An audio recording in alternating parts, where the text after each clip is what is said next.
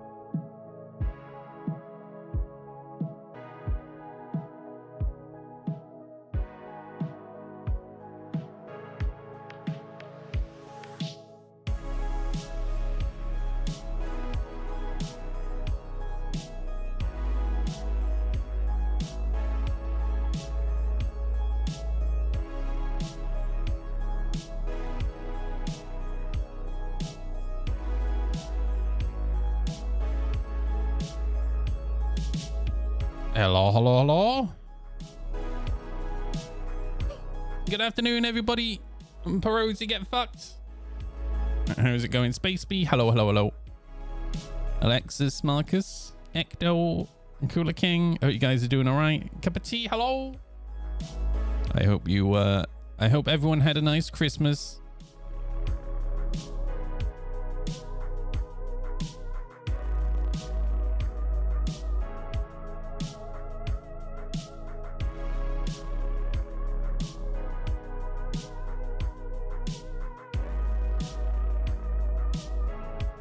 I am very much all Christmased out. Yogi told me to tell you to stop making VR users sick. What?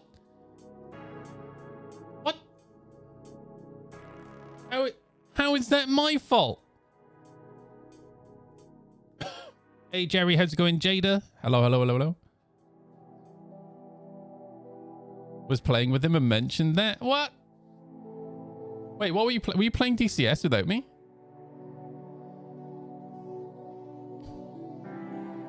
Oh, wait, you were playing Star Citizen? I've never played Star Citizen with Yogi.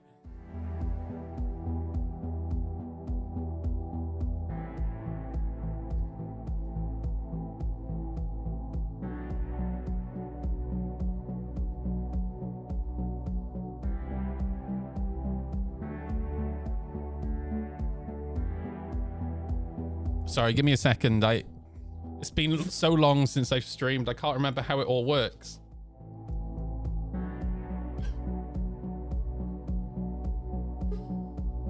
Where can I'm sure you're gonna see her in a moment.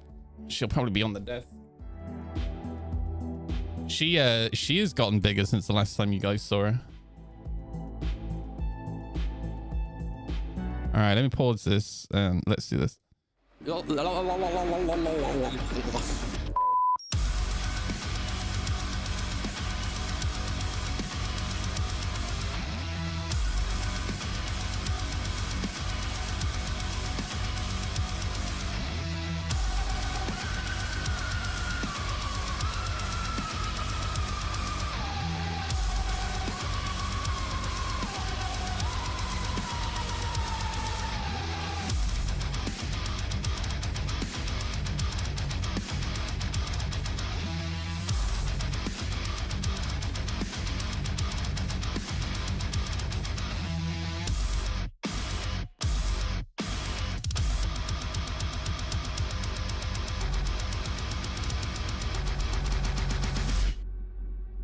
This is the Jesus patch, right? This is the thing that we've all been waiting for, and they're not going to let us down.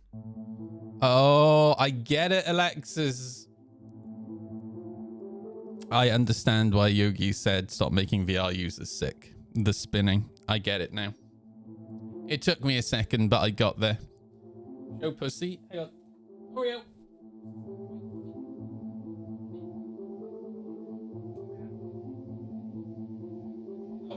She's playing with a toy mouse right now. I'm sure in 5 minutes she'll change direction. Nico, it's your cousin. Why don't you take me bowling? And afterwards we'll go get drunk and go rock rolling. Dragonstone 787 just gifted 10 subs. Thank you so much for the gifted subs, dude. I hope you had a lovely Christmas, everybody. I had a very nice Christmas. The best part of it was not playing Star Citizen. You know, I haven't even looked at the Star Citizen subreddit since the last time I streamed Star Citizen. I have been completely off. I haven't even really looked at Discord. I've mostly just been chilling with my friends, chilling with family, and playing a lot of Kingdom Come Deliverance. A lot. I have come to the conclusion that Kingdom Come Deliverance 2 is one of the best games I've ever played. Servers went to complete shit over the week. Well, I mean, yeah. While you think I took the week off, right? There was a reason. It happens every year. There's no one there to stop the servers being on fire. So this is what I said before Christmas, right? I did say I'm not going to stream. I'm not going to touch Star Citizen. I don't want to be stressed out about it. I've picked other games I want to play over Christmas, and that's what I did. I only got around to playing Kingdom Come Deliverance because I think I was about halfway through Kingdom Come Deliverance 1 when I decided to get back into it. I restarted it from scratch because I knew I'd forgotten stuff, and I wanted to complete KCD 1 before playing KCD 2, and that's what I did. And oh my god, dude, like, KCD 1 has its issues. The combat is very clunky. The voice acting is a bit everywhere. However, Henry as a character, absolutely fantastic. Lord Capon as a character, Hans Capon, absolutely phenomenal.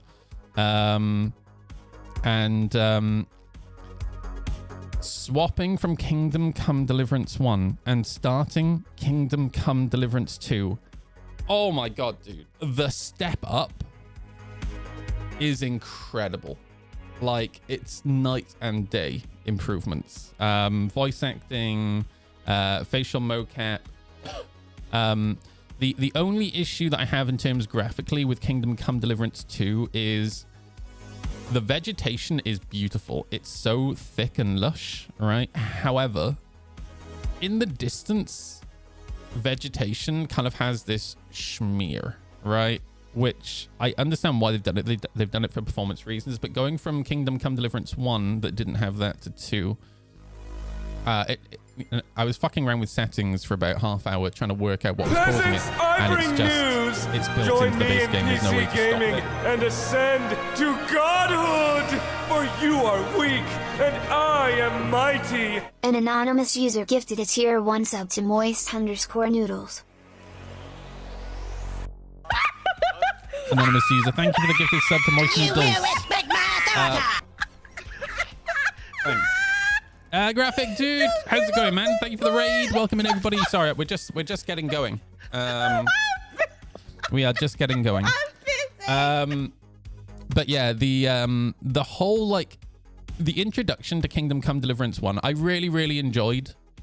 And I tell you, if you've never played Kingdom Come Deliverance, let me tell you the feeling that I get when I play it. Especially when I first started playing Kingdom Come Deliverance and then Kingdom Come Deliverance 2. It was the first time I ever played Skyrim. It was the first time I ever played Morrowind. It was the first time I ever played Oblivion. The first time I ever played World of Warcraft. It's just like such an amazing, like, role-playing environment that it just gives me the tingles inside. You know what I mean? But yeah, just absolutely phenomenal. The only thing about that game is the combat. It's an incredibly brutal game, right? It had survival elements, so you get tired, you need to eat, you need to clean. But I tell you, bringing it back to Star Citizen, I tell you what Kingdom Come Deliverance has done for me in terms of Star Citizen.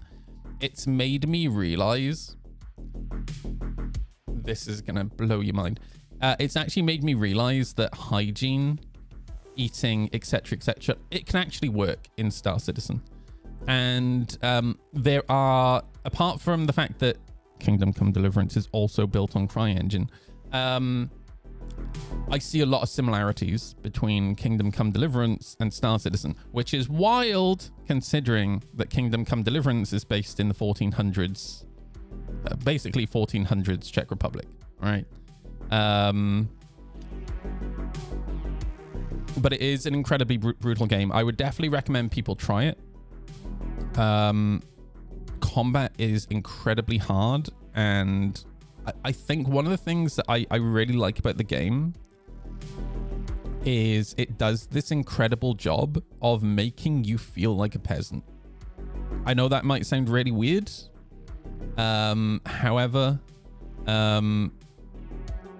it does make you feel like you're at the very bottom of society, and not only at the bottom of society, but you are at the bottom rung of the ladder when it comes to peasants as well, right? You're incredibly weak. And my concern going from Kingdom Come Deliverance 1 to Kingdom Come Deliverance 2 was, you know, how were they going to explain your loss of skill, the loss of all the gear that you earned from Kingdom Come Deliverance 1, etc., etc. And it all completely makes sense. It's completely believable. And the story is just epic. And the thing that's really nice as well is the map. A lot of the locations, they've done a really good job. Warhorse have done a really, really good job of the story doesn't necessarily follow history one-to-one, right? For example, Lord Hans Capon was a real person, but not a lot was actually known about that person, right? But the major historical events, they kind of follow through that story. And the locations, man, like the locations are one-to-one what you have in real life, which is just absolutely fucking awesome. So yeah, Kingdom Come Deliverance, really tough game. Highly recommend it. It's not for everyone. I would still give it a go though. Just go into it with the mindset of this is a really tough game. Right, I have not looked at the Star Citizen subreddit at all since I've been on Christmas vacation. Hey Cam Jam, how you doing, dude? Christmas though, Christmas was lovely. I ended up spending Christmas, I got Jack's PC built, so Jack has literally just been here, you know, with his new PC with a 5800X 3D and a 3080. He's been playing, that's right, Minecraft. Yeah. So that's nice. And yeah, spent Christmas Day at my sister's. Me, Tam Tam, my housemate, Jack, we all went to my sister's for Christmas lunch. It was, my sister is chef's kiss. Like, she is such a good cook. It's phenomenal. My niece had to come last minute as well, because my niece, so my sister is her stepmom, and she was supposed to be spending Christmas with her mum this year. However, her brothers, because she is one sister with a bunch of brothers, and all the boys got sick, so she ended up coming for Christmas lunch with us as well as my sister's in-laws, who I absolutely adore. They're so kind. And yeah, it was hectic. It was a lot of people in a very small house, but man, it was awesome. It was really, really nice.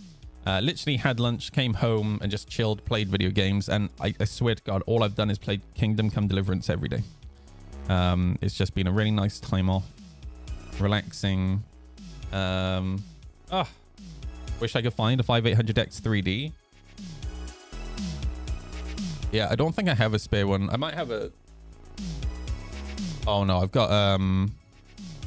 I did have another 5800, just a regular one, but I already gave it away to somebody. But yeah, Jack's happy. Jack actually gets to play games with his friends on PC now, because he was the console nerd or console pleb. So I'm super happy for him.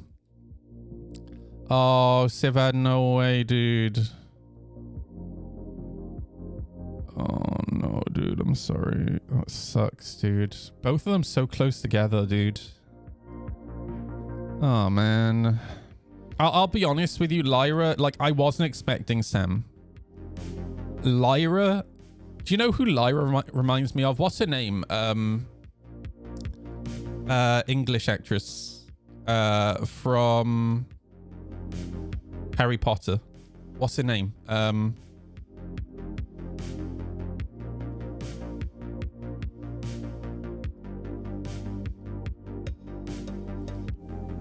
Maggie Smith. Lyra was the dog version of Maggie Smith, right?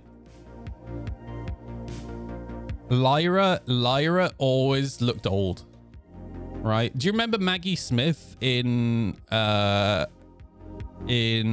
Doubtfire? Yeah, she looked like an 80-year-old woman in Mrs. Doubtfire, right? Maggie Smith always looked the same.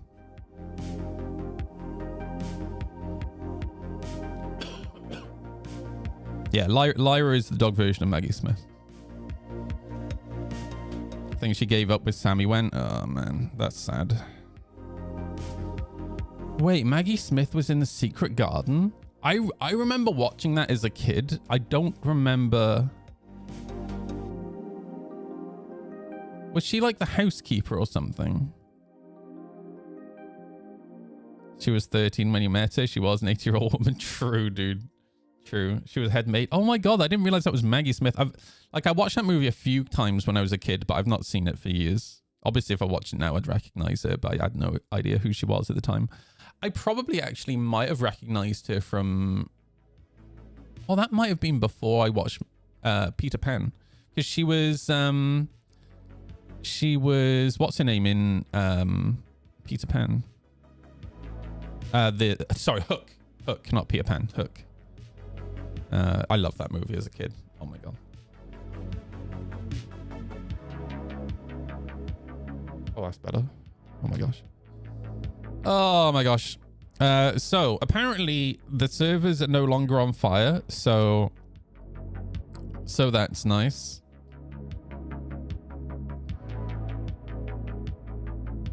And people aren't complaining like crazy on Reddit, so we might be safe to load in. Let's give it a go.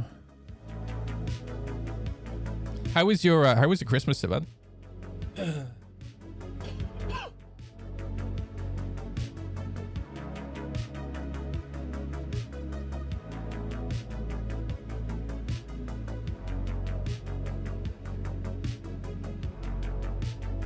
I think Hook was the first movie I ever saw Maggie Smith in.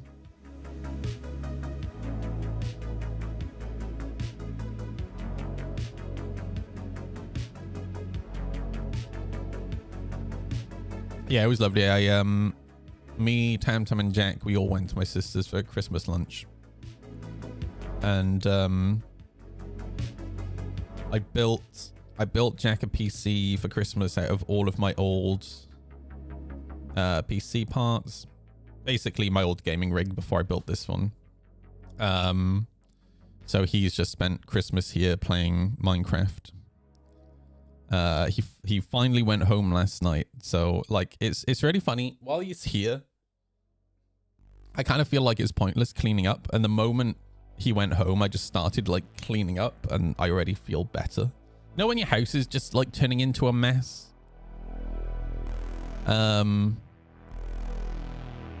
And it's just, you feel bleh, right? Like that's how I was starting to feel. It's starting to come together again. Someone's been going around town sticking up DIY HRT. Don't do it, Cam Jam. Don't fucking put something into your body from some random fucking stranger who puts up stickers. Jesus Christ. As tempting as it is, right? I know you want the boobs, but I just... Look, you can get the boobs the same way I did, right? Just eating too much. Okay?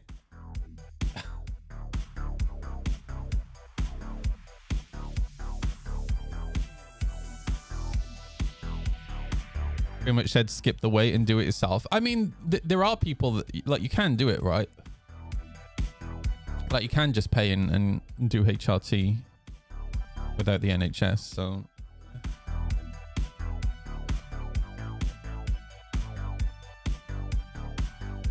Apparently, I was a naughty boy the last time I played. Right, let's sit here for the next 5 hours waiting for the shaders.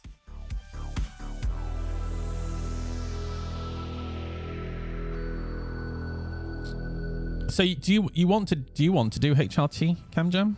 Sorry if this is a personal question that you don't want to answer. Feel free to tell me to fuck off. It's like I've dated. Oh my god, dude! How many trans people have I dated? And like, not intentionally, right? Here's the thing, right? So my first boyfriend, Shane. I was thinking about this over Christmas. Actually, me and Shane are still friends. Shane looked like Macaulay Culkin. Like, it's incredible. The more I think about it, the more I'm like, when I was a kid, I had a crush on Macaulay Culkin, right? Bear in mind that I was a kid, like, I'm pretty sure he's a couple of years older than me, right? So when I was a kid, right, I had a crush on Macaulay Culkin in Home Alone. I think that was probably the first time. Obviously, like, you're not allowed to date boys, right? You're not allowed to find boys attractive. So I just, like, brushed that off. And then, then I meet this boy who's, like, 18, right? And he's, like, an 18-year-old version of Macaulay Culkin. Just really cute, right? Very mischievous. That was a whole learning experience. And then I dated another guy called James. That was definitely a learning experience, and that person I still have issues with today. Kind of stalkerish.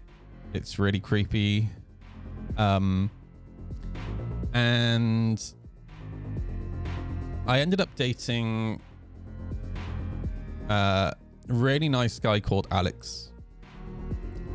And it was one of the nicest relationships I ever had. Again, I'm friends with Alex still. Hey Alice, how you doing? You know, when I met Alex was a dude. We played video games together, and a little bit into the relationship, Alex came out to me as trans. I was like, you have my support 100%. And I've always been into more feminine looking guys, so it kind of makes sense, right? And Alex kind of started the transition. And then when I ended up leaving my old job as a server engineer and moving back here, we decided to break up. And it was a completely friendly breakup. Like, it was super adult conversation. Like, it just didn't really make sense because not only was I moving back further down south, but Alex was actually moving way up north. So yeah, we decided to break it off. And then after Alex, I met Moth, and I don't know if any of you guys remember Moth, but like, I was dating Moth when I was streaming Mothabus. And again, when I met Moth, really cute guy, long hair, skinny, twinkie. I was just like, oh my God, absolutely gorgeous. But we had a really like turbulent introduction to each other. We didn't really like each other that much at the beginning. Well, it wasn't that we didn't like each other. We argued, we debated a lot. Very passionate political debates.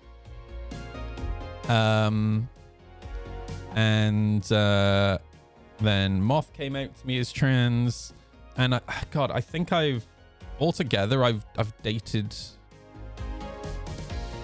I think I probably dated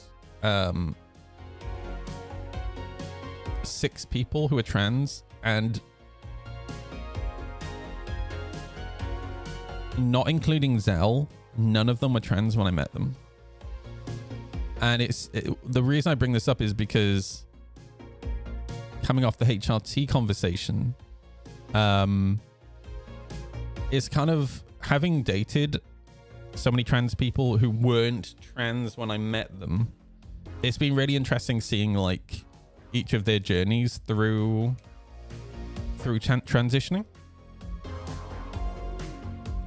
because everyone has like different goals in terms of what they want out of it, you know. Like one was very much, you know, I want HRT, but I don't want any surgery. Another wanted to go the whole way and wanted surgery.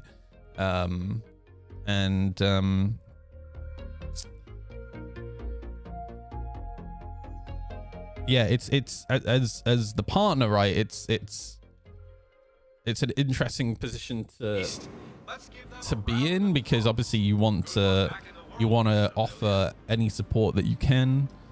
And like the first couple, I had no idea, right, what to say, what to do. And because I've been through it a few times now, I have an understanding of what the process is, at least here in the UK, right? Like the technical process and the medical process. And I definitely have a better idea, I think, of what to do in terms of, you know, being the person in the relationship to support that person. Dude, why is my shade optimization taking so long?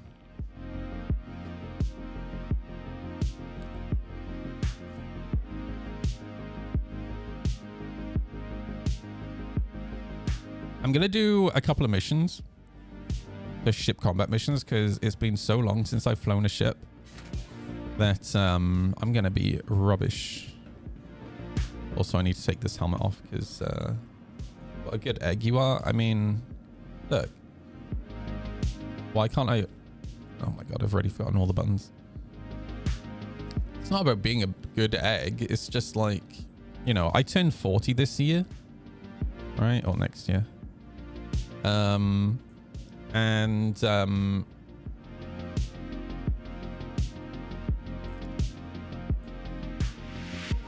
I'll be honest, like when I was a little bit younger, it's not that I didn't care about my relationships, but I knew that if I was a lot cuter back then than I was now, all right? And I never found it difficult to get into a relationship, I'll be honest. And I always knew that if a relationship failed, you know, within like a week, I could be in another relationship. Not a healthy mindset to have, trust me. All right. And as I've got older, it's become more difficult to find relationships, right? As a gay dude. And, but more importantly, you're constantly learning from past experiences, right? And I've had a lot of very, very humbling experiences over the last 10 years, especially over the last like 3 to 5 years.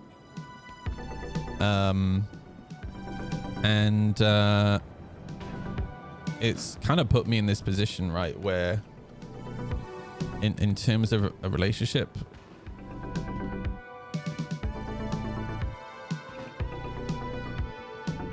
you obviously care about the other person, right? So you just kind of want to support them the best you can, right? And again, you learn through experience, right? And through your experience, you're able to support the other person, right?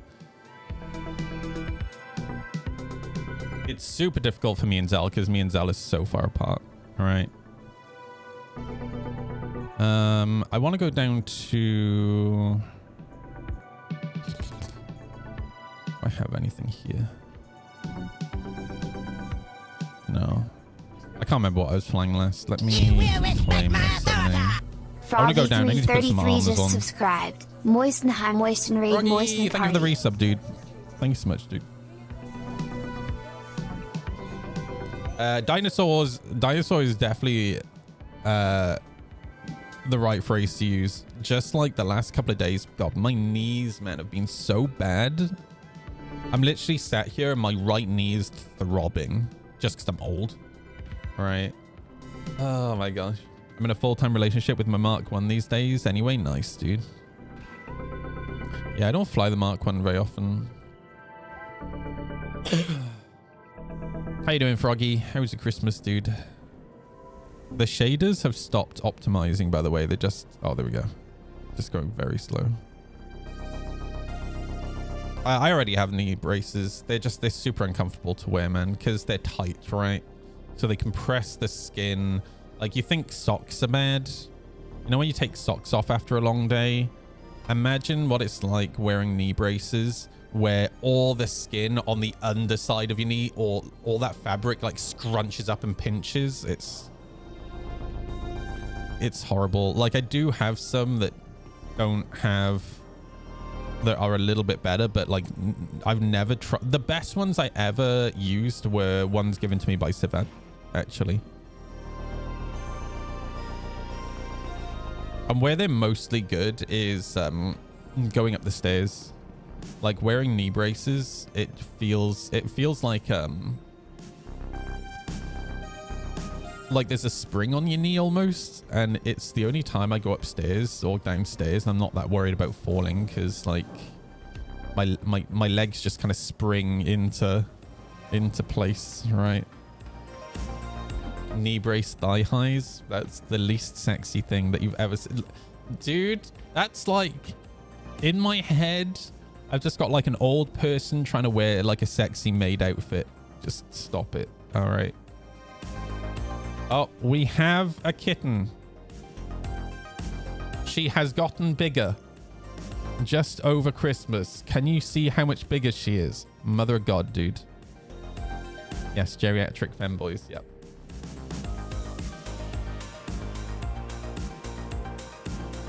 She don't fit on the desk so good no more. She was so snuggly when I woke up today.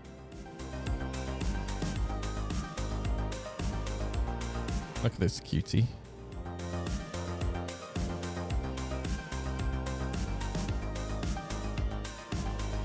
Hi.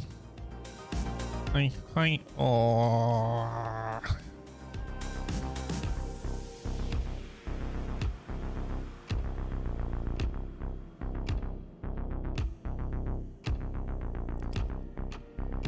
Brutal attack. She doesn't know if she wants to cuddle or play.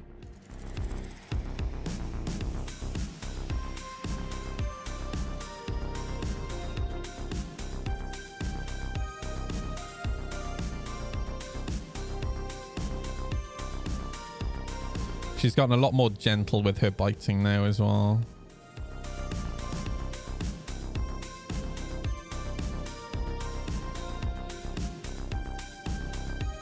She's looking very cat-like now. Like, she's looking less and less kittenish. Please don't drink my tea. It's my tea. Thank you.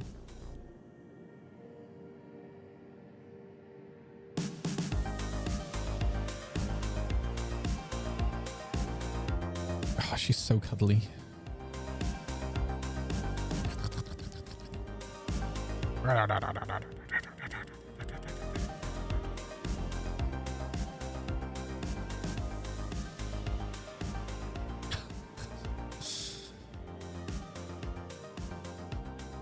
She's so gentle, man. I'm so happy with her. Rawr. Rawr. Like, even with her claws, she's super gentle. Right. Dude, my shade, I'm at 15%. The shaders not only compiling slow, but like they just randomly like stop and start as well. Really annoying. Man. It's funny, when she steps on my keyboard, she doesn't step heavy enough to push the keys down.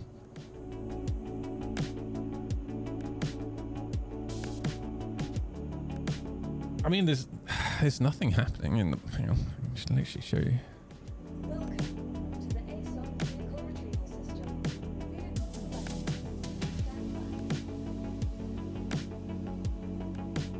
The only thing using the CPU is Star Citizen.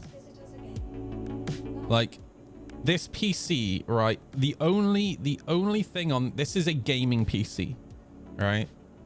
I don't fill it with shit. I have like I have some graphic software in DaVinci Resolve, right? But that's pretty much it. All right, it's not filled with random crap. Oh.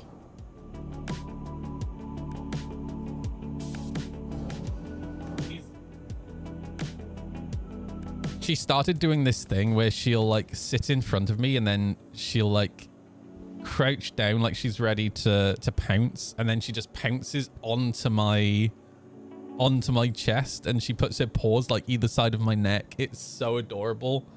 It's like she's giving me a little hug. Oh my god, dude. She is so cute. I love it. Love it. Just got a new PC recently. My other PC was dying on me. Well, that was good timing considering RAM prices. All right. I'm really hoping that the Hornet has a loadout.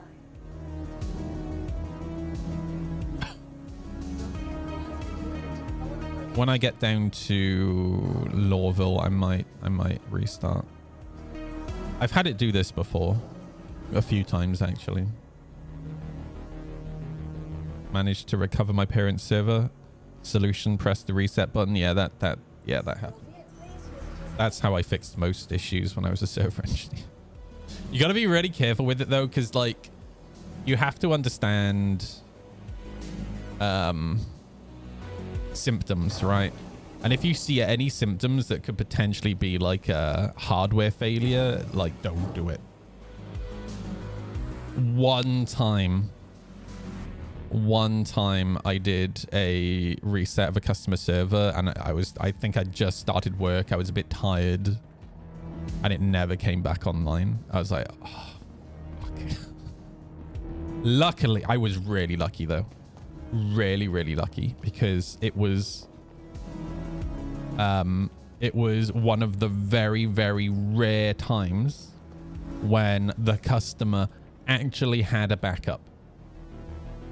Dude, when I realized what I'd done, I was sat there. I was like, oh my God, I'll never be able to take this customer off hold. Oh no. And I took the customer off hold. I was like, I have some really bad news. The hardware has failed. I think the hard drives have failed, or your last hard drive has failed while it was rebooting.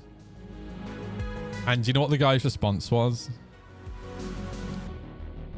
Ah, well, never mind. I'll just have to restore the backup. I was like, oh my God, praise Jesus.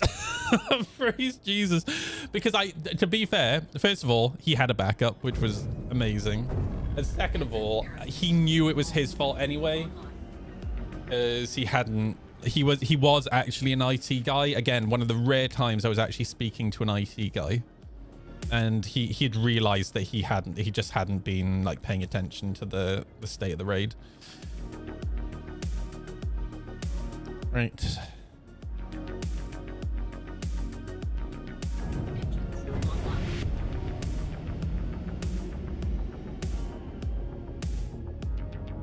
Yeah, it's just like, oh, man, there were moments in that job where, you know, generally I love the job, but that's just one of the moments that when I remember it, I feel the dread.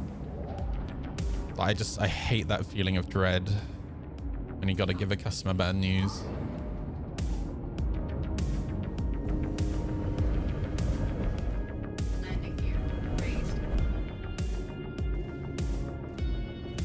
Thank you. Okay. Oh, pardon me.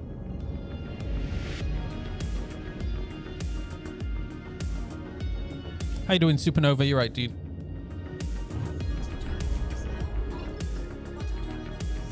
It was working, just needed to reset credentials or manually rip the drives out and copy.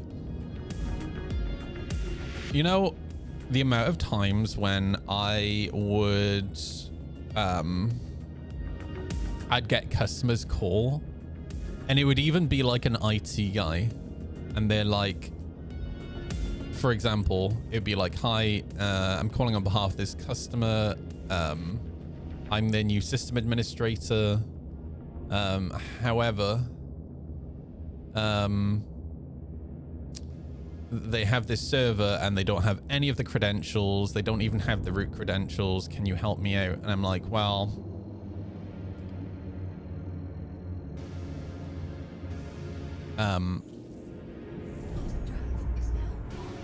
unfortunately, the credentials aren't stored anywhere in a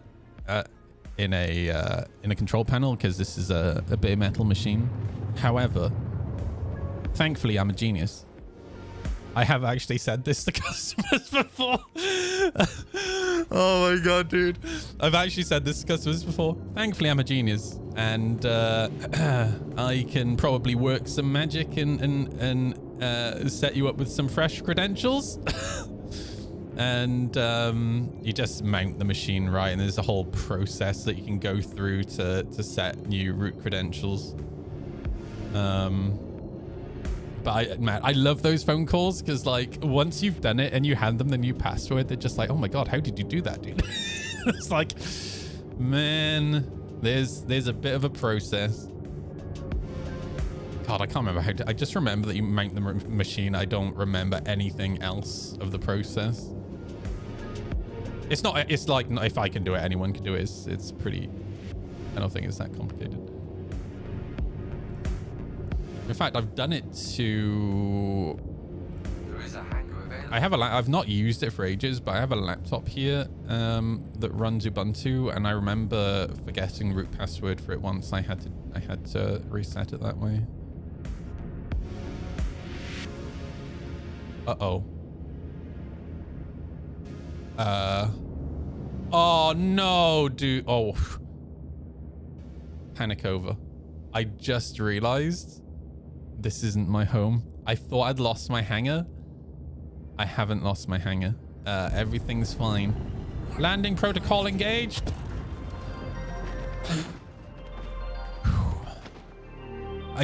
Here's the thing. My home has been Lawville for years.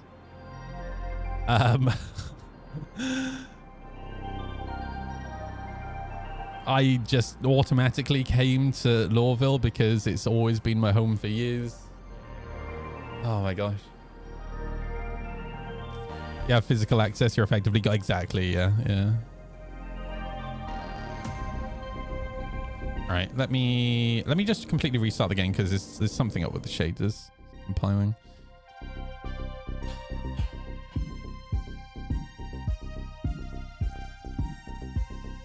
All right. Look how chill she is. This is the type of cat I was really hoping I was going to end up with. That would just like chill, lay on the desk, relax, give me cuddles. Like I woke up today and I opened my eyes. I know she's huge now, isn't she? She's slowly filling the desk. I love the way she holds her paws, just like. I woke up and I just opened my eyes and she's like just curled up in front of my face, like purring away, like a couple of inches away from my face. So I just immediately start scratching her, and then she gets on my chest and she starts like rubbing her face against my face. I'm like, okay, let's go get breakfast. Let's go. She's so adorable, but she's still playful. Like she plays a lot. Yeah, shader compiling still really, really slow. I think I'm just going to have to leave it and hope for the best.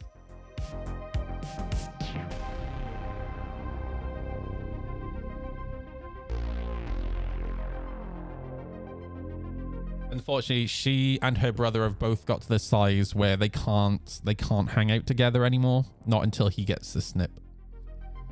Because I can see like the little marks where her teats are starting to come through, and his balls are starting to grow as well. So we're just like, yeah, we probably shouldn't risk it.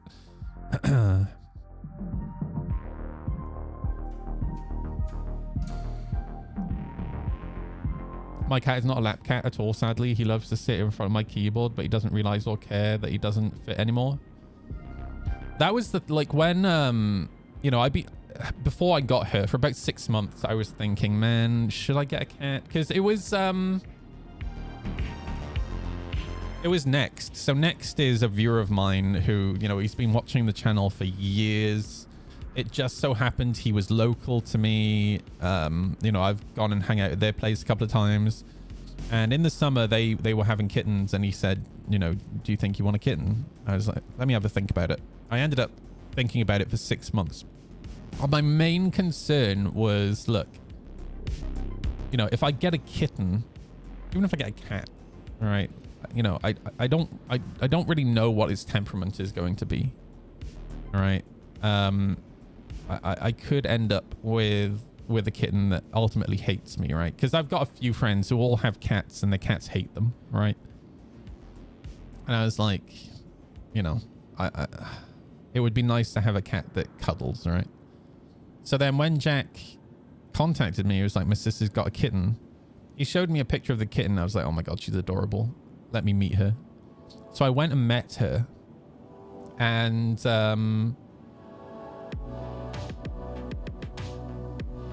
they picked her up and they handed her to me. And she meowed a couple of times. and then immediately went to sleep in my arms. And Jack's sister said she's never done that before. Normally, she just wriggles and wriggles and wriggles until you put her down, and then she runs away. Like, she's never just like slept in somebody's arm before. And I think what it is because they have 3 young kids. The kids are quite rough, right? The typical kids, 2 boys, right, and a girl. So the kittens don't really want to be handled by the kids. All right. Finally, shaders. Let's go. And then I pick her up, right? And she realizes I'm not going to pinch her or throw her around or anything like that. And she just gets comfy and then curls up and goes to sleep. And the moment she curled up and went to sleep, I was like, yeah, I think I can do this. I think this might be the right cat, right? So I took the risk and I brought her home. And from the moment I brought her home, I'm really lucky in that my housemate loves cats. My housemate loves cats. So both of us, from the moment she came home, she was always being handled. She was always being cuddled. And this hoodie, right? Like, the inside of it is like, I love this hoodie. And she was sleeping in my hood, right? And I think just cuddling her and handling her that much and having her sleep in the hood, it just, I think it just really helped. I don't think it helps in all cases, right? Some cats just naturally don't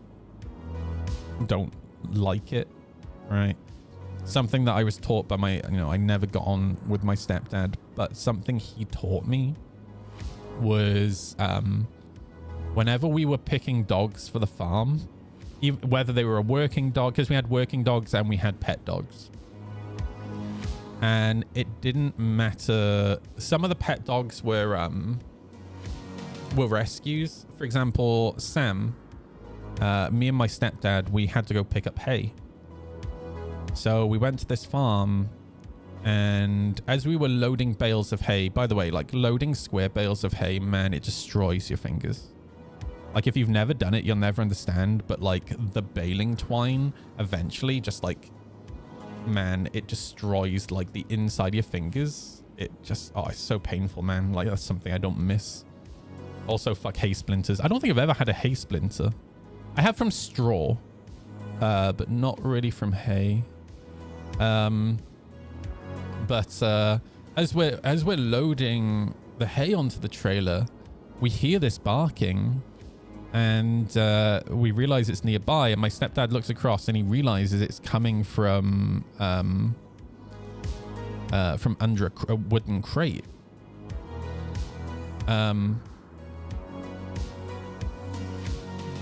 I think I said something to my stepdad about that doesn't seem very nice, and my stepdad said, well, maybe they just put him under the crate while we're here, right? And then once we've loaded up the trailer, the farmer comes back, and my stepdad asked him about it, and the farmer said, oh, it's a Springer Spaniel. He's absolutely mental. He keeps chasing the livestock. We don't really know what to do with him. And bearing in mind, this is like a 2-year-old dog, right? And my stepdad said, do you want to sell him? And the farmer said, I go on then. And we ended up, my stepdad had like 50 quid extra cash. And my stepdad said, I've got 50 quid here. Will you take 50 quid? And they were like, yeah, sure. So we take him out, and I just pick him up. And immediately when I pick him up, right, he just like he puts his face against my face and just keeps it there. Like he's terrified. And I don't think he'd been treated very well. So we get in the Land Rover. The Land Rovers have 3 seats in the front. There's like obviously driver's seat, passenger seat, and then like a small seat in the middle. So I put him on this seat, and he's just like, the whole drive back, he's like with his face wedged against my face. When we get home, I don't want to put him down straight away because we already have like 5 dogs there, right? So I know my mum's in the kitchen because I think it was a Sunday, and she was cooking Sunday dinner, I think. And I walk into the kitchen with this dog, and my mum said, "What is that?" I said, "I think Rob just rescued him from an abusive home." And you know what? He turned into the most loving dog I've ever seen in my life. He loved his life on the farm. He loved being with the other dogs. I never witnessed him chasing livestock once. And he was the first dog that was allowed in the house. Historically, up to that point, no dogs were ever allowed in the house. They were allowed. We had a big porch, right? And they were allowed in the porch of the kitchen, and that's where they slept at night. But during the day, they had their own down at our stables. They had their own stable that if we needed to leave the house or whatever, we'd leave them in the stables. Right? There's plenty of space for them. It's big.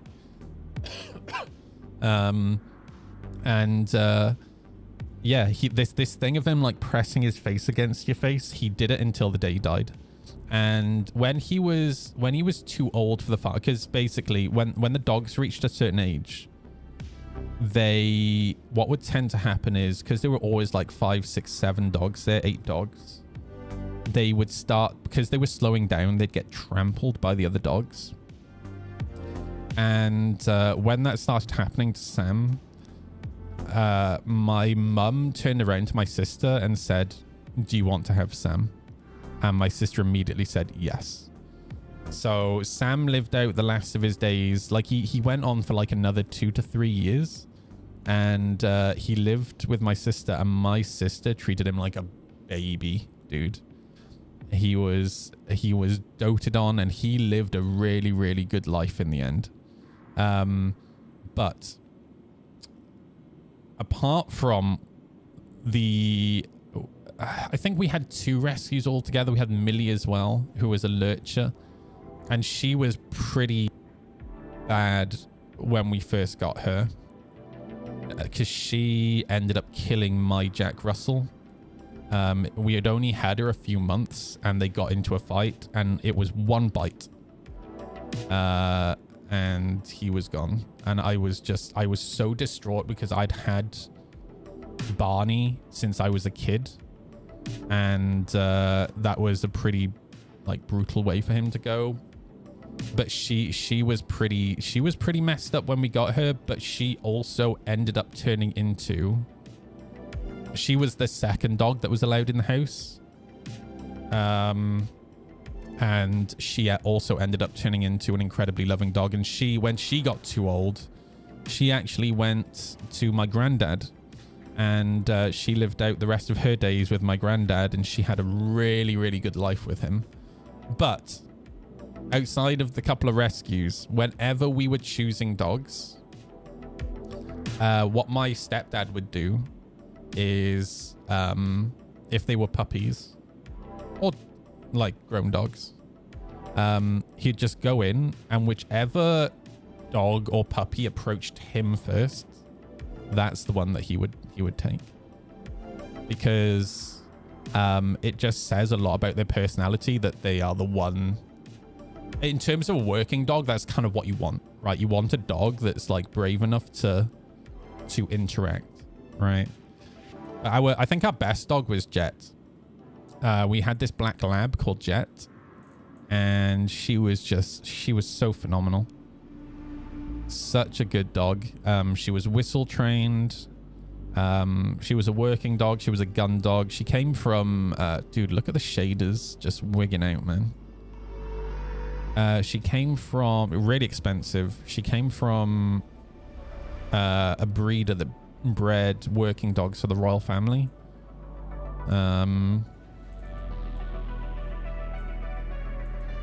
That'll do. And she was such a good dog. And Nellie as well. Nellie was a Cocker Spaniel, black Cocker Spaniel, and Jet and Nellie were such incredible dogs. when I would go out on the horse, both of them would run behind the horse, and they would oh my god, I'm gonna have a friggin' seizure. They would never run away. If another dog turned up, somebody was walking their dog or whatever, they would always be behind the horse, and I was always comfortable and confident knowing that they would just follow the horse. And like we would cross main roads, like 60-mile-per-hour main roads, and they would just follow. All right, like really, really good dogs. Worst dog we ever had was a deerhound. Oh my god, dude. Like, I have never met a dog. My you know, as much as I didn't get on with my stepdad, he was very good at training dogs. Like really, really good at training dogs. And that's something that rubbed off on me. Hey Vesmu, how you doing, dude? That's something that rubbed off on me. And you know, when I had Chewy, the main thing for me that I really wanted to drill into Chewy was her recall, and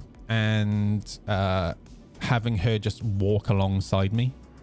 Right, like those are two really important skills for a dog as far as I'm concerned. Yeah, she was really, really good for that. But this deerhound, man, like there was no training this deerhound. I think there was no thought process that went on in her brain, and she was just completely reactionary all the time. And the problem was, because she was so big, because if you've never seen a deerhound, man, they are one of the biggest dogs in the world. They are fucking ginormous. They're similar to Irish Wolfhounds. They're a little bit smaller than Irish Wolfhound by a few inches. But they are big dogs. Like big dogs. Like she would jump up on me, right? And she would just plop her paws over my shoulder, and I'm 6'3" or 6'4", right? And she would just plop her paws over my shoulder and lick me in the face, like. But the problem was, because she was so big, all the other dogs, she became the alpha very quickly. Very, very quickly. And all the other dogs stopped listening to us and just followed her. And it actually became a huge issue, to a point where I couldn't take her out with the horse because it was too dangerous. Like, she had no recall. And when she ran, all the other dogs would follow. Like, it happened once when I was on the horse. There was nothing I could do. All I could do was call my stepdad and be like, you need to come here and come and get the dogs. Because I can't get off the horse and deal with the dogs.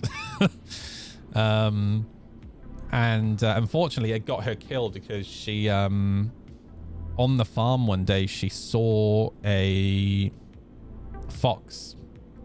And she ran, and the fox went through a gate. She jumped over the gate. She bolted, like she chased it across this common land. Luckily, all the other dogs followed, but they couldn't get over the gate.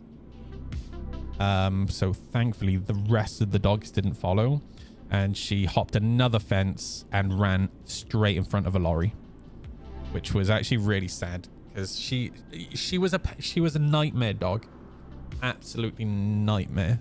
But she was adorable. She was cute. Like, look at them, dude. That was super, super sad.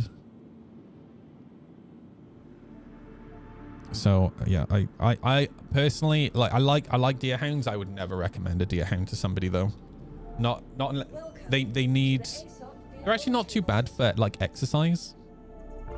They sleep a lot, but when they do go, they're quick, and they are a bit of a pain in the ass.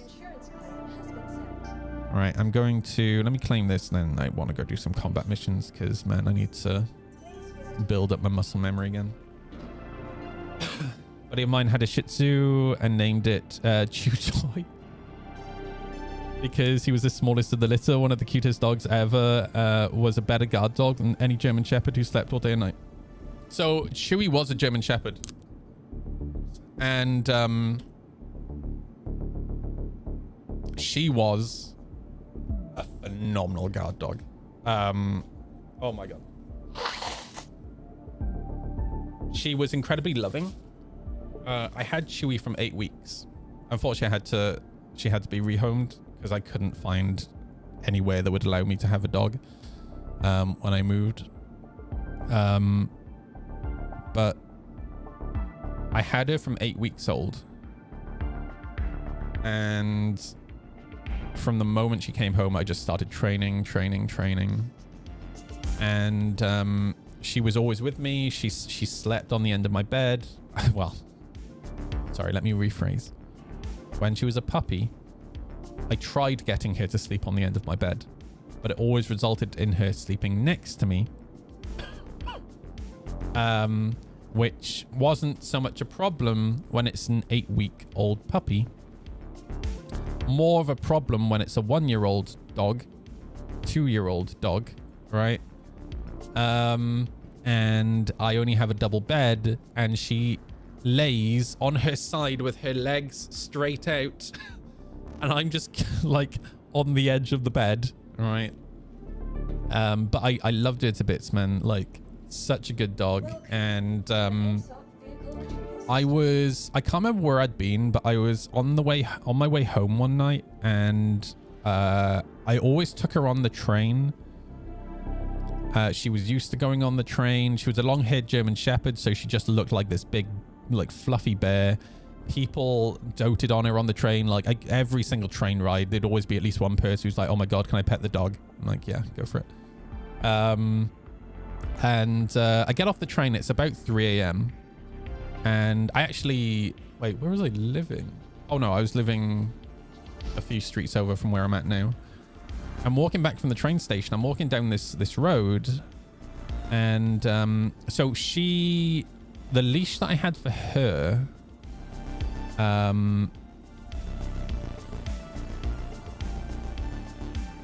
had 2 leashes. I had a 40-foot leash, which is what I used. It's the same type of leash that the police use with their dogs. And it just means that you can give them freedom to go and to do their thing. But if you need to pull them back, you can pull them back, right? And I was always a little bit unsure about her with other dogs because it was mainly small dogs. She didn't like small dogs. So I typically kept her on this long leash. But in this instance, the other leash that I used for her was a short, like 6-foot leash or 8-foot leash. But I had a belt. So it connected to a belt around my waist. So it meant that I could walk her hands-free, which was really nice. So she's walking alongside me and she's connected to this belt. And all of a sudden, like, I'm not really paying attention, and it's pitch black, by the way, no street lights. I just see her head go up. Her ears just go boink. And then her head turned. And as soon as her head turned, she was fucking gone. And she span me around.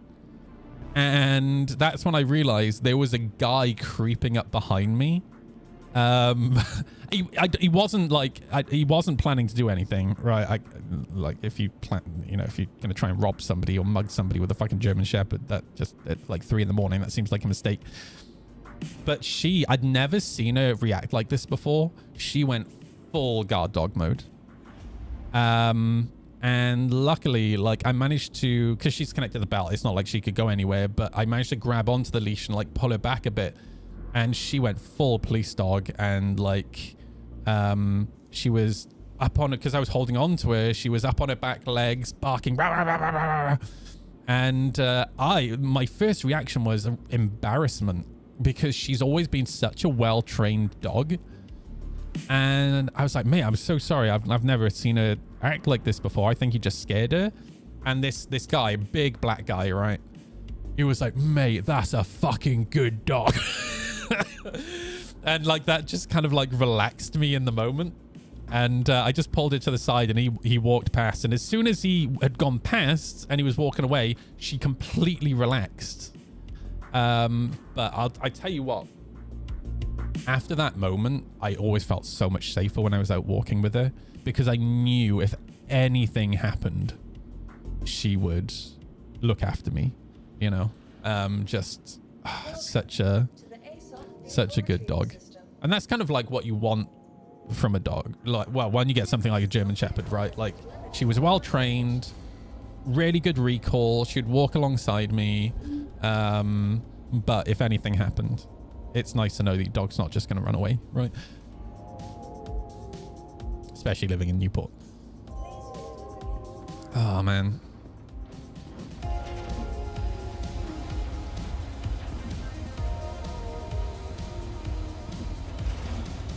Oh, man, it's Mr. Catnuts. Cars from Prague are so unreliable. The Czech engine, like...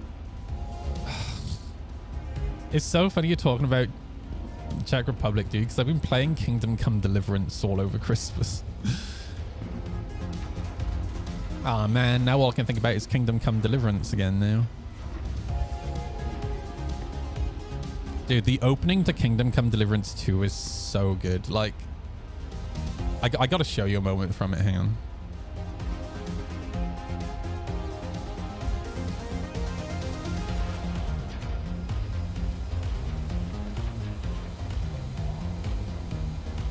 Oh my god, I can't type, dude.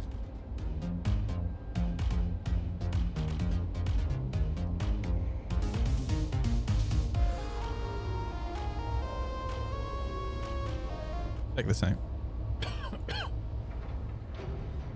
I wish our dog wasn't a terrorist. He lies down and wags his tail super happy, like when he sees other dogs debate them. Oh no, dude. Oh, that's bad. Henry. Okay, this isn't the opening I wanted to show you, but the music. Listen to the music. The music in this game is fucking 10 out of 10 top tier.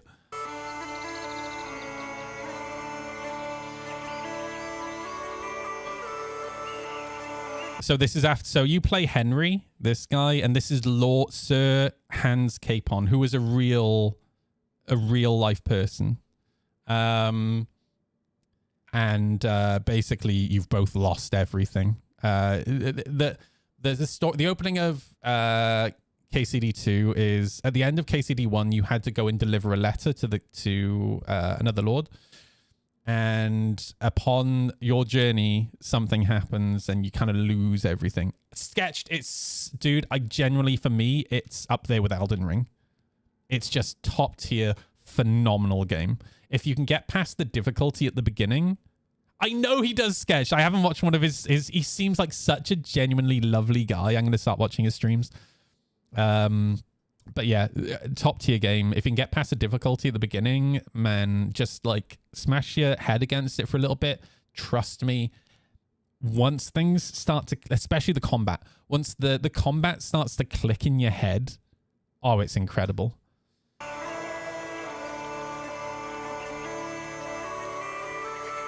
Kingdom Come Deliverance 2. I would really... Oh, man. So, Kingdom Come Deliverance 1, it was a Kickstarter project. And it had a lot of technical issues when it first released. I waited for about a year before I played it, and a lot of those issues were resolved.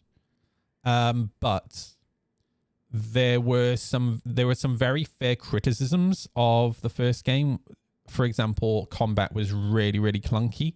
And even in 2, you can think that the combat's quite clunky, but it's definitely been refined a lot, because it's not meant to be a fast-paced, like, swing, swing, swing, dead, swing, swing, swing, dead.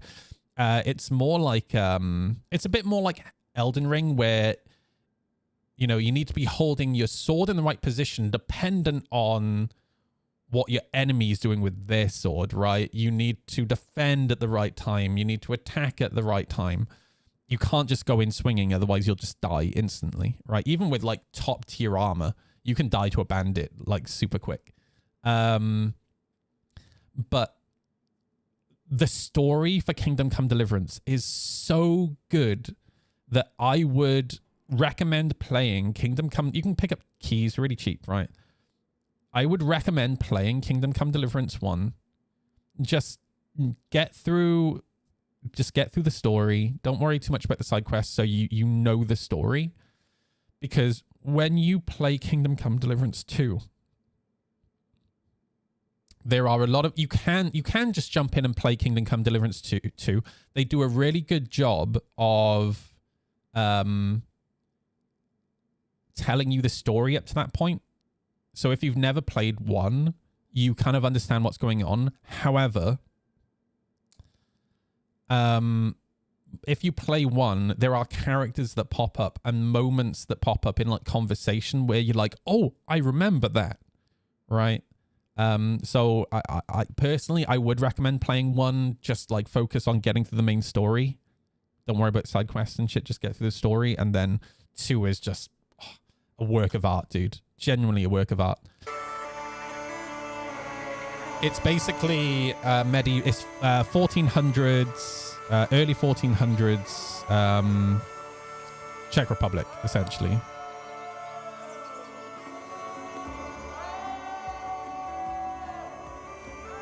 And I absolutely love the relationship between Henry and Hans Capon. The humor in this is phenomenal as well.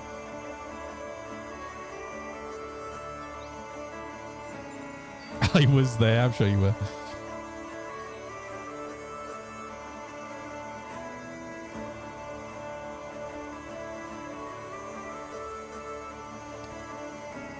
And the best bit is you can bang wenches.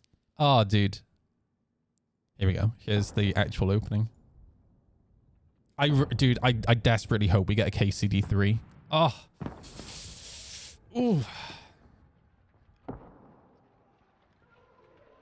I will say though, they're using CryEngine, right? And like CIG, they have a very heavily modified CryEngine, and KCD2 looks phenomenal.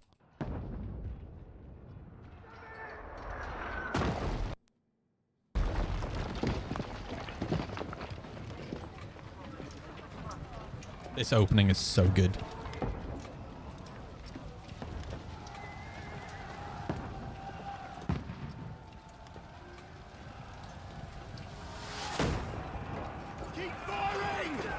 Yeah, there aren't guns in KCD1, so when you see him firing this gun, it's like, what the fuck?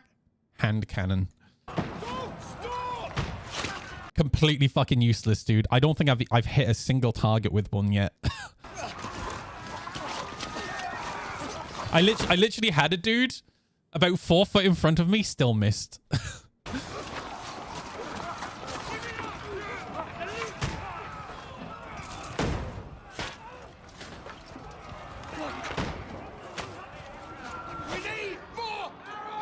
Dude, the mocap and the facial animation's so good in this game.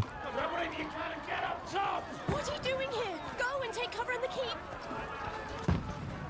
Can't hold out against this onslaught much longer. Go and take cover with it. This, by the way, Kingdom Come Deliverance is a game that Chris Roberts absolutely loved as well. I wonder if like the devs of both studios ever like communicated. Considering, because I'm pretty sure that this is based on the same version of CryEngine that Star Citizen is as well.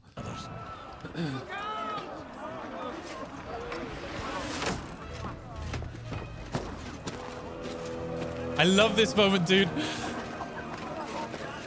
So in Kingdom Come Deliverance 1, there's this whole storyline around a priest called Godfrey. And it's the funniest shit, dude. He's a drunkard. And the storyline goes on for a couple of hours, right? And he's a drunkard. And you end up having an orgy with him. A priest, dude. And then through the story, you kind of find out that that he'd fought in a war. And like at this moment, I'm like, oh my God, it's Henry. Let's go.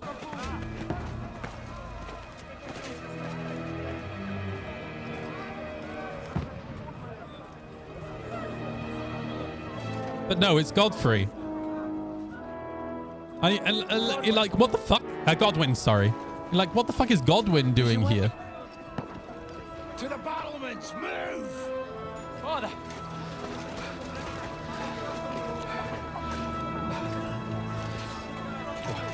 Henry? Will you come to anoint us before we die? We'll get anointed after the battle, Sir Hans. With booze. Get ready!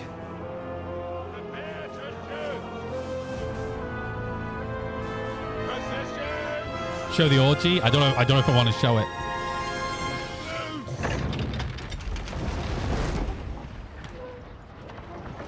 Trebuchet. Take cover! Take cover.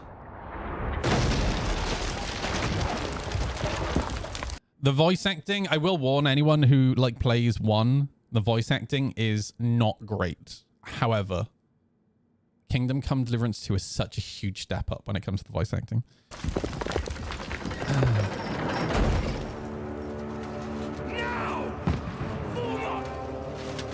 Yeah, well, this is the thing, Ashton, right? A lot of people, when they talk about monetizing CIG and monetizing Star Citizen, there's more to monetizing than people buying starter packs, right? CIG can outsource their engineers to other companies, right? And I wouldn't be surprised if that was the case. Bearing in mind that the Frankfurt studio exists because CIG hired a whole load of engineers from Crytek, right?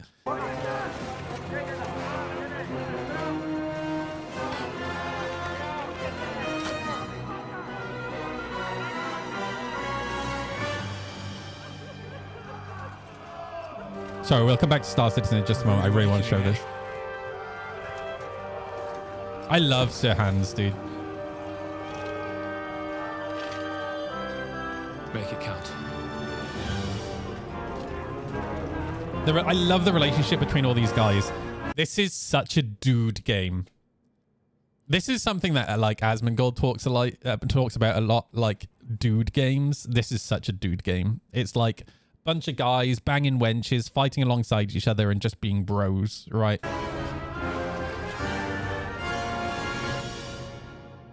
So this bit, you kind of play as Godwin for a little bit. I need to get this crossbow. This crossbow is so good. It's super quick. Good shot.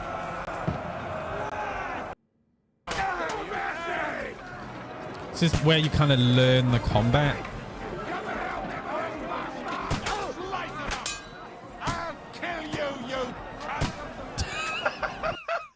I'll kill you, you cunt. Dude, the voice acting and the writing is just so good. Yes. So you see this star here? This is basically like where you're going to swing your sword. Right, so do you swing it from the right, the left, above, or do you stab at the bottom, essentially? It's a little bit more complicated in 1.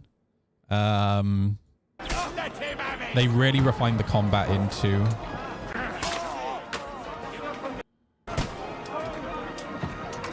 Hi, Nukes. How's it going?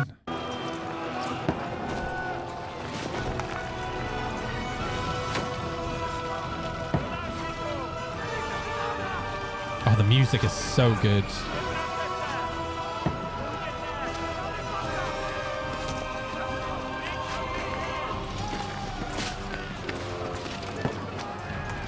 I don't know where Henry is during all this.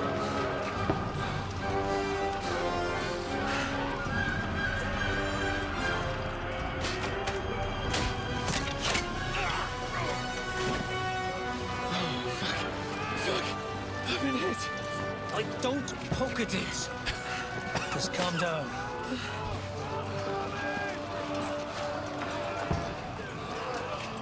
Oh, Dentus Fortuna, fucking you, Vat. Audentes Fortuna Uvat.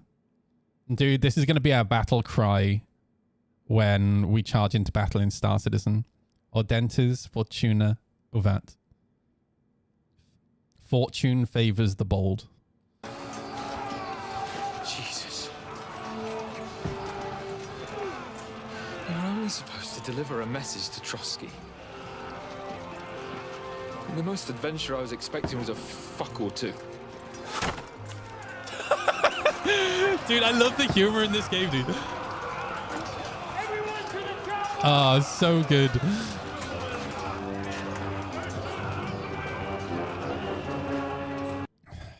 God, it's so good, man.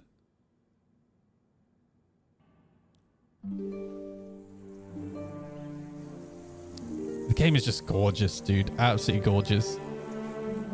Several weeks earlier. You know the funny thing, in my playthrough, I haven't reached that point, and because I'm pretty sure it's a battle at the end, and I'm pretty sure probably about 2 months have passed in my playthrough. You have a dog, by the way, called Mutt, and here's the thing: he will hunt for you. He'll hunt rabbits and shit. When you're fighting, he will attack who you're fighting. God, he is fucking awesome, dude. I love him. He'll warn you that there are enemies nearby. Such a good system. You can use the dog to get laid, actually, yes. You can.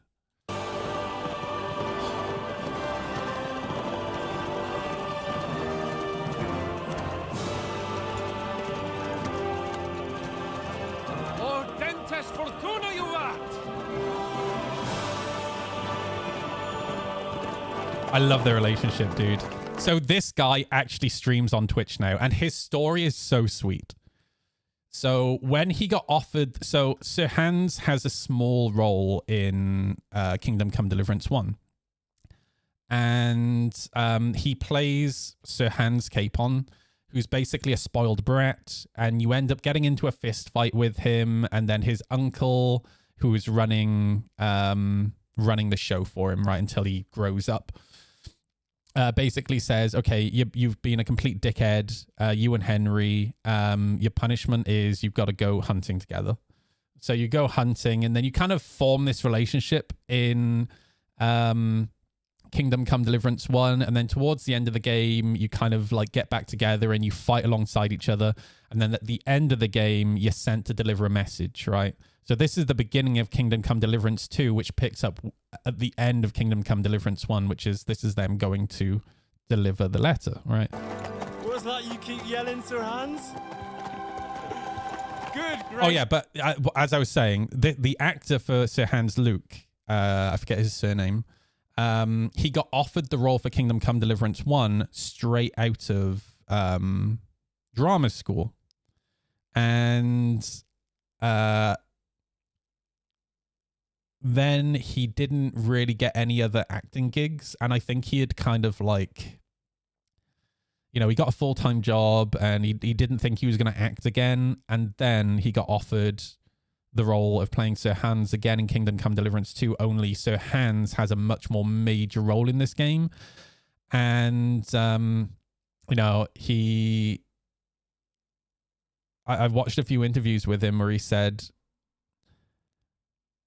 Kingdom Come Deliverance 2 has really changed my life, he said, because now he streams. He's doing quite well as a streamer, but he says the gaming community is unlike nothing I've ever seen before. Like in the movie industry, in the TV industry, in theater, because he's a theatrical trained actor. There's no way to really interact with the audience like there is with gaming.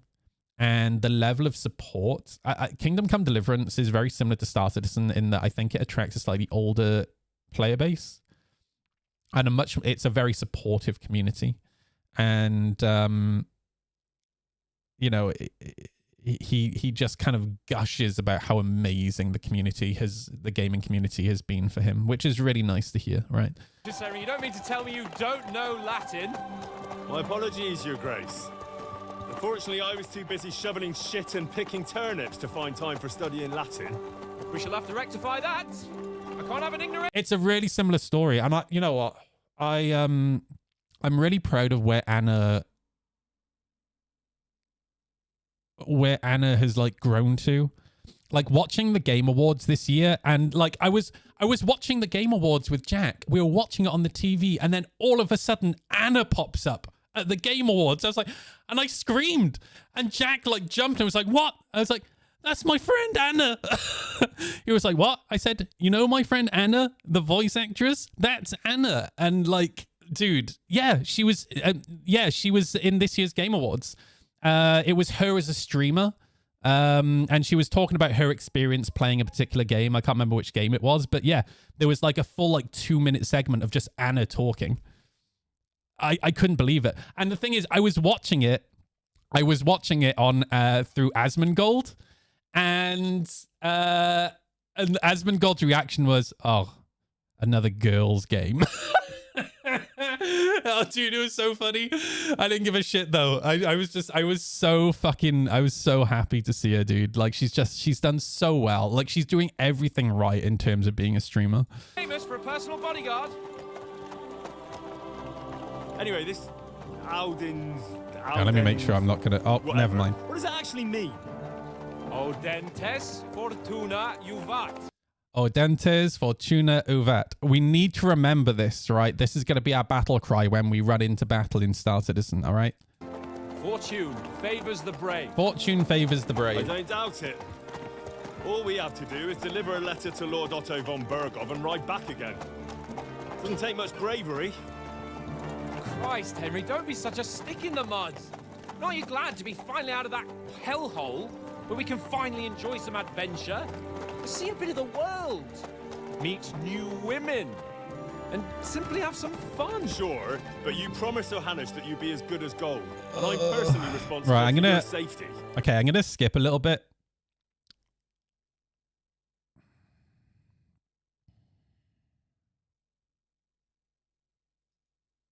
Can you not distinguish between a noble and a bandit, sir? It's not always that straightforward these days. Who are you people? That actor is really recognizable. I don't know what I've seen him in, but he's really recognizable. Sir Hans Capon of Perkstein. I bear a letter for Sir Otto von Berghoff from my master, Sir Hanush of Leipa. Hey, Bluesy, right, dude? Yeah, this is all I've been playing over Christmas. From the moment I wake up to the moment I slept, I've been playing Kingdom Come Deliverance. Like, so good. This is indeed the seal of the Lords of Leipa. And unless I am mistaken, Lord Hanush of Leipa is on the side of King Wenceslas. While my master is a member of the League of Lords, who side with King Sigismund. So it would appear we are enemies.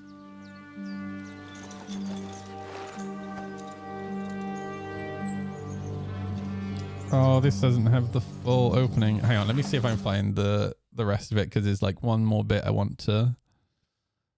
Oh, here we go. All right, so Kingdom Come Deliverance 2 is finally here. Yeah, we'll watch that one.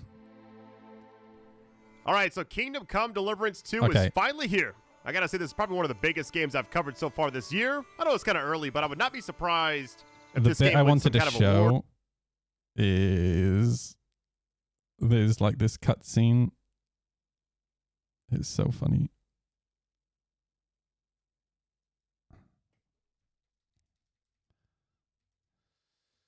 Duty first, fun later. God's wounds. I haven't been away from Rattay in ages. The story is phenomenally good. I intend to live a little.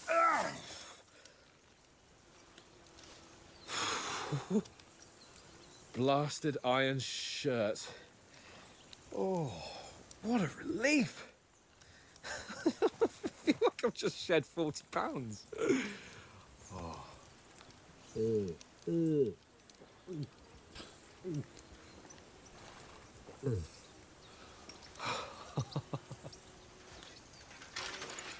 Christ. Will I ever live to see his young lordship finally grow up? He's got a good heart, but he doesn't have the sense that he was born with. Well, responsibility will catch up with him soon enough, though. There's more chance of me becoming a monk.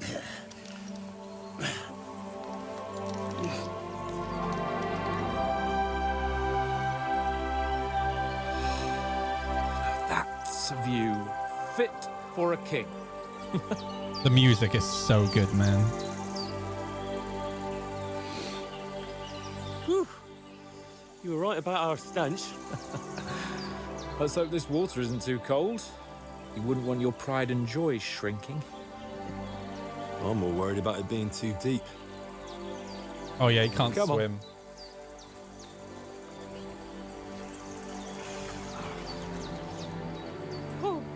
Oh, that really shrivels the old ballsack. Like I said, such a dude game. What's the matter? Females! Let's go to them. Sir Hans. Oh, shut up and let's go. But quietly. We don't want them to spot us. Oh, you're gonna see boobies. Hans.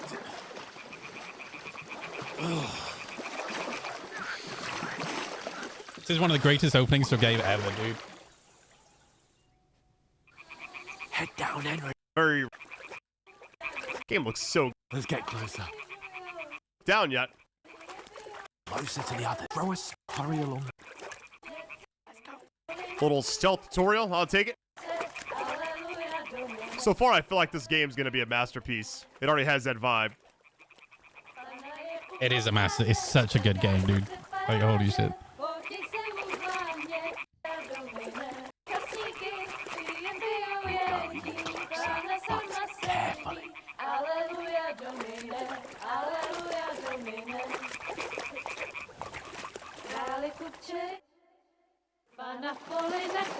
Look at his face. He's such a gremlin, dude.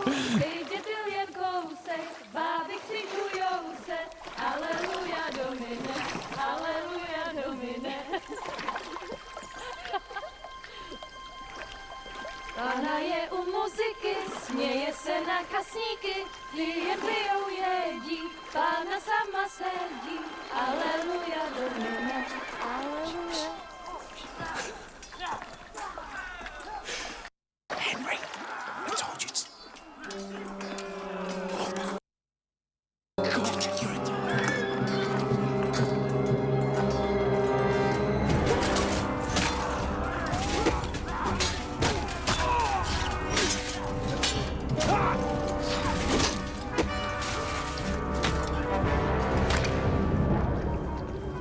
We've got to do something.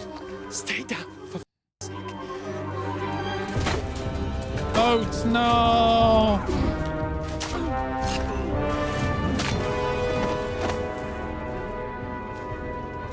It really is a bit like Game of Thrones.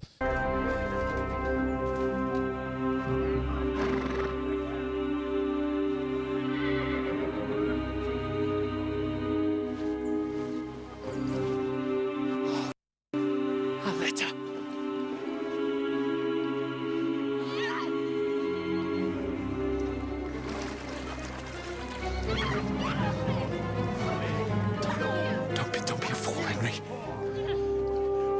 We don't stand a chance.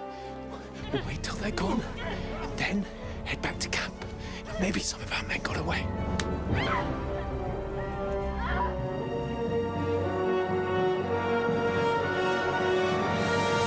Hey! What the f are you doing? Hey! Hands off her, you brute! What's going on here? Let her go, you pigs! That is with them! You couldn't just leave it be, could you? Come on! Run! Catch them! Enough, I said! What the f is mine?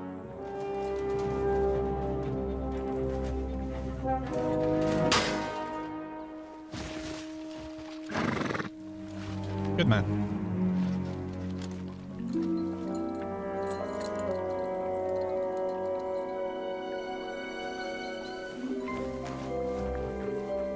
What are you gaping at? Shoot! Well, don't just stand there, you idiot! After them! Along the bank! Oh, dude, I love the animation for Henry swimming. He can't swim. When did you learn to swim? Just now!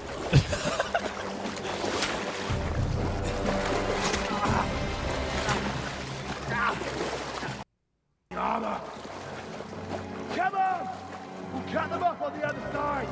Oh, dude, this game is so good.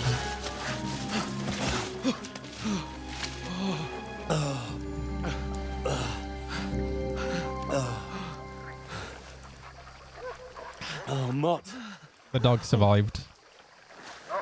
What the was that, Henry? You rescuing a damsel in distress? I'm done with running. Oh, really? And what exactly do you call... Oh,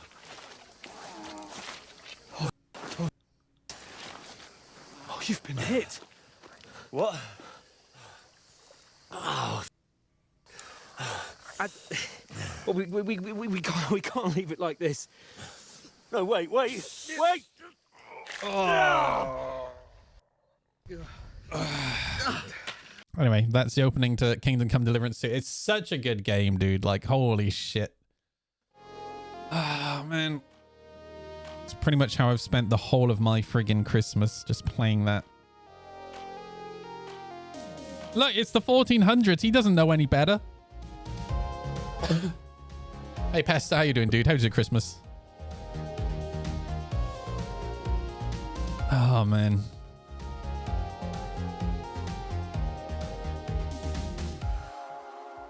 The first game I put like 102 hours into. The second game, I'm already up to like 80 hours. And I've barely, like, I'm not very deep into the main story.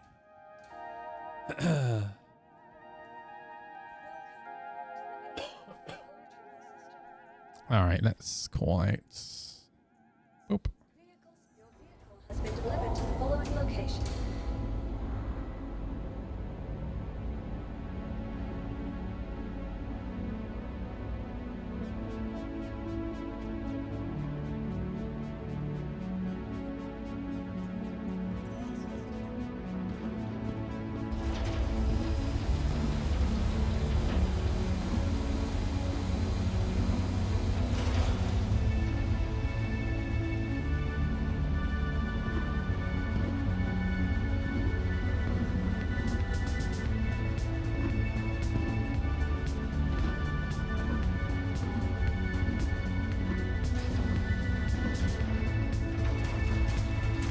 Hey, at least my shader's finally optimized.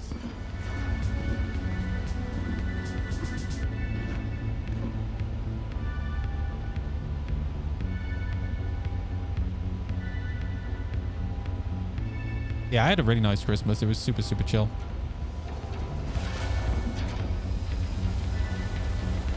That was weird.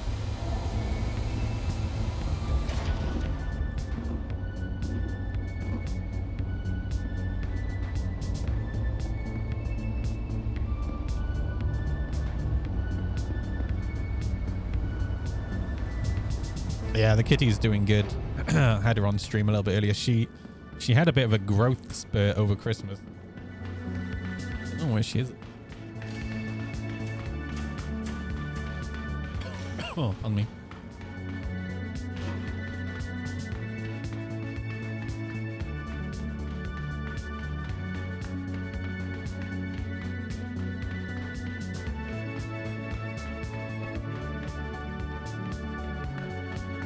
She was super cuddly this morning. I woke up and she's literally just curled up in front of my face.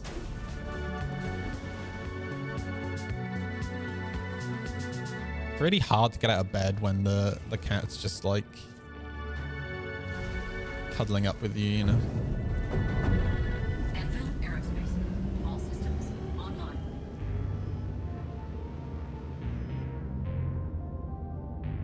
Let me go set my spawn point at the station.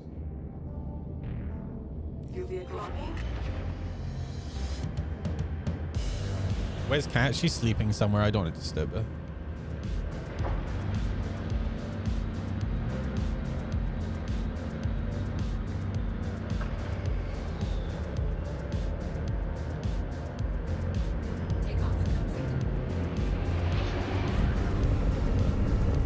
Landing gear raised.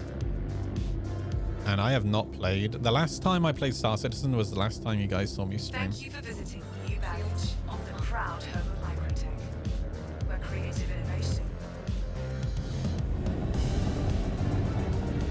want to do a couple of ship combat missions just to wake up my hands and feet. Oh, I realized over Christmas as well, some of the bolts on my pedals were coming loose. So I've done those back up now. So my roll shouldn't be as wonky.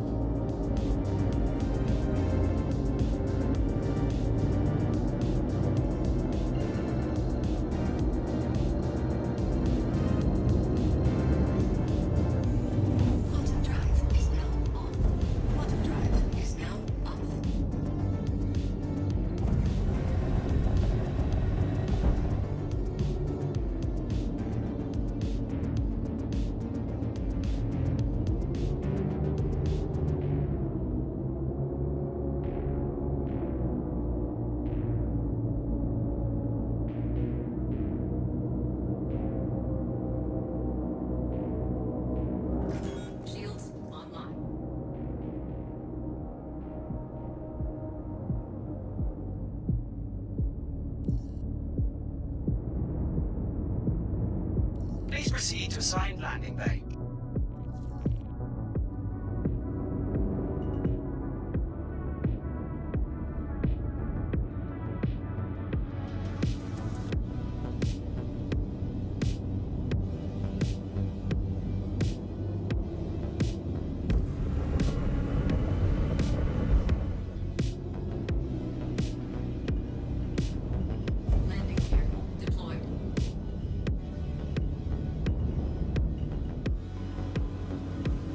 Nice.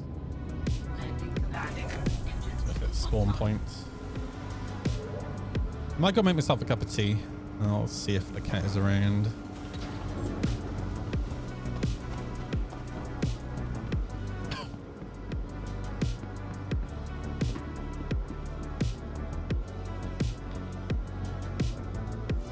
The thing that when I went to my sister's for Christmas, she's got there's 5 cats there all together because she's got a friend staying with her at the moment who has 2. And seeing like full-grown adult cats when I'm so used to Oreo being so small, man, they look like friggin' lions in comparison. It's so funny.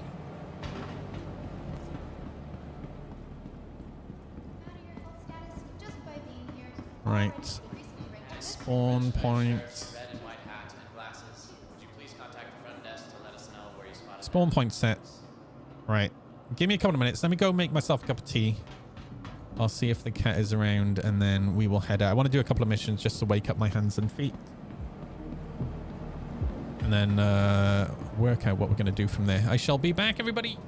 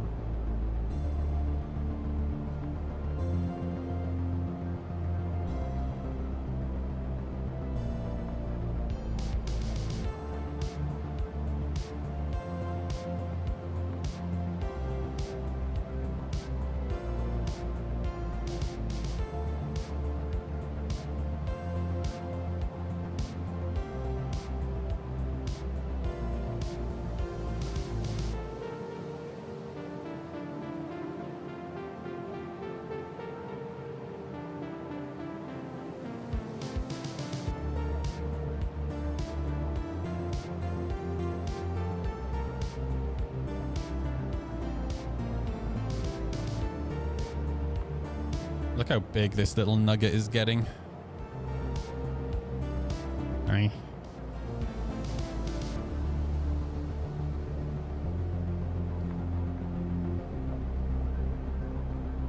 Oh, she's such a cutie.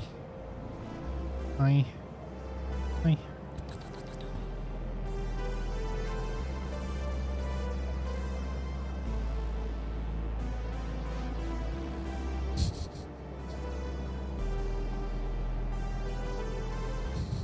Oh, man. Oh, she wants to play. Oh. Attack cat. She hasn't destroyed any cables. She, when she's on the desk, she'll, like, go for this cable, but I, you know how, like, mother cats go snap, snap, snap, snap, snap, snap, snap? I do that really lightly on her, and she stops. Something my stepdad taught me years ago with, like, dogs is just kind of replicate what the parents would do.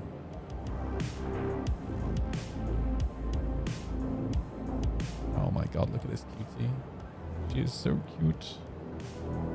Oh, I know. I know, it's a hard life, isn't it? She's taken to sleeping behind the sofa underneath the radiator.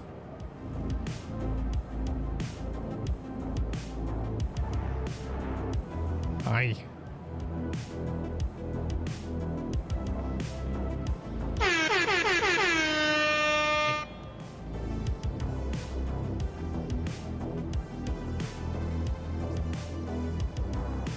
She still just lets me do whatever.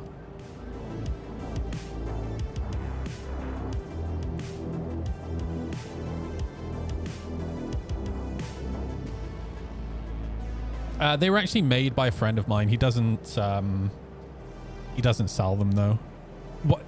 So this was the original one that he made, and it's powered by a like a watch battery, and it's one color. And you've been gone for a long time. Where were you? Oh, there was this little known thing called Christmas, Kim. So yeah, I took some time off for Christmas while the game was completely busted. I did give quite a heads up before Christmas that I was taking like the week off around Christmas. So yeah, I mentioned it literally every day on stream. But anyway, yeah, this is the original one that was powered by a watch battery, and is one color. And then I asked Hagbard if he thought it would be difficult for me to modify it to just run it off a cable, right? Because it looks really cool on stream, right? And I didn't want to have to keep buying batteries for it. And he said, watch this space. And then he sent me this version, which is powered by USB-C.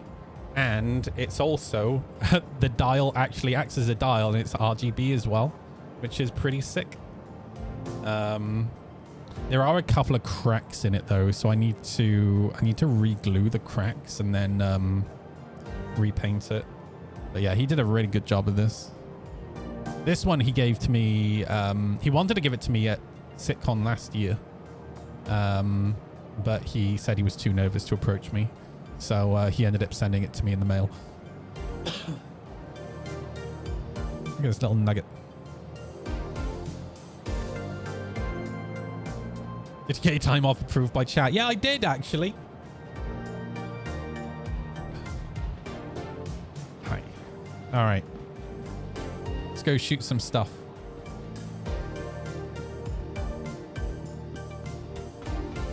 I had a very nice Christmas though.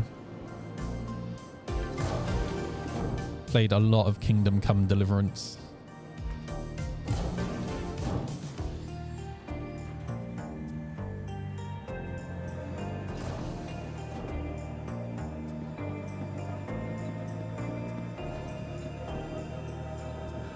Was frantically searching online for them.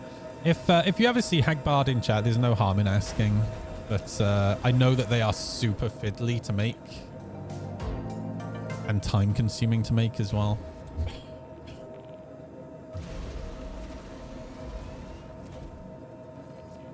So even if he did sell them, I don't think they'd be cheap. You are clear to launch.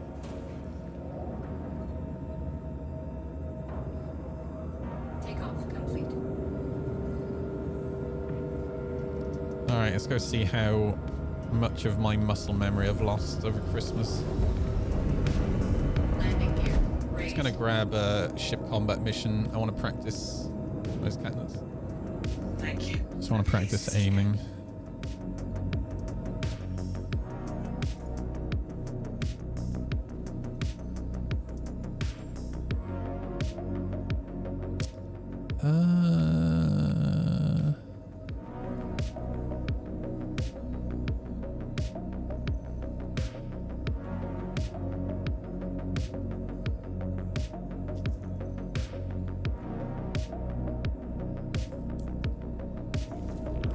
Shields offline.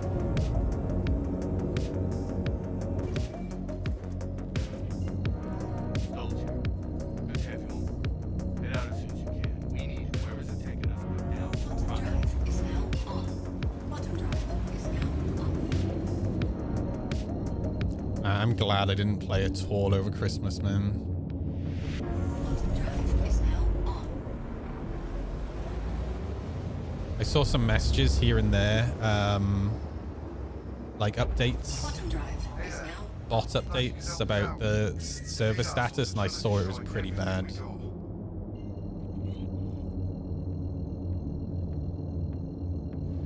If it was between the cat going away and banning every single person in chat, rest assured you'd all be banned. Yep, that's the right attitude. shields online. So toxic.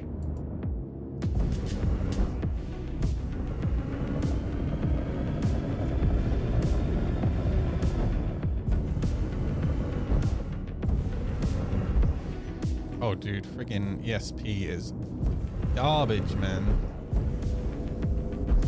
No.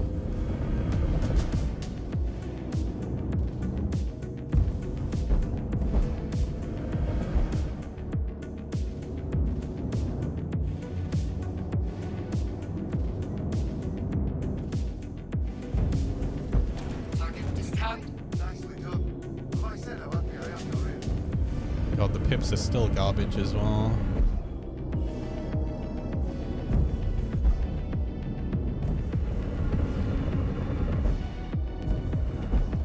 Cat? No. Psst. Hey, stop it. We're making some last-minute adjustments.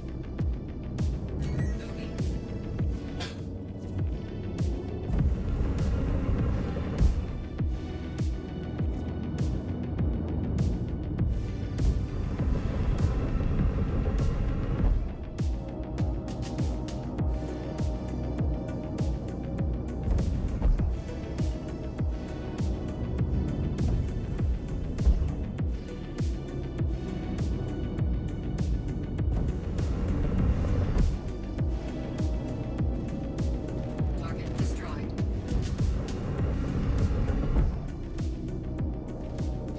Let's go. Nice.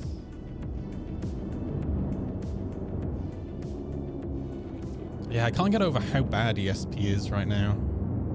Like, it feels like it's got so much worse in 4.5.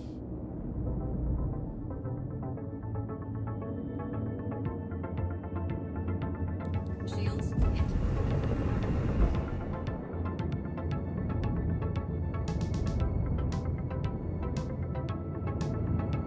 Oh man, global chat is being global chat.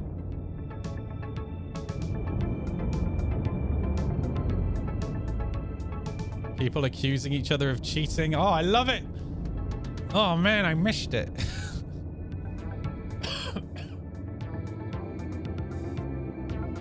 All right.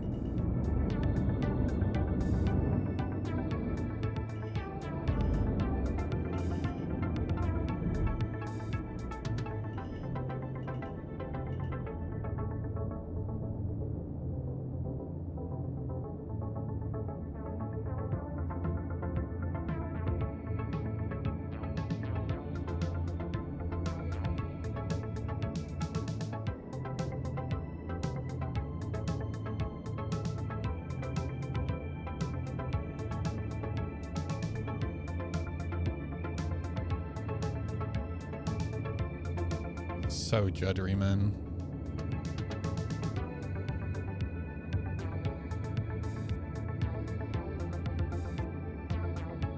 I don't know why they're so juddery, because like player to player desync, like Katniss is moving so smoothly. Look out! More ships incoming. Look out!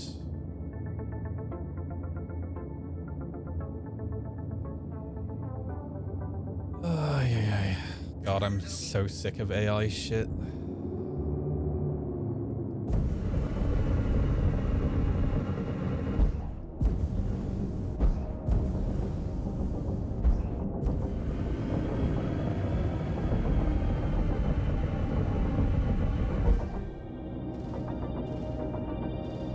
Fight's over here, genius. Taking damage.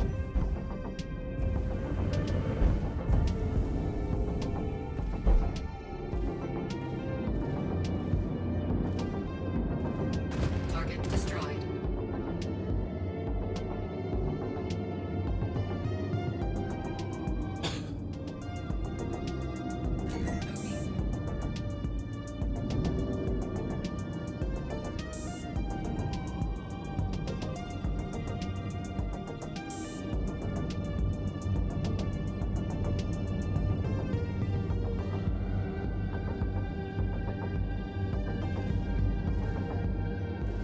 Where the hell are you going?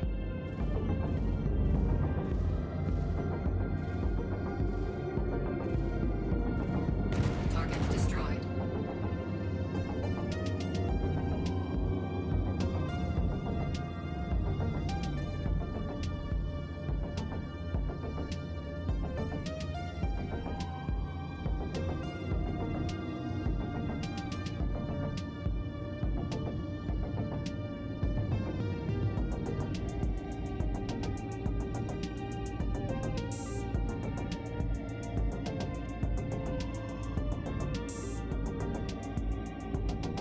I'm heading out.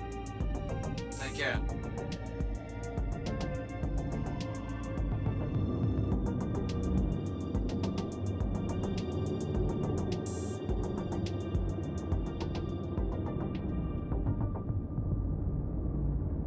Go on then, get out of here, dude.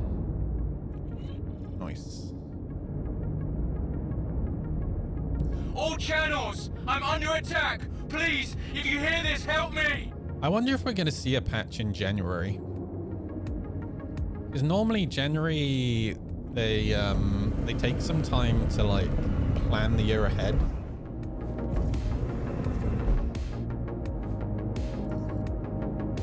There's more of those bastards coming our way. Oh, the cat is comfortable.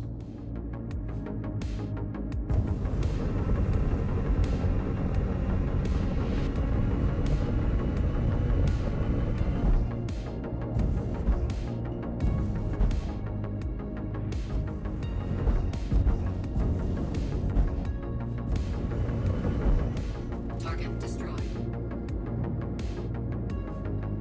Where the hell are you going?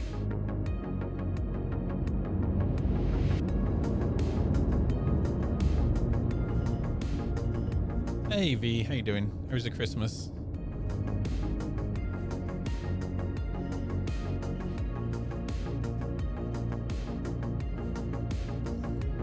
More ships arriving. Get ready. What Hull B? Don't know when it's going to be. I mean, it's being worked on right now, right? So I don't think it's going to be that far away. Slept a lot. Hope we had a lovely one. Dude, I spent it playing Kingdom Come Deliverance and Kingdom Come Deliverance 2.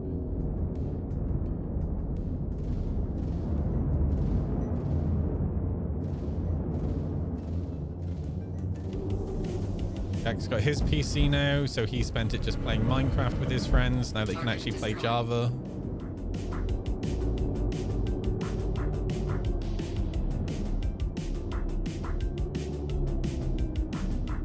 Had an amazing Christmas lunch at my sister's. There's more of those bastards coming our way.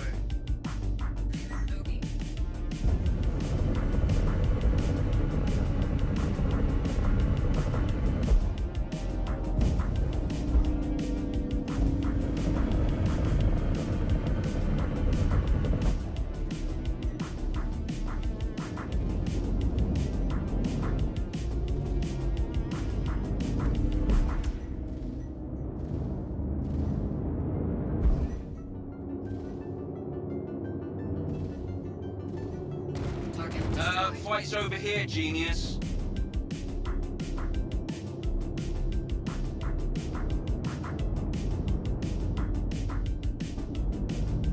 Oh, dude. Kingdom Come Deliverance 2, I was talking about this earlier. Kingdom Come Deliverance 2 is such a huge step up over 1. The combat is like way less clunky. Just aesthetically, the game is amazing. Voice acting is way better. Motion capture and animation is really good.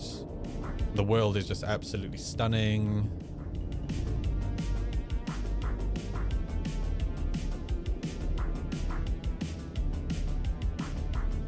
It's really, really good.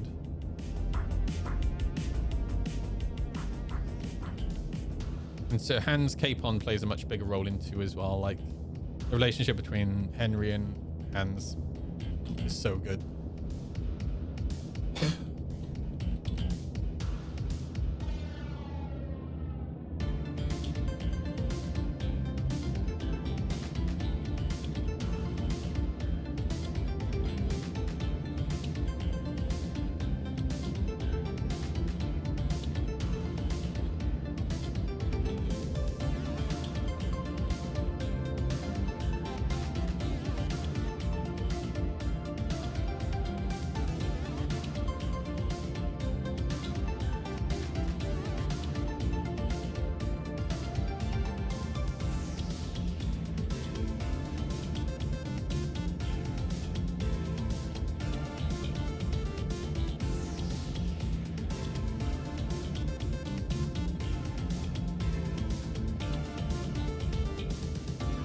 The cat's getting bigger.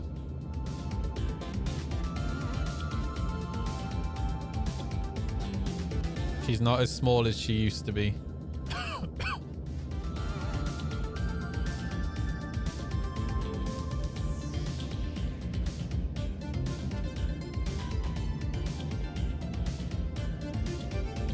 She is so adorable.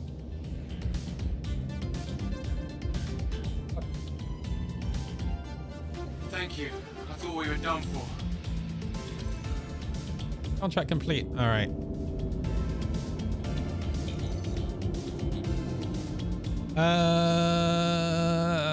I might go check out Daymar.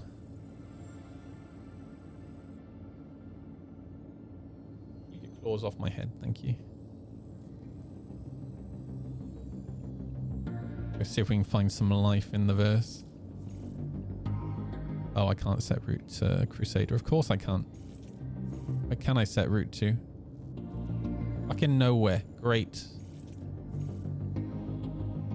Have I ever mentioned how much I hate routing and quantum in this game? Jesus Christ, dude. Hey, Snuggle Blanket. I had a lovely Christmas. I hope you did as well. Really, really nice. Just super lazy, chill. Oops. No.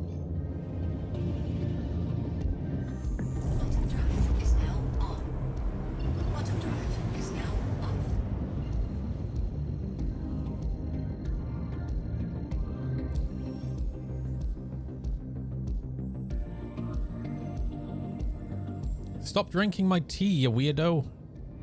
Hey, stop it.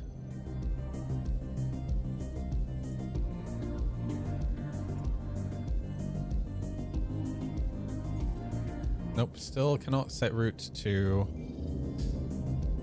I'll be honest with you, this makes me just want to Alt F4 and go play Kingdom Come. Jesus Christ.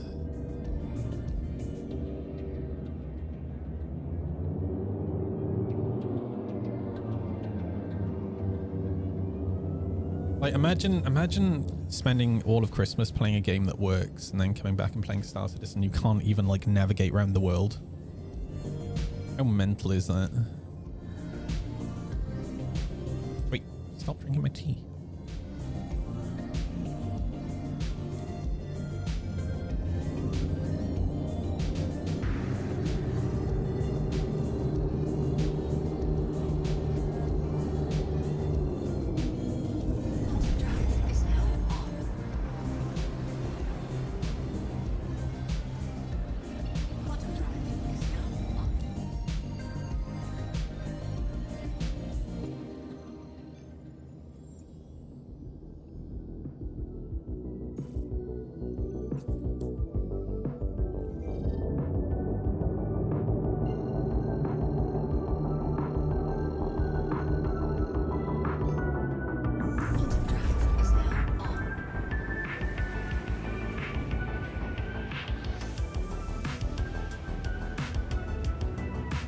Some friends had a huge fleet battle at Daymar last night. It was so fun. At one point, we had 27 people in our party. Oh, Jesus Christ, dude. Wait.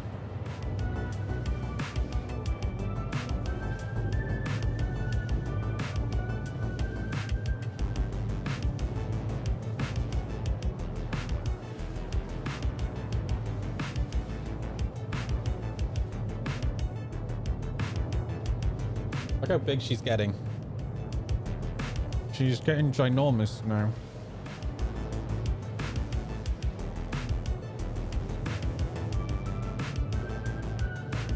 Three. What? Leave the cable alone, you weirdo. Let it go. Oh, she's discovered a tail. It's been there the whole time.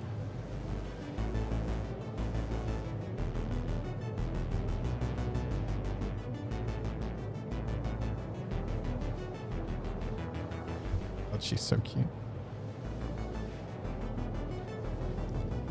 It's when you see her on the desk, you can really see how big she's getting compared to how small she was before. Like the day I brought her home, oh my God, I put her on the floor. I was so scared she was going to get like trodden on. Any battle scars yet? I don't know how well you can see it. I just have like scratches all over.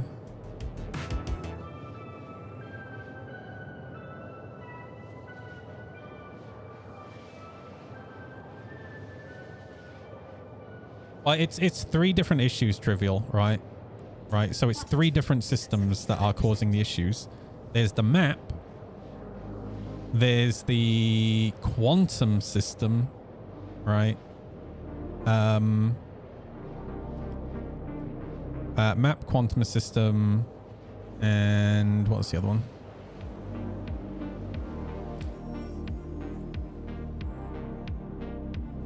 I just started thinking about Cat again and I did an ADD in my brain.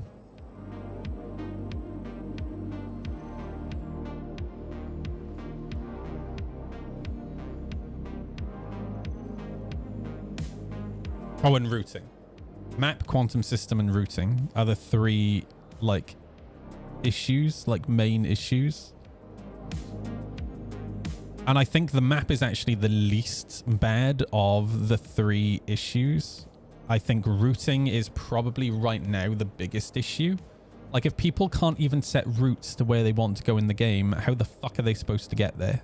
Right? It's insane. But then on top of that, when you do set a route and then you point your crosshair towards where you want to go and you press the quantum button and nothing happens, that's frustrating. Or when you do press the button and something happens and then it just drops you out of quantum, that's annoying. And then when you start quantum and it drops you out of quantum a second time, that's annoying. And then the third time, that's annoying. And the 4th and 5th and 6th and 7th time, that's annoying. And that's not hyperbole. Like when you're with a group of people and you're all trying to jump to the same place, right? You can get dropped out of quantum like 10 times in a row. It's really fucking annoying, right? Wait, stop it. They really, really, really need to get a fucking handle on the issues with quantum, because for me, they are the biggest issues in the game right now. I can't even like navigate around the game without being frustrated, right? It's insane. Yeah, they should have just removed the group quantum years ago when it stopped working properly. If they weren't even going to attempt to fix it, just remove it. Like, please, for the love of God.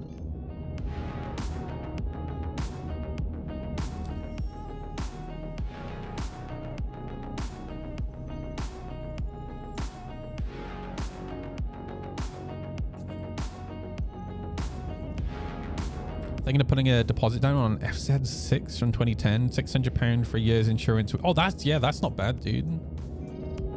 Hell yeah. Wait. Oh, this is the bike that I'm thinking of.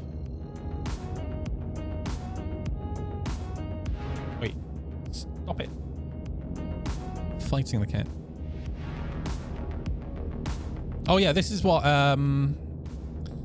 That's the model up from what Anthony has.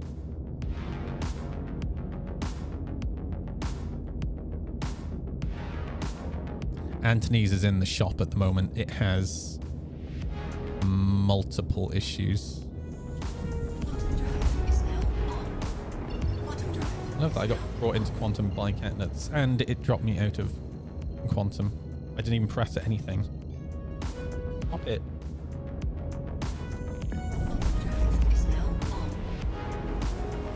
Oh, an XJ6? Oh, that's the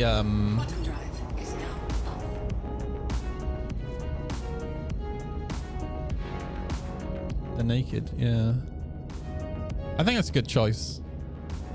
Nakeds are generally way cheaper on insurance.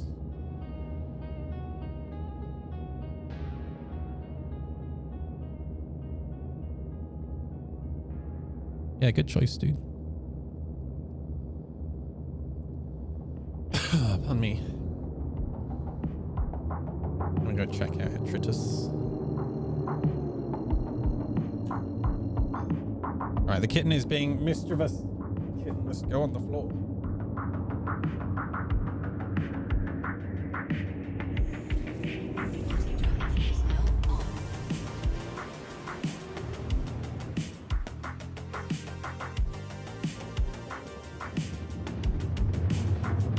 Yeah, having to zoom out now every time I go into the map to even be able to use the search is annoying. It's just another step, another thing I have to do in an already frustrating and annoying system. All right.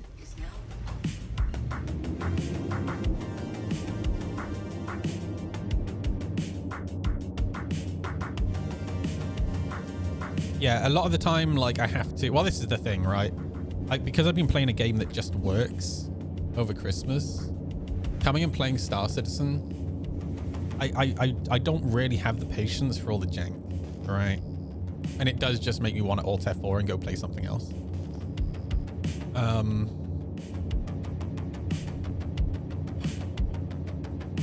there's a lot of... Oh, hang on. There's an F8 who's just gone nav mode.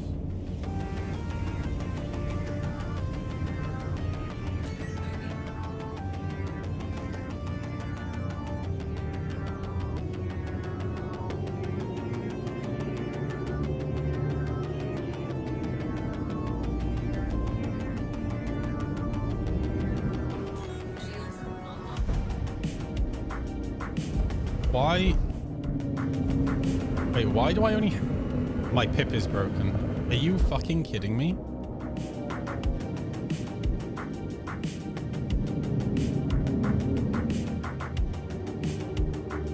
The fuck?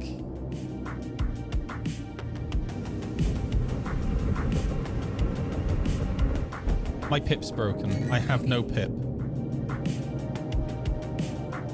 I already toggled lead lag. That was the first thing I did. It's busted. Where the fuck are these NPCs going? Alright, see you later then.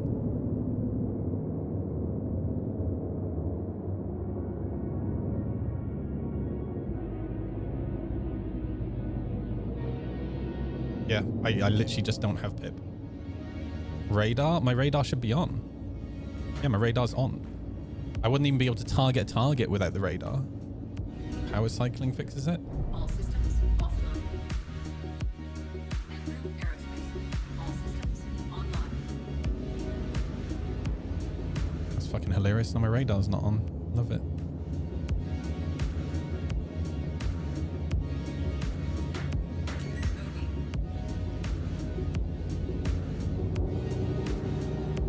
Yeah, that fixed it, thank you. Dude, how... See that? That's the first time I've ever come across that bug. That wasn't there before. Where are all my other guns?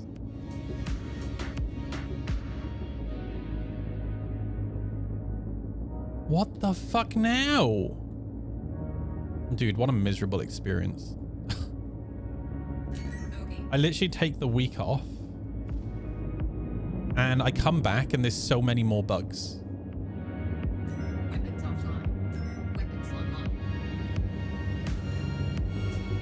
What the fuck? Like, why? Like, where are all my guns? Also, what the fuck is going on with my mouse cursor when I'm trying to... It's like it's... Fuck me, dude. Oh, I see what's happened. Okay, never mind. I'm just being an idiot. We're good. I forgot I changed the key binding before Christmas.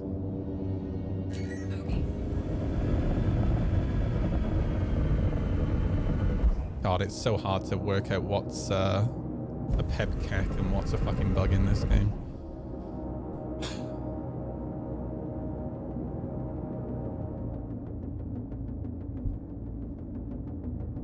Here's the thing though, I don't know how it changed weapon group because I at no point pressed that button. That's so weird.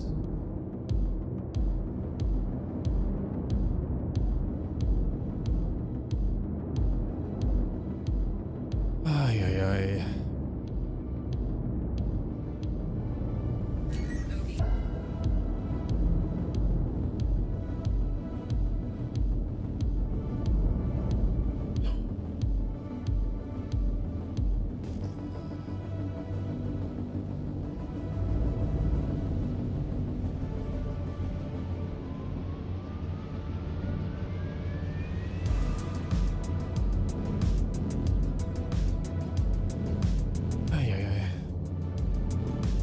Reason many take a break. Well, I know that, dude.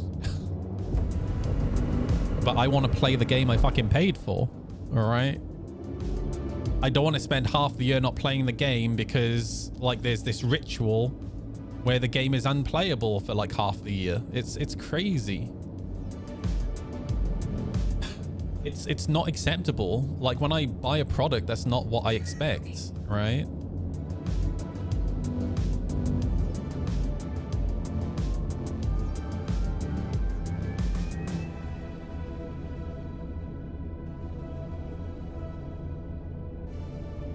Remember, this is the year of playability, bug fixing, right? They still have one more day to fix everything. I'm sure a patch will drop tomorrow.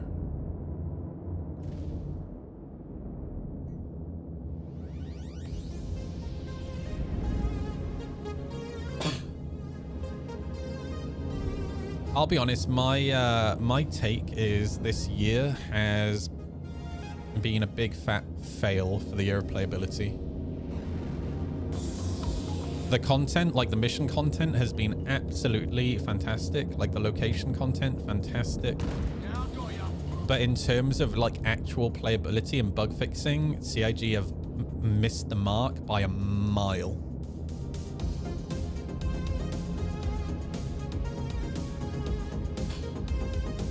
Like a lot of like mechanisms in this game are the worst they've ever, like for example the map traversal, right? It's the worst it's ever been.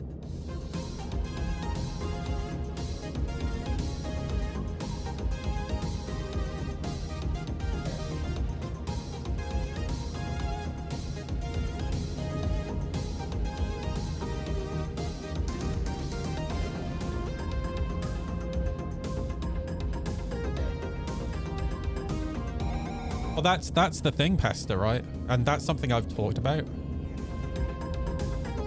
They've done a great job of bringing out new missions this last year and events and sandbox activities.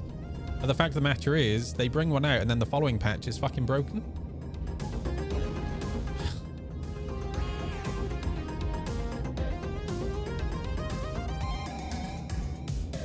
Like the door at the Onyx facilities, right?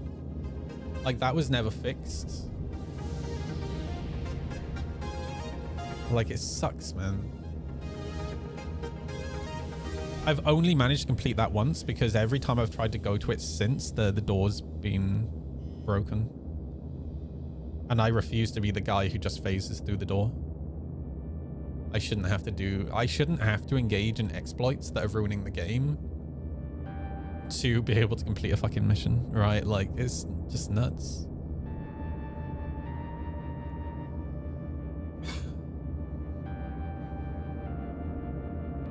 I'm actually fine with Wicklow. I don't think every item and every ship should necessarily have to be bought through a store. I'm fine with certain ships being obtained and certain components being obtained through other means. But the fact of the matter is, Wicklow, the mechanic of Wicklow, is bad, right? And it needs to be reworked. How they didn't see this coming, how they didn't see the backlash coming, I don't know. There's nothing fun about like sorting through fucking hundreds of items and putting items individually down on a friggin' freight elevator, right? Like that bullshit is just hideous.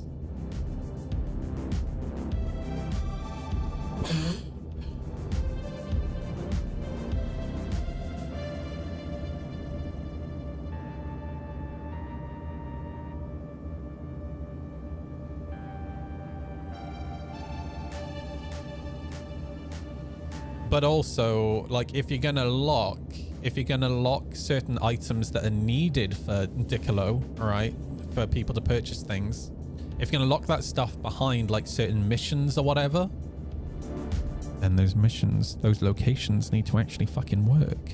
Doors need to open, all right?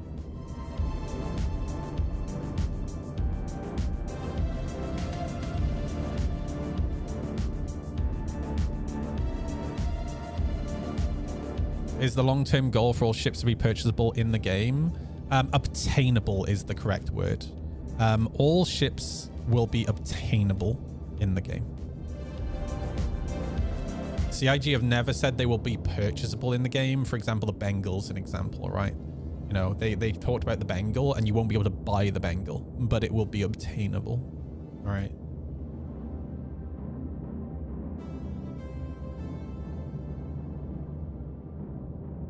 Well, I agree. I understand the mindset, Pasta.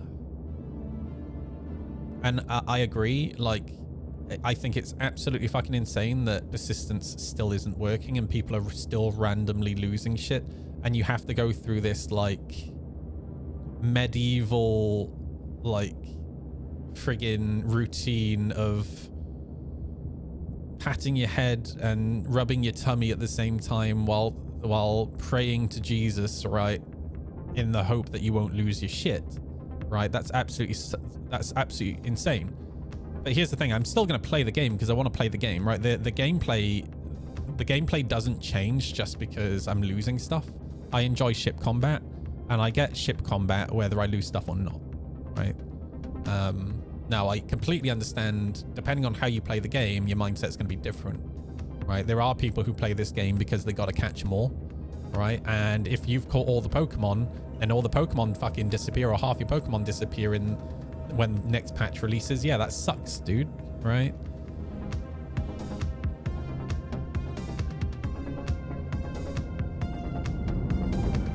I'm gonna go down to the surface, see if anybody is doing the thing.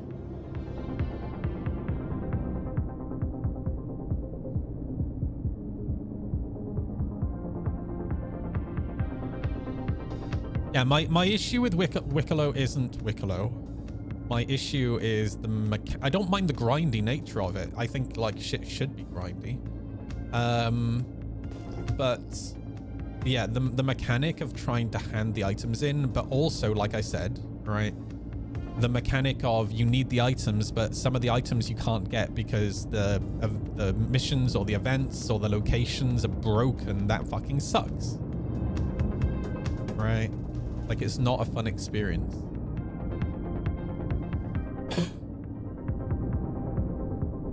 Unfortunately, I think Wicklow is a great example of how the community, they complain about the wrong thing.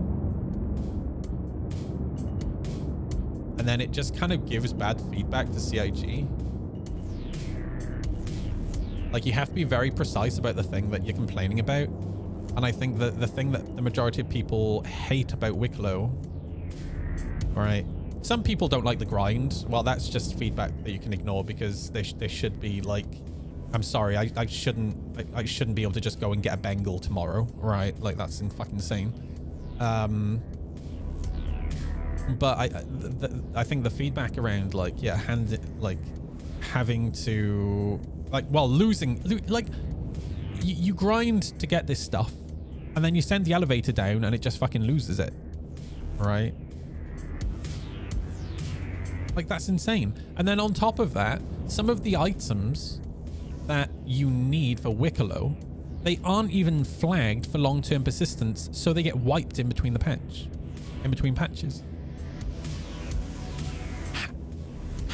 Like somebody explained to me how CIG has created a long-term persistence database, or a system for long-term persistence, right? Yet somehow items within the game aren't marked to be a part of long-term persistence.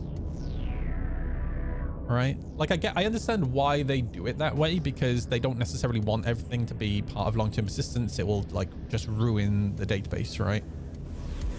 Things like ammo and stuff. But like crucial items needed for Wicklow, like, dude, come on, bro.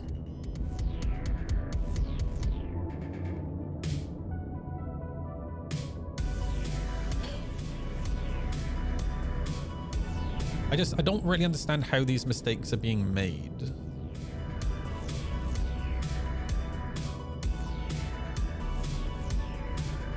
Maybe it's because like maybe some of the people at CIG who are working on this stuff, you know, these items that are needed for Wicklow, they don't really understand what these items are, so they might not realize that it's supposed to be marked for long-term persistence.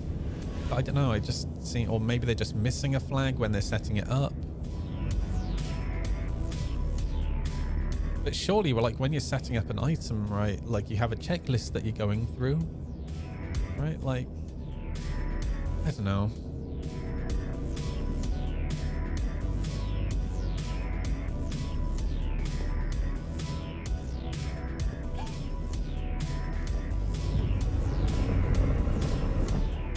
An Intrepid. We're drawing giveaway tomorrow, by the way, everyone.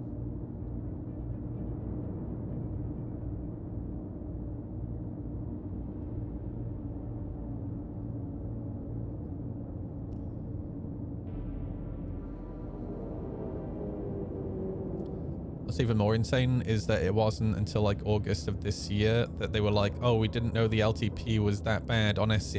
I know. Yeah, and that's where I get really frustrated, right? Because as a player, I'm sat here screaming into the void, and I'm literally just screaming into the void. And I know I'm not the only person screaming into the void, and CIG just doesn't hear it, right? It's obviously, like, for some of us, it's not just streamers, right? Just certain people in the community. Like Alexis is a really good example. Like Alexis is friends with Yogi as well, but isn't a streamer. Like we're in a privileged position where we can bring this stuff up. But even then, right? Like XLB is a really good example. Like XLB is the lead of the player experience team. And there's so much stuff that I've brought up with XLB, but like, all XLB can do, for example, is bring it up with producers and directors and hope that they prioritize it, right?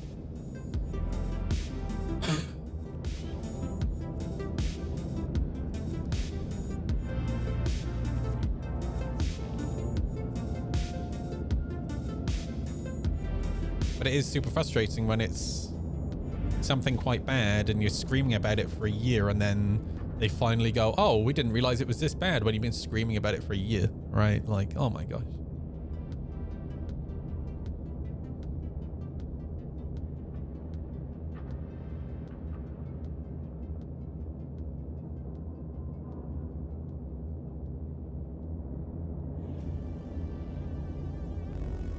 If you guys had to give this game a score, right, based off of a year of like playability, stability, bug fixing, all that jazz for 2025, What score would you guys give it? I'm super curious. I want to know if my take's a bad take or not. And not sarcasm, please, because I genuinely would like to know. Because I'm putting together a video about it, and like I don't really want to put out a video if I'm just gonna get shat on by the community. Yeah, negative values are acceptable. Like, I don't want to just make a super negative video. I want to try and balance it, but it's arguably worse. Yeah, dude, I feel the same way, dude. It's crazy, right? Like, we have content in terms of like missions and stuff, but the actual mechanics have gotten worse, it feels like. And here's the thing, right? By the way, for those of you who have, like, Alexis will back me up here. I think Zero will probably be able to back me up here. I've been saying for years, right? Hold on to your hats, everybody, because it's going to get worse, right? The mechanics that are really bad now are the ones that CIG have replaced, and they've replaced them with new systems with more that have more bugs. Wait until they've replaced even more mechanics like quantum, the map, etc. And then we'll have even more systems in the game that are right now relatively bug-free. We'll have new systems with entirely new bugs. And guess what? They replaced old systems with new systems that are now buggy as shit that were relatively bug-free before. Right? I love being proven right constantly. And the reason I keep getting proven right is because, like, I'm just basing my opinions and my projections off of CIG's past. Right? And they just keep doing the same shit over and over and over again. And they you know, they talk about the fact that they're learning. They don't seem to learn shit. Like, it's insane, dude. Ah, man.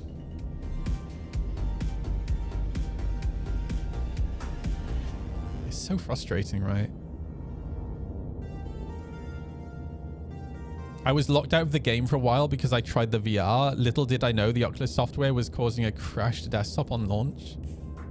How did you set it up, V? Because I only tried it once and I just could not. I don't really want, like, somebody in my chat was like, you have to install third-party software. I don't really want to install third-party software. Like, I try to have as little running in the background on this PC as possible. I'd rather just use it natively.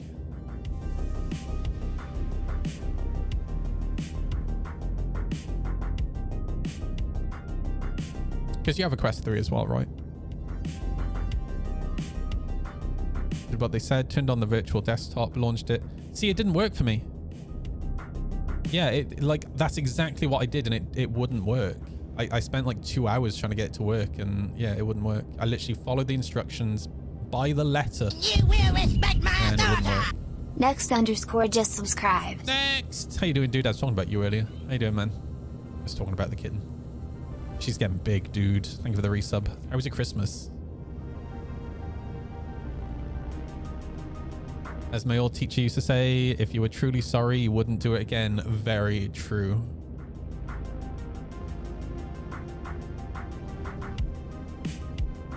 Oh god, yeah, it's New Year's tomorrow. I'm gonna go ahead and just spend it streaming. I might... wait, I've got nothing to drink. Well, I'm gonna spend it... I'll drink tea for New Year's Eve. Let's go. Wait, I've got cheap wine. Oh, let's go. I've got like a £3 bottle of wine. I bought it for cooking, not for drinking.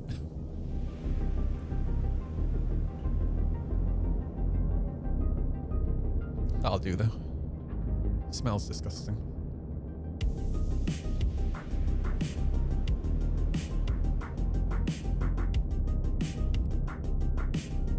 Oh, interesting, V. Okay. I mean, if I could get it working, I'd play it, but I'd try it. But yeah, I just haven't managed to get it working. That's gonna be Val. Yes, it is. It's fine for cooking. I just use it for stew. But for actually drinking, ugh. CIG is a professional company. It's about time they act like it.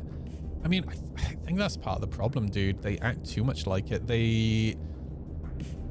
I feel like there's just so much bloat and middle management and red tape that it just takes forever for them to do anything now.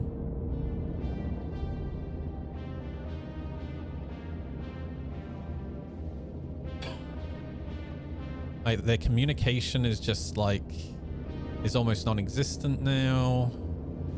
Video content is almost non-existent, and I don't really blame Disco Lando for that. Like it's hard to make video content when there's no content, right? Like I completely get that as a streamer. Dude, I can't believe how dead it is.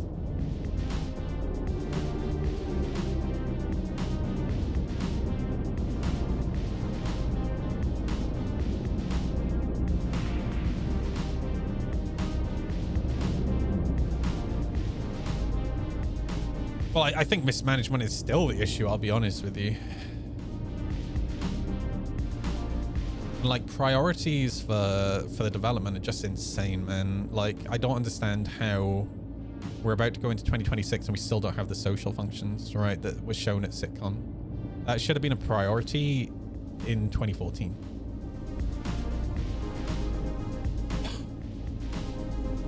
That should have been a priority before fucking VoIP and FOIP.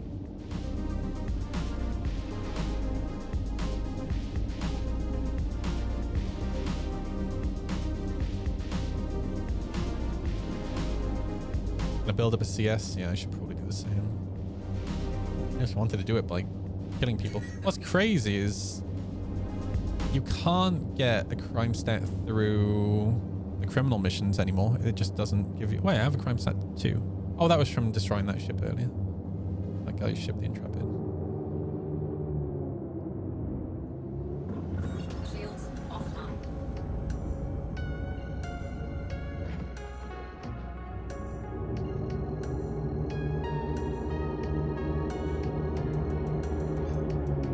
Quantum drive is now on.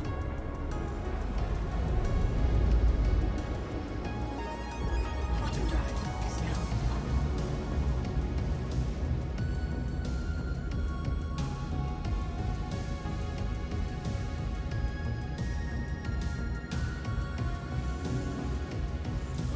Oh yeah, the tech debt is absolutely insane.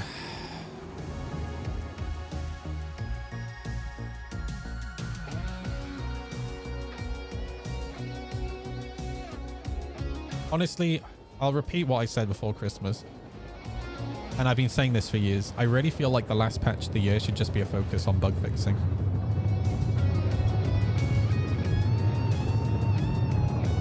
Just trying to get the game as playable as possible.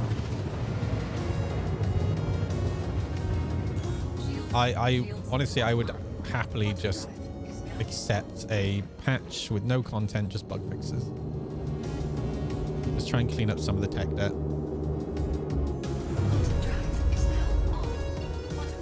And that doesn't mean that new mechanics don't get worked on, or maybe it does mean that new mechanics don't get worked on, but I think at some point they need to start getting a handle on this tech debt. All right. And here's the thing, this is a live service game, so they're never going to stop developing new mechanics. Right. This is where this is what I'm talking about when it comes to like priorities. Bug fixing is just not a priority for them. But I wish it was.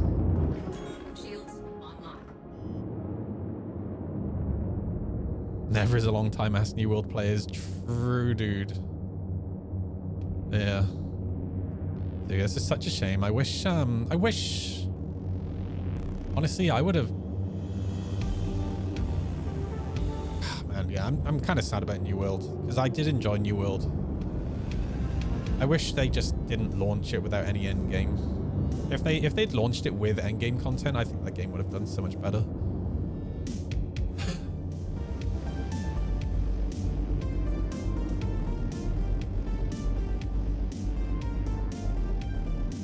No, exactly. This year, right, has been like, again, they've put out a lot of like mission content this year, like events, sandbox activities, the actual like mechanics, new features, yeah, it's been pretty tame this year, right? This is why for me this year has been a big fail, right? Because this is supposed to be the year of like playability, bug fixing, all that jazz. And yeah, they've added new sandbox activities and shit like that. But in terms of actual playability, right, those new like missions and sandbox activities are great and all, apart from the fact that most of them are broken the following patch. Right, so you can kind of throw those out of the window. And I really feel like the game is the buggiest it's ever been right now. So the actual playability side of it is like, it's just not great, right?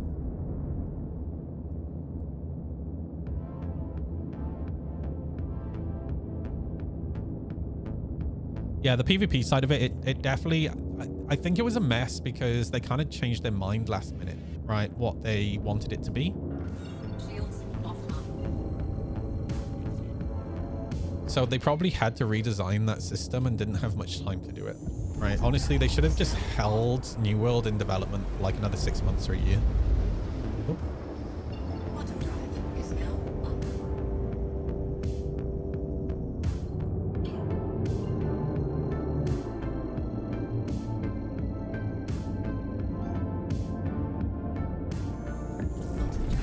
Basic missions don't, new missions don't matter when basic game loops and mechanics don't work properly. Very true. Yeah. Quantum drive is now off. Quantum drive is now off. I definitely don't think it's that. Anyone who's played earlier in development would know the horrors of the past. Dude, I've been here since 1.0. Actually, no, not 1.0. Yeah, 1 point something. I am Eva Carty. I have been Eva Carty since 2.6.3.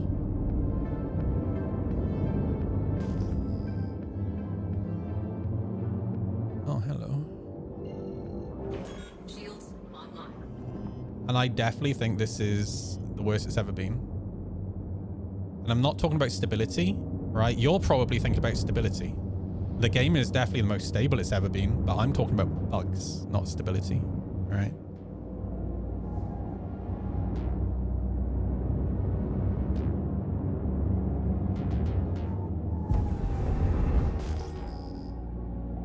Oh, there's a bunch of ships here.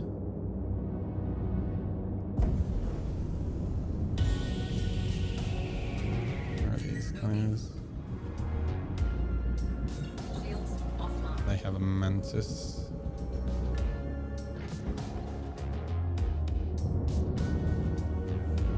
Wait, where did the other Hornet go? It's a stealth.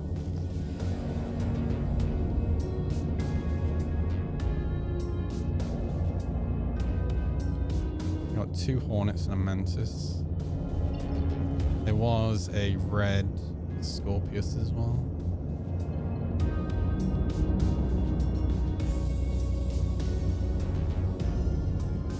Oh, they jumped out. Maybe they're camping OM1. Yeah, I'm gonna wait for you, Cannons. Oh, wait, no, they just jumped to yellow. Maybe they'll camp yellow OM1.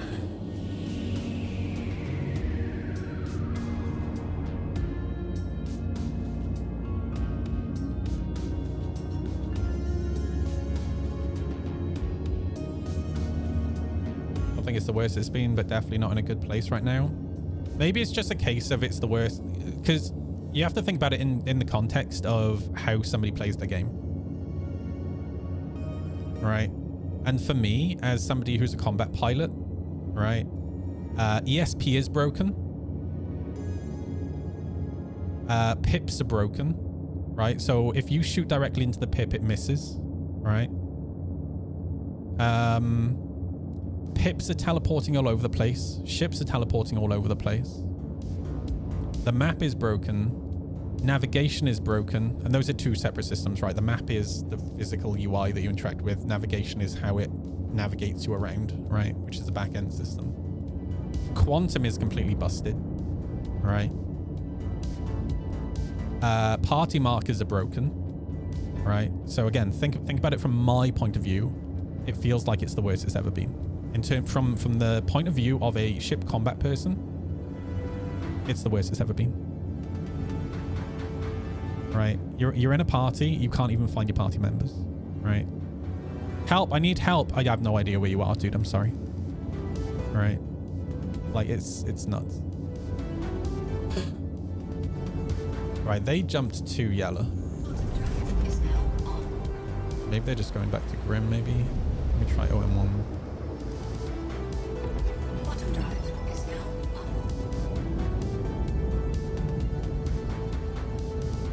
My radar keeps resetting. My flares keep resetting.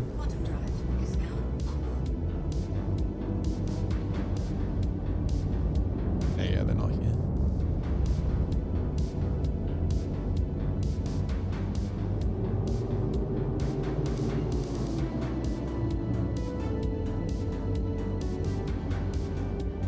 Let's just go to Grim, maybe. Oh, they might be bounty hunters. Maybe they're camping for someone at Grim.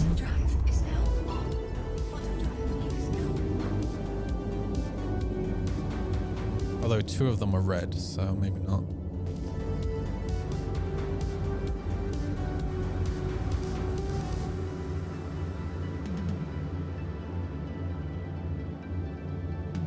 Well, the fact of the matter is, we can sit here complaining, but the player base is growing and they're making more money than they ever have before. All right? So we can complain all we want, but the fact of the matter is the community is happy with what they're doing. Right? You reward a corporation with money, right? You vote with your wallet. So if they're making more money than they ever have before, then clearly the community are happy with the state of the game, right? That's what the community is telling CIG.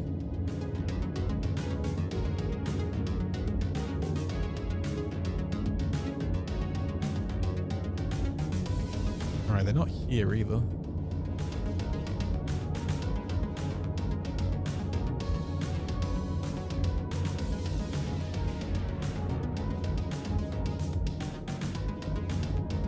And they might have gone in and landed, maybe.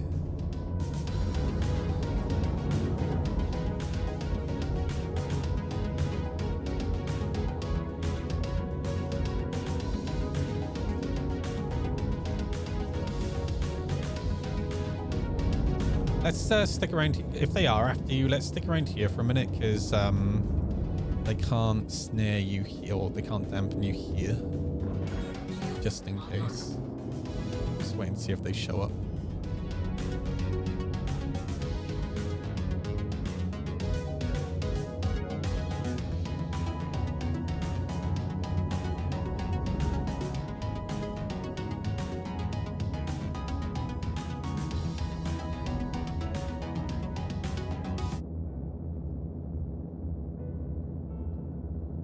Is there any metric to tell what's mostly repeat pledges or mostly new players?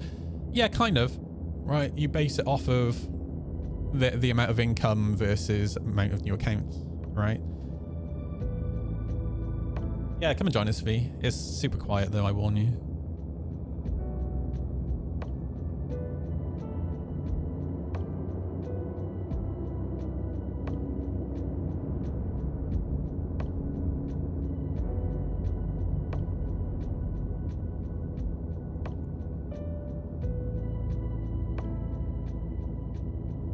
I suppose it's currently more lucrative. I mean, they'll evolve. They'll find a way to monetize the project after 1.0. I don't necessarily think that that's what's happening.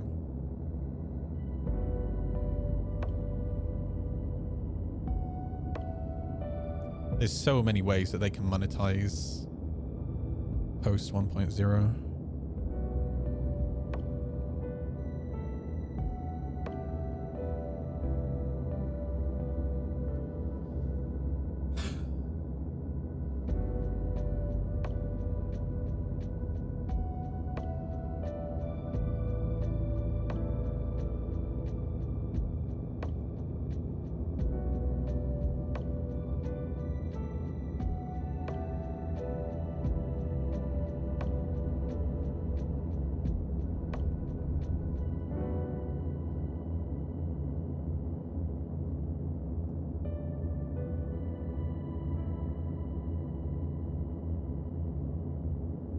Yeah, I don't think they were bounty hunters.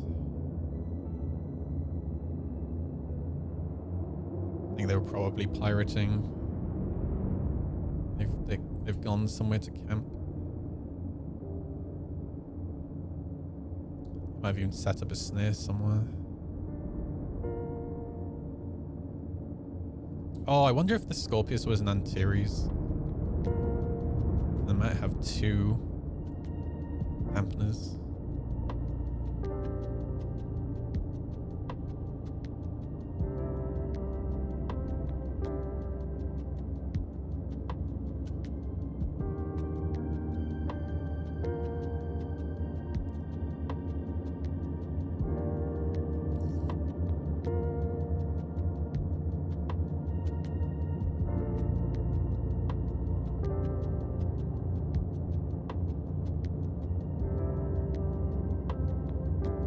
Somebody in global chat said I got 3 billion in 3 months.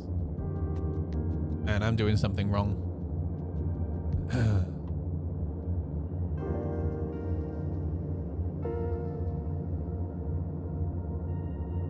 mean, we can go to Pyro if you want.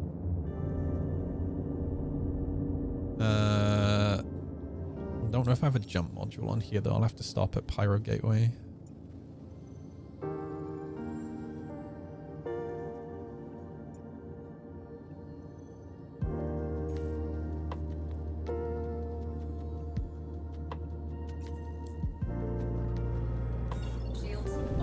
My mind is blown that I was able to actually set routes to Pyro Gateway.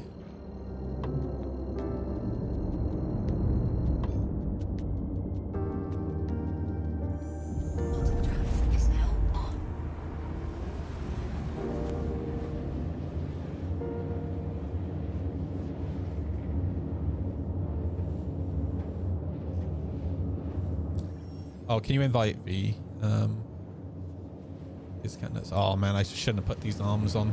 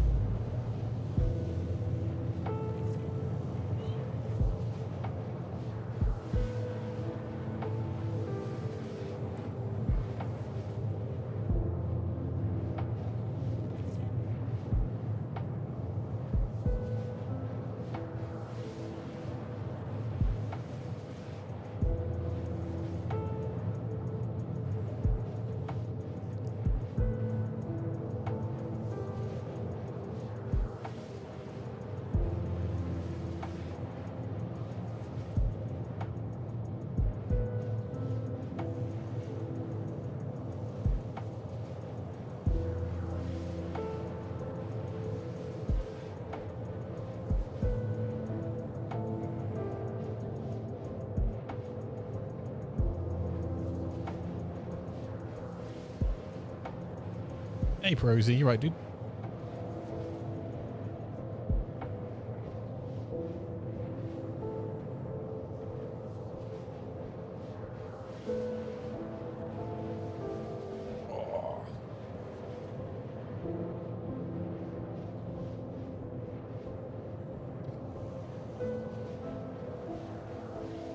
She is absolutely adorable.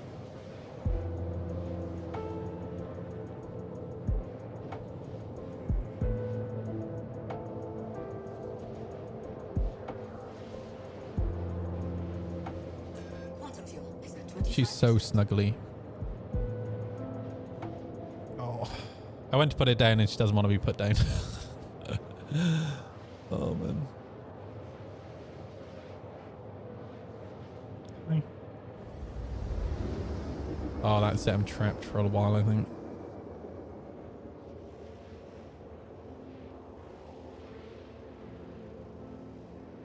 Hey, Blyfish, you're right, dude. How's your Christmas, man?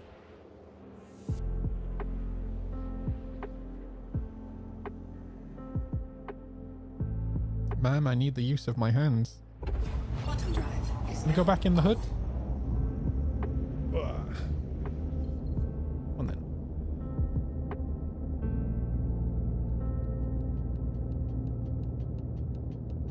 Her, believe it or not, her dad is a Bengal. I know, she doesn't look like it at all. but he is one of the kittens. Every kitten was a different color. One of them was Bengal colored. The mum was not a Bengal. Here we go. She's she chilling now.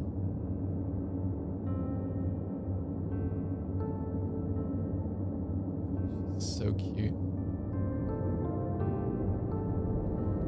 It'll be interesting to see how big she gets. She was the smallest out of all the kittens.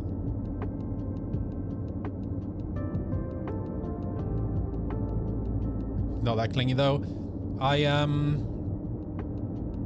From the moment that I brought her home, she was like getting cuddles.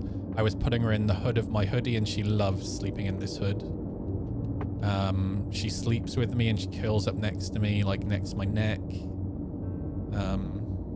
I've done everything I can to try and keep her cuddly, you know. But when I went to go meet her for the first time, it was my friend's sister I got it from, and they've got 3 young kids, and the kids kind of terrorized the kittens a little bit. And when I went to go meet her for the first time, I picked her up and she was just like in my arm, and she immediately went to sleep. Well, she meowed at first and then she went to sleep. And Jack's sister was like, she's never just like gone to sleep with somebody before. Normally she just meows and meows until you put her down. So I figured that was a pretty good sign. Landing gear deployed. And something I was a little bit worried about before getting her was, you know, I was really hoping I was going to get a cuddly cat. And there's always that risk, right? When you get a kitten, that they might just not be cuddly. And I've been really lucky, I think. But I think it definitely helps that, you know, I cuddle with her so much. I let her sleep on my lap when I'm playing games. She sleeps on the desk. But she is also really playful as well. Like some days she'll wake up and she's like sleepy and cuddly all day. Other days she wakes up and she's an absolute gremlin. You know, every day is a little bit different with her. I'm curious how long she'll fit in the hood. Well, she barely fits in it now. But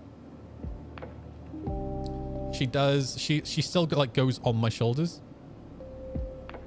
Like she's not even in the hood right now. She's just like sat on my shoulders. She's staring at the headphone cable.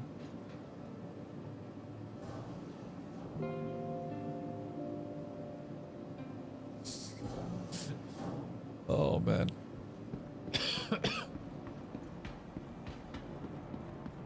Yeah, like some days I wake up and it's all I can hear is parkour, parkour, parkour, and she's like fucking diving all around the house. I'm like, oh Jesus Christ, here we go.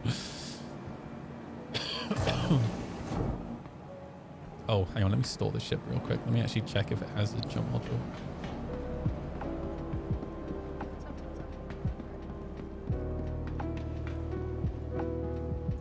Welcome to the ASOP Vehicle Retrieval System. Your vehicle has been moved to our storage facility. It's really interesting seeing the difference between her and her brother, though, because her brother is ginger and white. Like, mostly ginger with a bit of white. And, but even personalities, they're quite different. He's nowhere near as cuddly as she is. Yeah, we need a jump module. I'm glad I stopped and checked.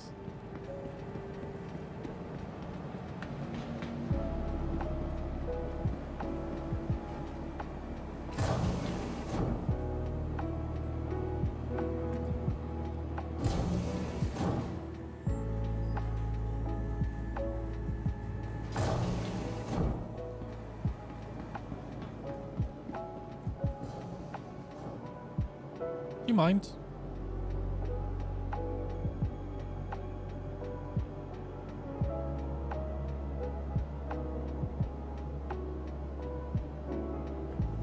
Send a photo of her in Noodle Nation Discord. Let me have a look.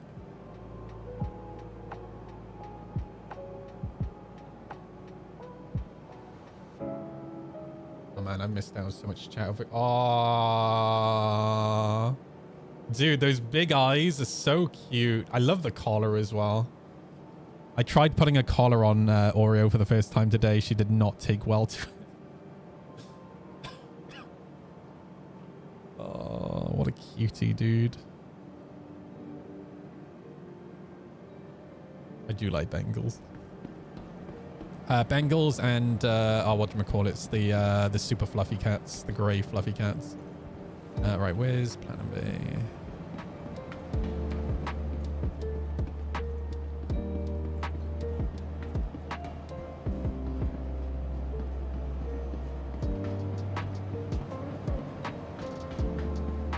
How's it going?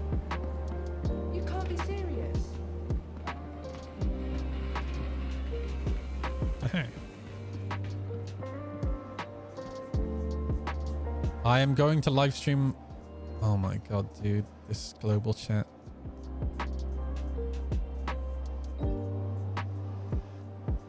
Please CIG more social. Wait, we can block people now. That's nice. I forgot about that. What's been going on with you? Right. I wish we could block people from the chat itself though, so I don't have to scroll through the list.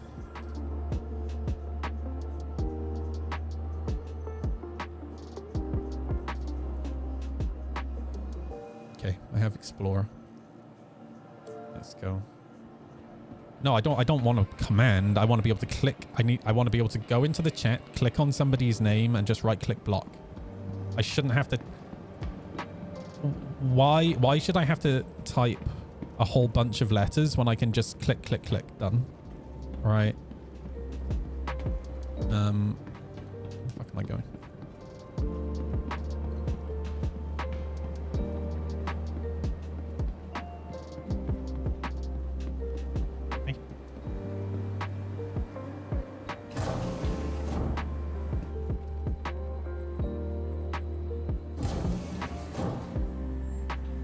Get to pay.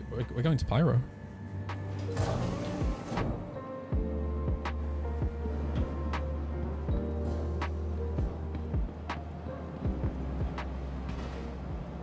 Also, I want to have a crime stat.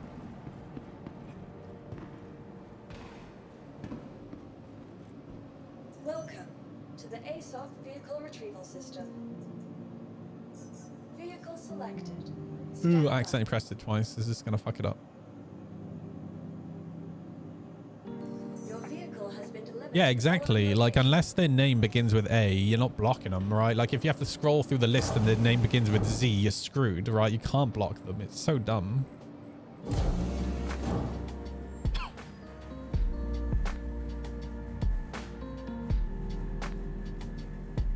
The good news is, one of the devs mentioned either on Reddit or Spectrum a few weeks ago that the back-end development for social tools is complete. They're just waiting on the front-end development to be completed now. So I wouldn't be surprised if we see social tools in the first patch of the year or maybe second patch of the year. I really hope.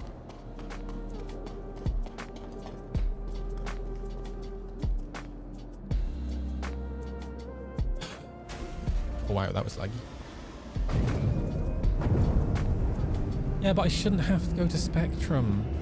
Right, these janky-ass workarounds for shit. I don't want janky-ass workarounds for shit. I want to just be able to right-click on somebody's name and chat and block.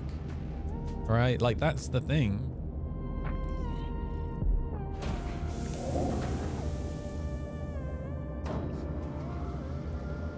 Like, why should I have to devote, like, 5 minutes of my day to blocking someone when I should just be able to do it in about 3 seconds?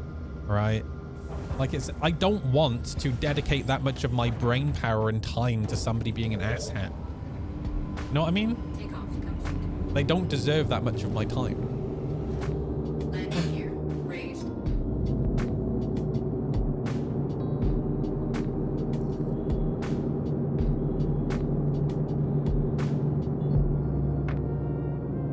Because here's the thing, if I was an asshat, right?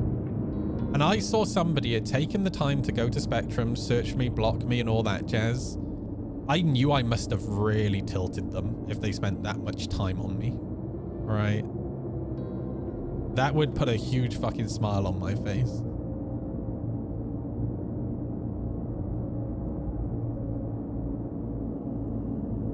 Whereas just you know, like every other MMO, just right-clicking on somebody's name and clicking block is like nothing.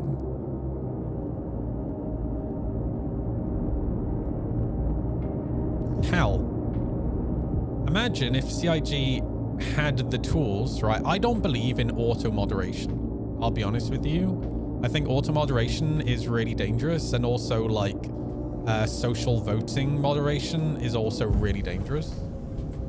The amount of times I see people getting banned from chat in World of Warcraft, or banned from raids, raid finder or group finder, whatever, when they didn't actually do anything wrong, it's just people voted to do it for the memes, is stupid. But what CIG can do, right, is create a system that creates flags. So if somebody drops the N-bomb a bunch of times, right, that goes into a moderation list. So when CIG start work on Monday morning, their moderators can go through and go, oh, yep, I can see that this person said this, this, and this. Okay, you are banned for 24 hours. You're banned for 48 hours. You're banned for a week. All right. Like, I want a hands-on manual system. But there are definitely automated tools that CIG can use to make their life easier. All right.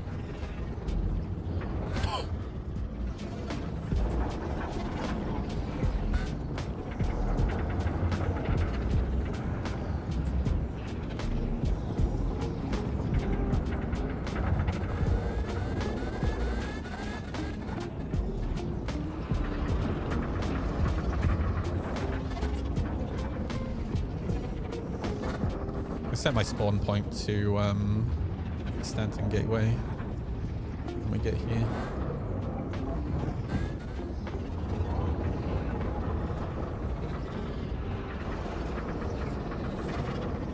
Brigade moderation. Yeah, I hate it, dude. It's such a Reddit thing. It's gross.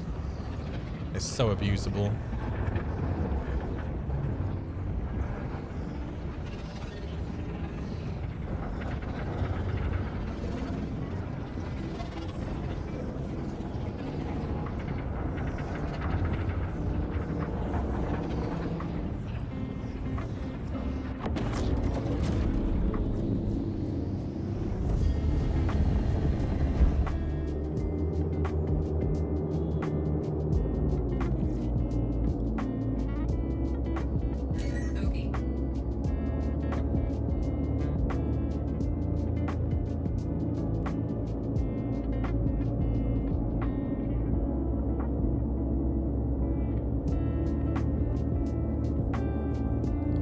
That my radar range is increasing. Okay. That's nice. Shields online.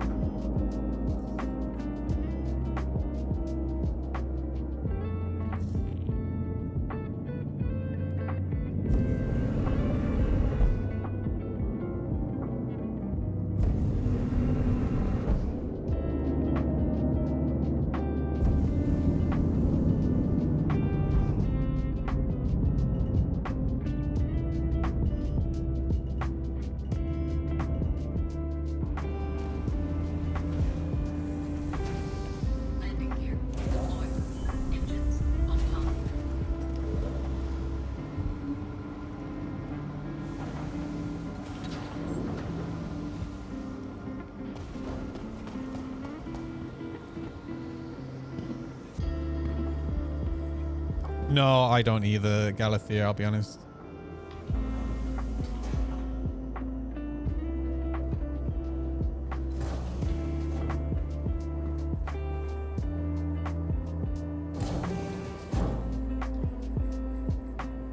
Was it a moderator, Galathea? Because if it wasn't a moderator, I would have just ignored him, I'll be honest. But here's the thing, there's a reason I don't really chat in Spectrum. There's a reason I don't chat in like either chat or on the forum. CIG's moderation is so overzealous. It's ridiculous.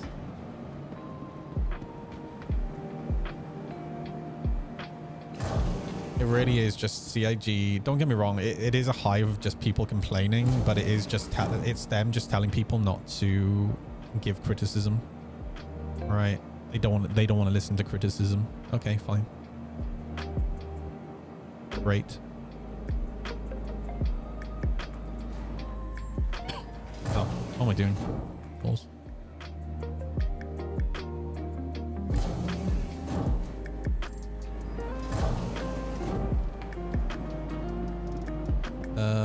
Where is... Not this way.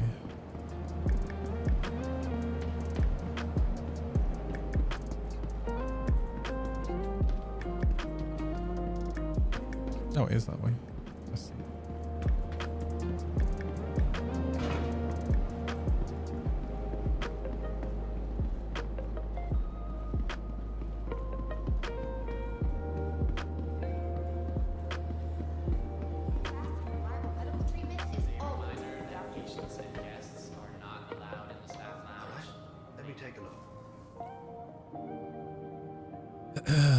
Yeah, the moderation is just, it's so weird to me, man. I'm sorry.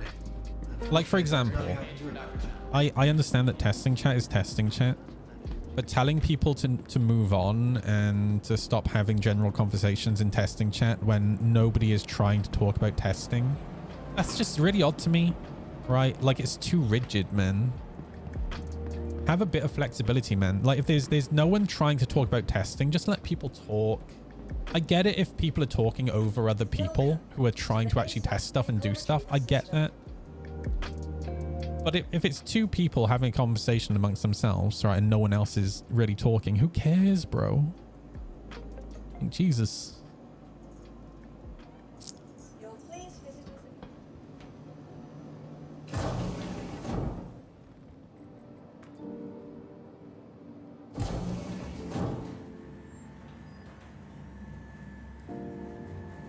Yeah, just keep it civil, man.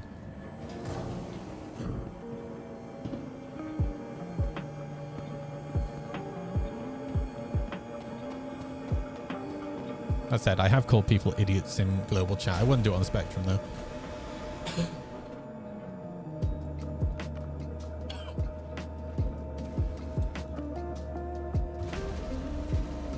Engines online.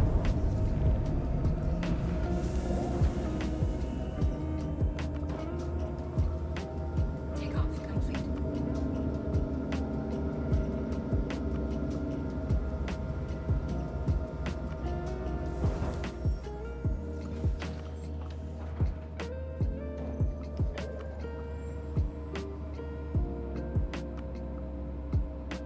Can't refuel. Let's go.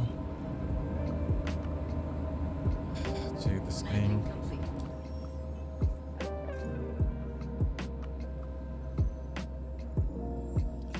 Guess I will go to a pad outside.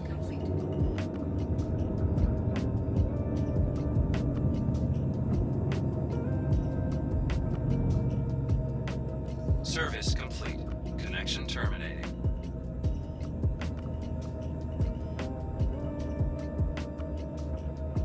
Landing complete.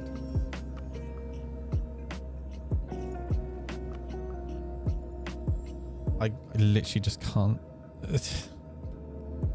Like, so now I have to go and claim my ship and waste time waiting for the ship to claim, all because I can't refuel. All right. The year of playability and bug fixing, my dudes. Try the pad on the other side, otherwise I'll just go claim the ship. Landing complete. Like, I'm fighting the same bugs that I was fighting in 3.4. All right. Engines. Like, it's insane.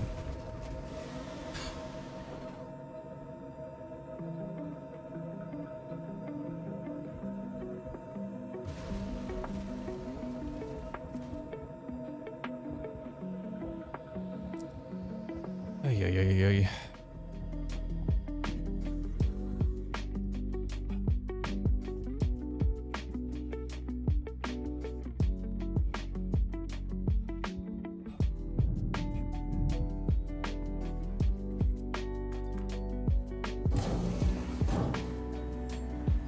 I go grab some drinks while we wait for it to claim.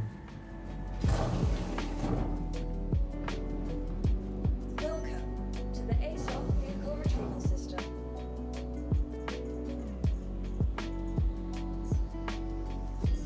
Your insurance claim has been sent. Thank you. Please visit.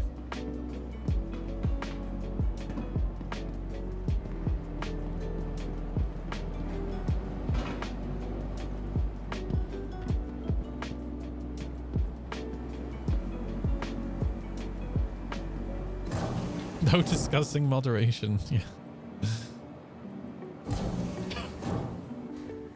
You know the funny thing, when I got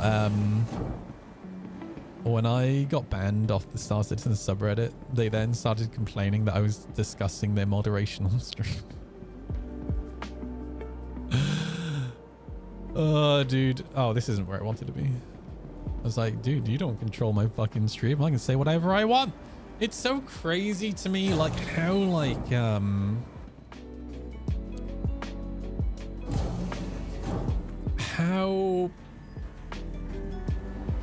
how a lot of people, they live in such, like, echo chambers, right? That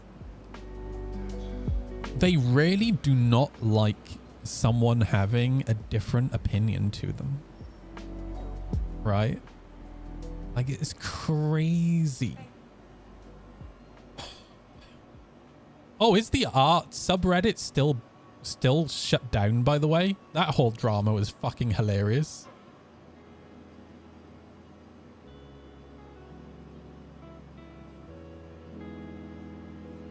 I forgot all about that. Oh, is it back up now? Oh, damn.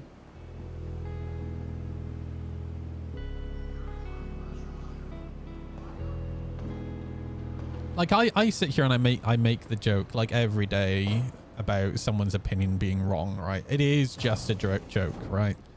Like, I'm being sarcastic. Everyone is entitled to an opinion, and I don't have a problem with someone having a differing opinion. Doesn't mean we have to agree. All I ask, right, is, look, when the debate is getting so heated, once it reaches a certain point of heatedness, right, I don't want it to just turn into name calling. So let's just agree to disagree. And then when the other person refuses to agree to disagree and they continue ranting, that's where I have a huge problem, right? Like, that's me drawing the line in the sand going, look, we're not going to agree. So let's just agree to disagree. Right? I don't really want to talk about it anymore. I want to move on and talk about something else. All right. And yeah, when you run into that odd person and they will not stop, it's just like, okay, you need to go. Like, it's just a respect thing, right?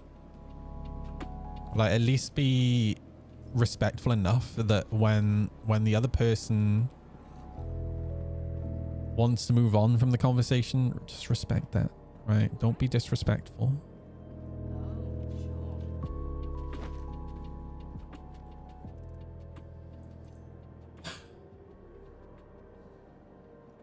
Especially when I'm streaming, right? Like, there was that guy recently, right? I can't remember what the discussion was about, and I said, let's agree to disagree. I think it was about the VR shit, and he would not let it go. I was like, dude, I already asked you, let's agree to disagree. And just kept going on and on and on and on. Here's the thing, like, from a streamer perspective, right? Like, I can't have the stream just be me ranting about something, right? I can't have it just be somebody else ranting and taking over the stream, or have the stream be about somebody. I don't mind talking about something or whatever for like 10 minutes or so, but then I just want to move on, right, and talk about the next thing, right? I don't want to turn into Hassan. Oh my god. Did you oh my god. I need to Hassan and Asmongold, dude, it's so funny. Let me see if I can find the fucking video.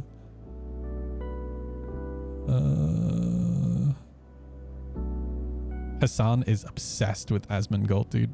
It's nuts. Where's the video?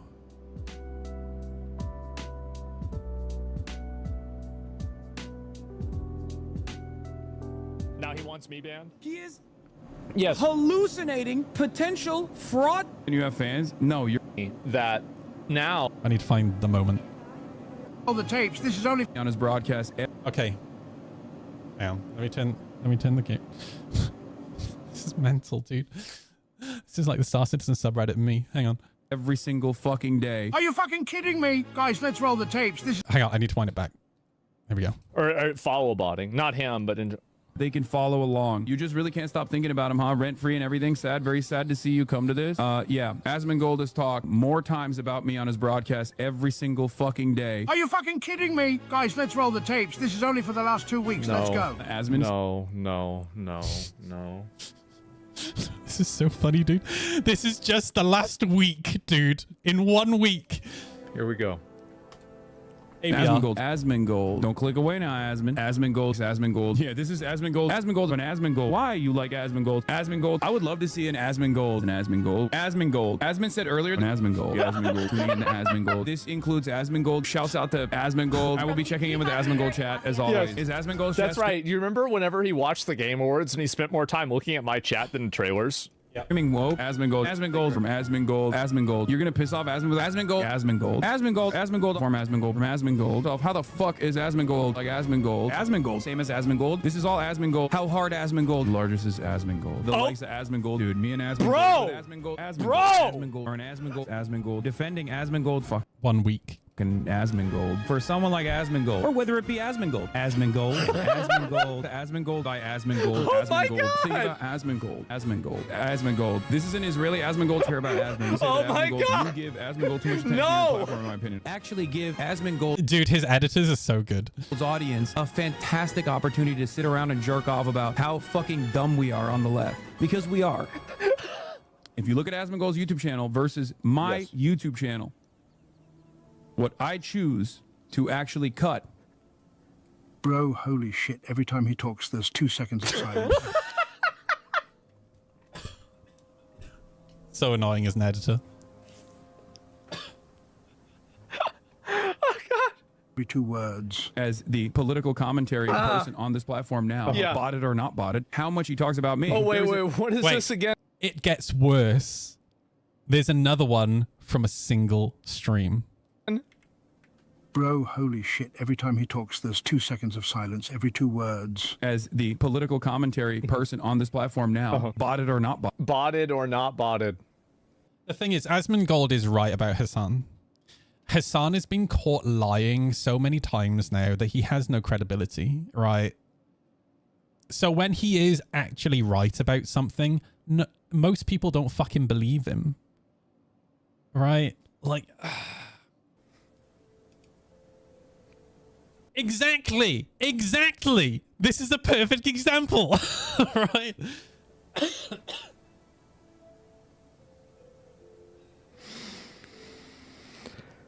How about that? How much he talks about me. There is a major disparity. Oh my God, botted or not botted, everything else. And I get it. You're down bad. Things aren't going very well. You know what your analytics are. You know you've been... I don't think Asmon lies. Asmon definitely picks and chooses what topics to talk about. And he definitely chooses to ignore certain bits of information. But I don't think he just openly lies. Hassan literally just lies. And then when somebody actually pulls up the evidence in front of him, he just moves on from the topic. Right? Losing followers like crazy ever since the dog thing, right? It's been massive. Yeah, I would agree with Perosi. I think Asmon is definitely more ignorant than a liar. Right? Like if you look at Asmongold's YouTube channel, man, I love seeing the thumbnails, what the hell is going on in the UK. Because according to Asmongold, the UK is in anarchy right now. There are riots in the streets all over the place. I don't know where these riots are, Like, it's like 30 people in some fucking like council estate in Rotherham. But according to Asmongold, the whole of Europe is in anarchy right now. Okay. Okay. Weird. One of his fans goes, "Oh, he obviously doesn't care about anything. He doesn't care about money. He still lives in this like." I don't mind Asmund's political takes because his political takes, I agree with some of his takes and I disagree with some of his takes. But I appreciate that he has takes. I am not a fan of people who refuse to talk about topics, are scared to talk about topics because they're scared of offending people, right? This is what I was talking about with like Reddit mods, right? It's the people who live in the bubbles who don't like to disagree with other people, who have other people disagree with them, right? That's so fucking dangerous, dude. We need to be able to have a conversation without people being offended. Right?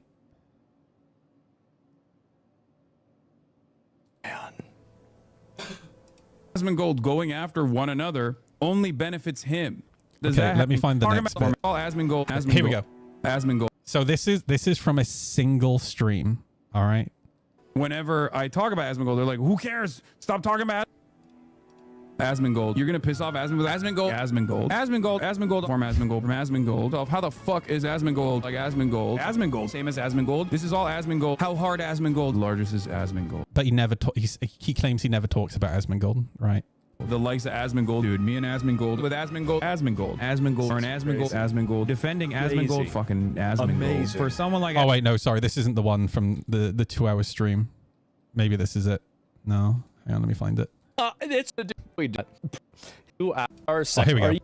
Crash out was no. What is the 2? Wait, 2 hours. This is a 2-hour stream, and he never talks about Asmongold.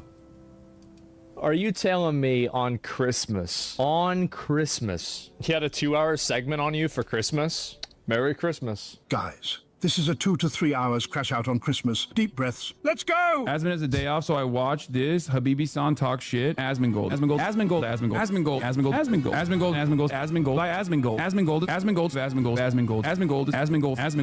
Asmon is incredibly consistent on his views, saying the same shit Asmongold is saying. Asmongold.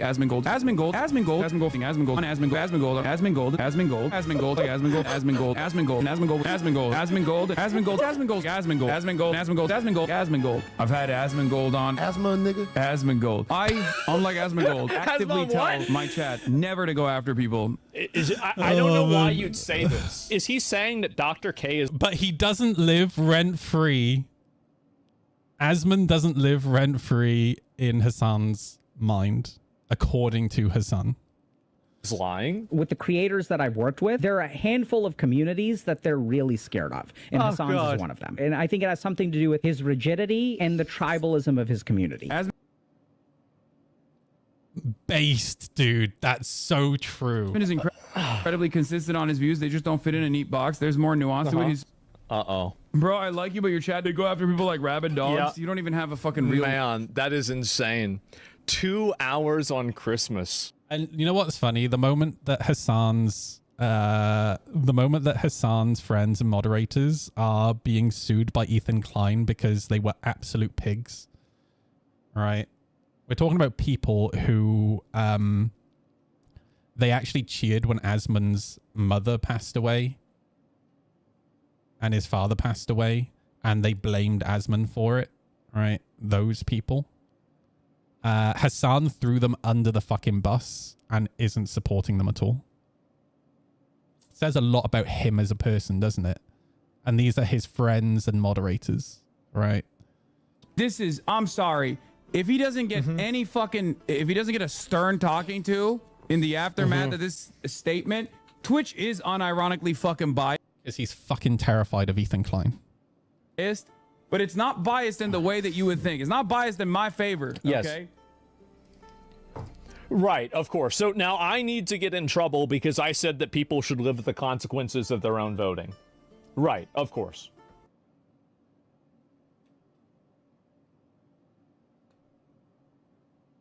Oh, it's a whole drama at Lexus. I can't remember exactly who's involved. Just go and Google Ethan Klein lawsuit. Oh, wait, no, that'll bring up like 1,000 lawsuits. You'll find it. It was, I'll be honest with you, Ethan Klein, it was a work of art what he did. He trapped them because they kept watching his content on stream and reacting to it and then harassing him and sending their communities to harass him. So he just let it keep building up and is now suing like 6 different content creators, like basically Hassan's friends and moderators, for copyright infringement. And the way he did it is actually really impressive. Yeah, I'm not a fan of Ethan Klein, I'll be honest with you. But what he did with this lawsuit was actually very special. And he's basically he's doing it to as a big fucking warning to Hassan, and it's worked, right? Hassan is fucking terrified of talking about him now.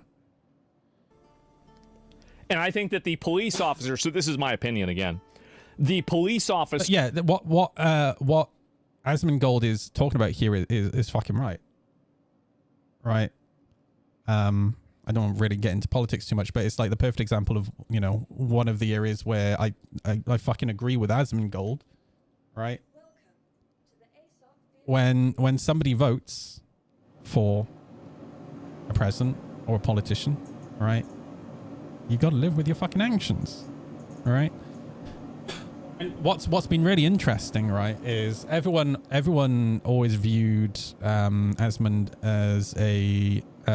as a huge like Trump supporter, and he is like he voted for Trump first time round. I don't think he voted at all second time round, actually, and he has been absolutely tearing Donald Trump to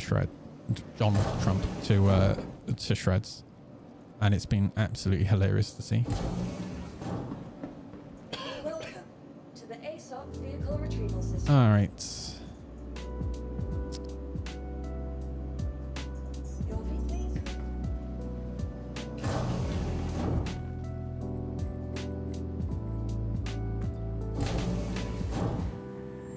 One of the most interesting things about Trump, right? Sorry to bring up politics. Is didn't he promise no wars?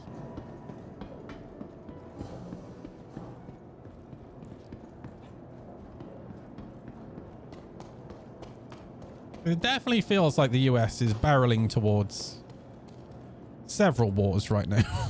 Yeah, the president of peace, yeah. Like it fuck me, dude.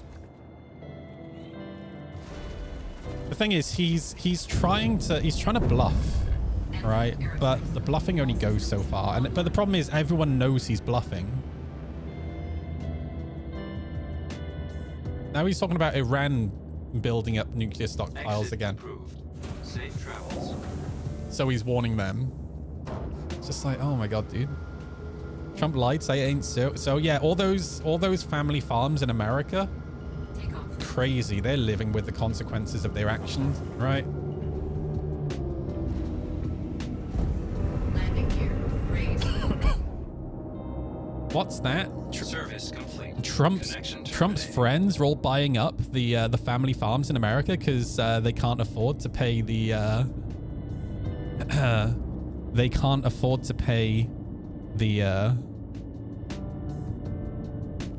the taxes that you know, the other countries were supposed to pay when they were importing, you know, fertilizer and shit. That's crazy, dude. Really weird.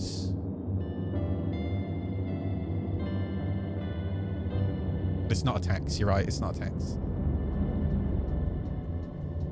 Oh my god, dude. It's so frustrating, man. It's like being an older person watching like a young person make mistakes, and you know they're gonna make all those mistakes. Like, we all knew that this was coming. It's just really frustrating watching it happen.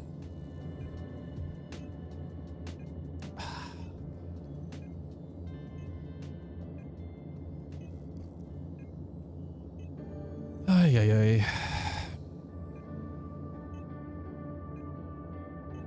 He did stop the Ukraine versus Russia war on day 1, so at least we got that. True, dude. True. You know the Russians are charging into battle on horses now, right?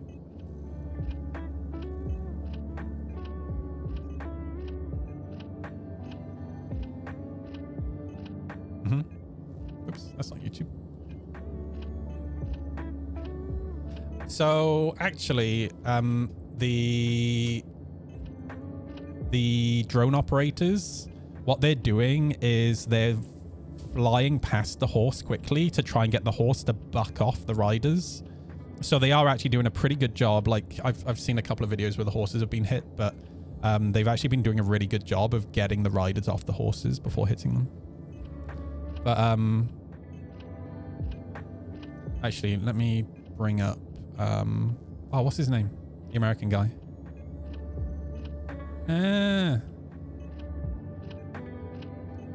Why is my brain gone dead?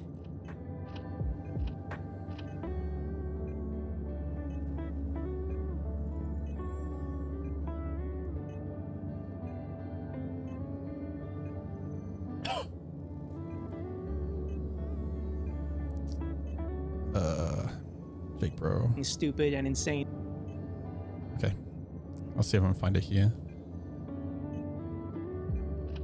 Dude, the oil refineries. It produces over 7 million tons of refined products per year, and it's only 800 kilometers from the border. Ukraine previously struck it this month on December 5th. They're just purging their prisoners and undesirables and quickly running out. Okay, well, tell that to the people in Moscow that are being forcibly recruited. That was definitely a thing towards the beginning of the war, but now they are taking teachers and engineers from Moscow and pushing them onto the front lines. But they didn't strike it previously, had several months to repair it, and now Ukraine is just striking it again. There's nothing Russia can do to make this stop. And this is all about weakening Russia's economy. So to go on assault in December, when it's cold. Get it why these Russian soldiers keep doing this.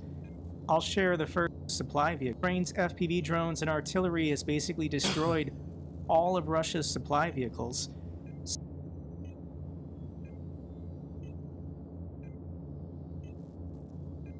So this is now a new common occurrence. The Russian cavalry has arrived on the front lines. How many horses are being shipped to the war? Yes, you're right. They're not going to run out of bodies neutrally, but when all your engineers are dead and all of your doctors are dead and all of your teachers are dead and all of your young people are dead, what do you think is going to happen to the future of your country?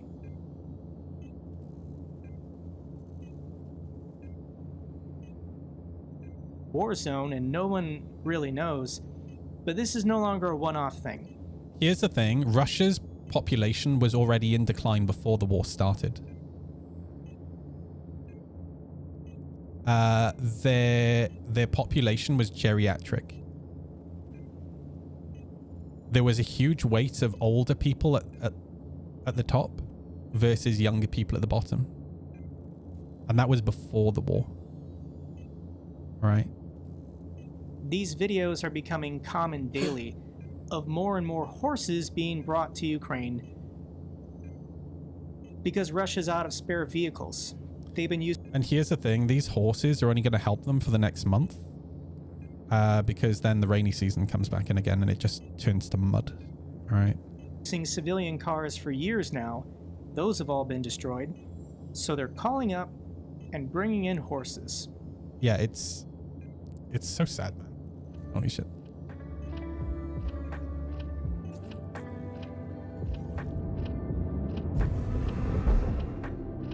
Right, where are we going? Ashlands, right? Where the fuck is Ashlands? Ashland.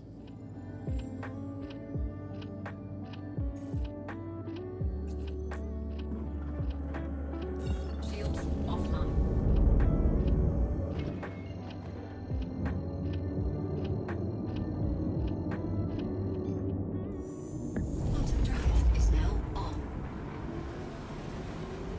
No, I don't have any interest in drones.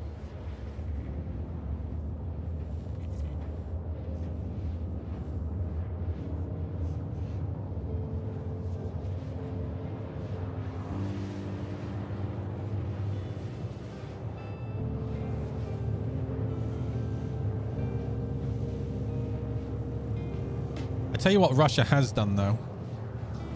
Russia's done an incredible job of waking up European governments. We are now actually investing money into our militaries. And you know the funny thing? Trump recently was like, I was responsible for increasing NATO spending in terms of like everyone's contribution to NATO, right? No, Putin was responsible for everyone spending more money on their militaries. Thank you very much. You had fuck all to do with it. Holy shit. So funny, man.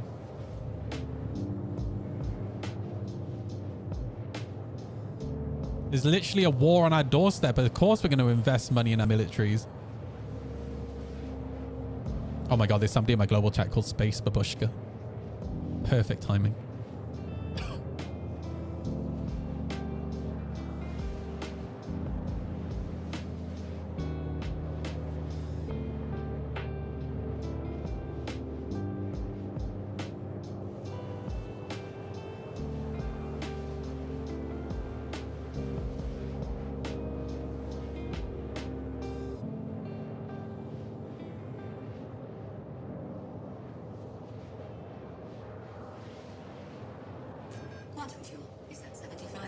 I'm happy Tortuga is also getting their ass kicked well in game.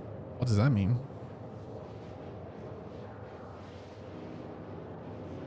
Only if they had thighs like a young Kate Bush. Dude, I watched, I'm up to date with Stranger Things. There's so much like ranting about Stranger Things online, and I'm just sat here eating my popcorn, enjoying the show, man. I do think they should have stopped at season 2, but I don't know. I'm still enjoying it. Russian Federation plus GriefNet. I got you. Okay. Never heard of them.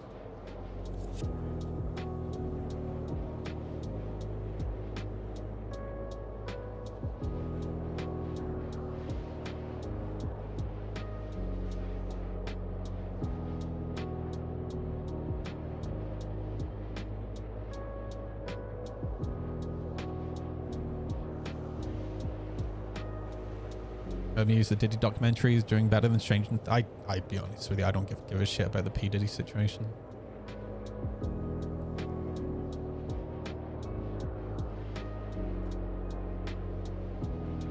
Just him as a person, I've just never really cared about.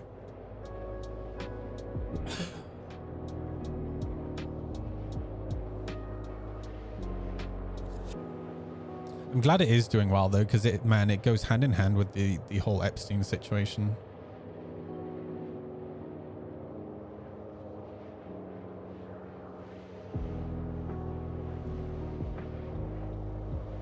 Quantum fuel is at 50%.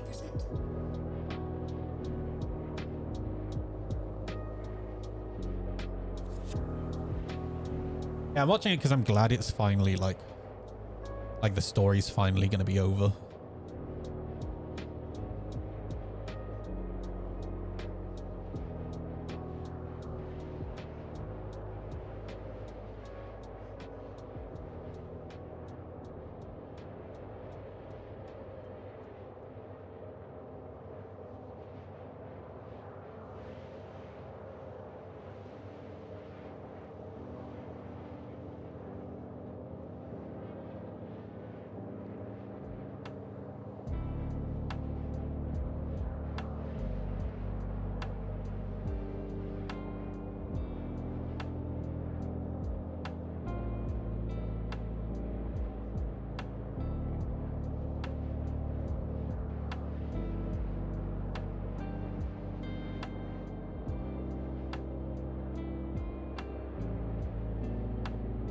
Well, since we're going to be in quantum for the next 10 minutes, I'm going to go make myself another cup of tea. I'll be back.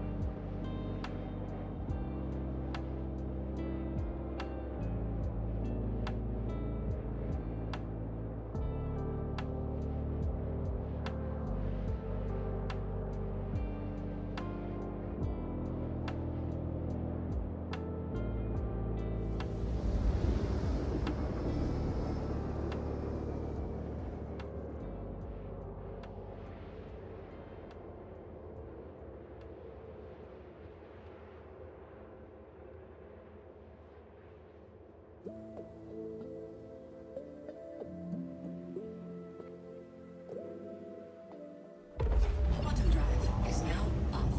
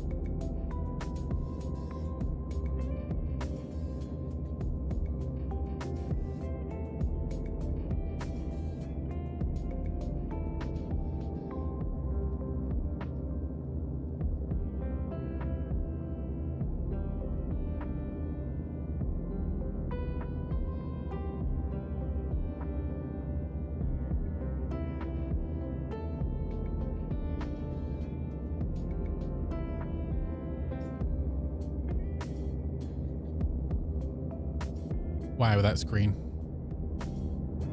Mother of God.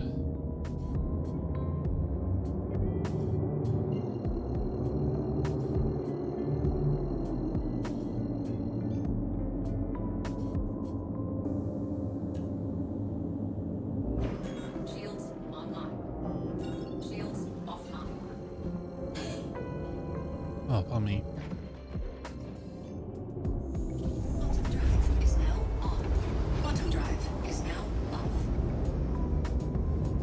Gonna hop in Discord with me. Ah. Kitten, what are you doing? Ow, you little shit.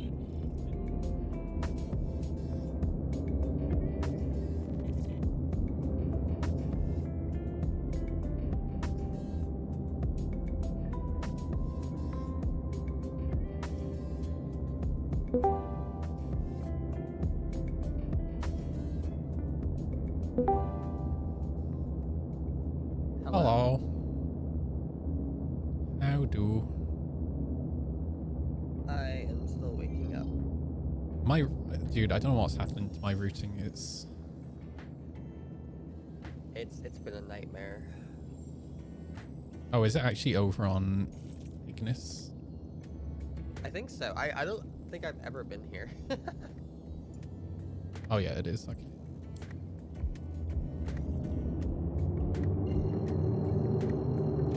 myself some hot chocolate.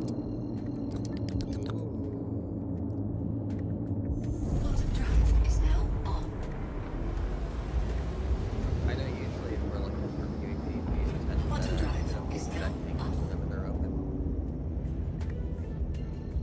They always get people going over there. How do you know if it's open or not? There's a couple websites that have timers. Okay. I hate that shit, man. I hate this bullshit of everything being a third-party tool off of the game. Like, it's so boring. Yeah. Yeah, same.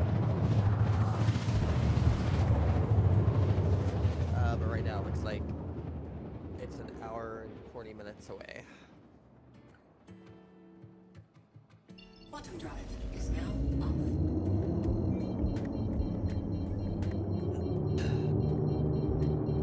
Playing through Kingdom Come Deliverance 2 has got me really excited for Genesis. Because it's made me realize how good Star Citizen might actually look with Genesis. Like, before I logged off last night, I was like running over this hill.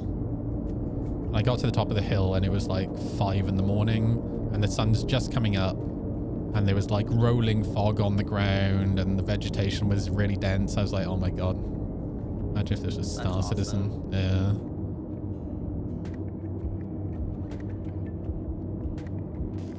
An 890 jump. There's an 890. Game rules. Beautiful. Shields online. This cat is purring so loud into my ear. Mother of God.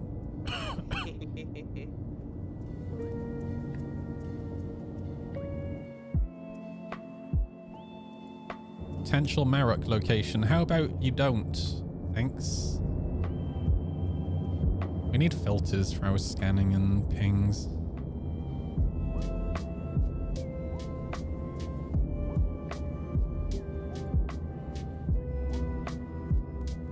She's gone into the pocket of my hoodie. Oh my God. So that's actually fucking adorable. Look at her coming out. Oh, she's laying down. She's found her new spot. Oh my God, dude. She's like a little burrito. That's the first time she's ever done that. It'll probably be the only time. She'll be too big to get in there again. Oh my God, dude. She's so cute. I'm not gonna pet her because I don't want to disturb her. She looks so happy. She does. Oh my God, dude.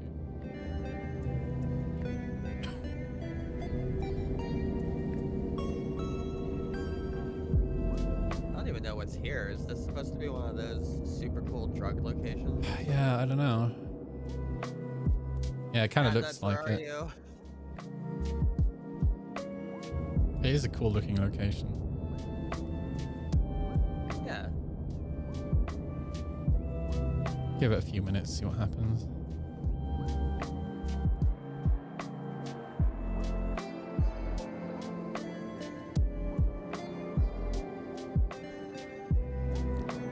The lack of abandoned ships and wreckage doesn't fill me with hope.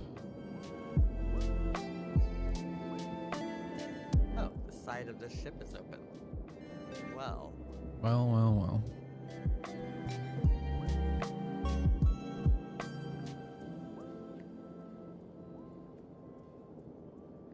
Position the butt.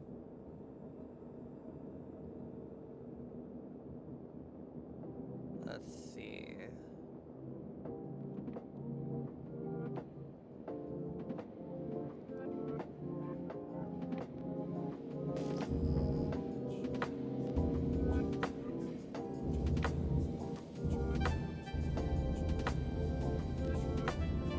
Alright, I am docked.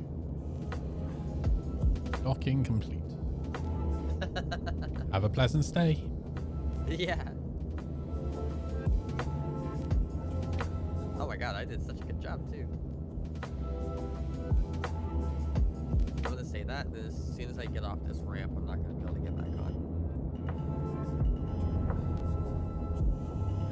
Yeah.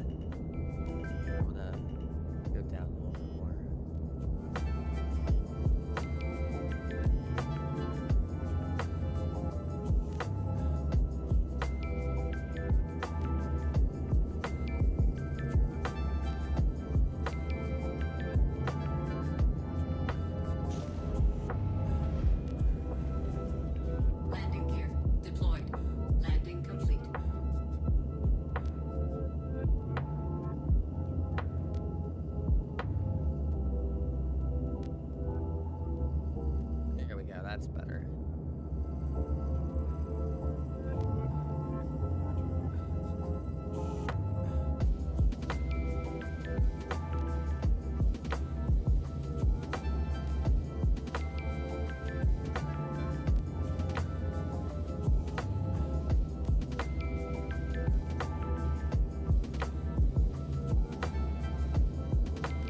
Takeoff complete.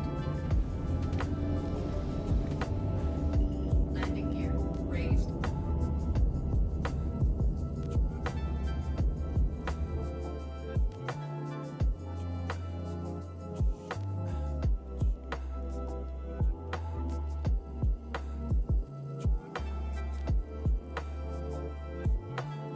Okay.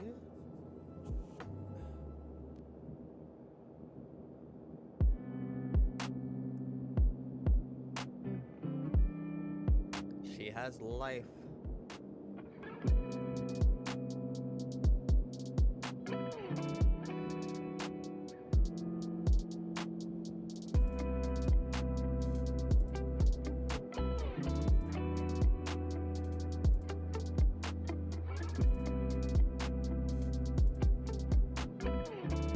Since when did ASD get Soul Aviator gear in the orange boxes? The heck?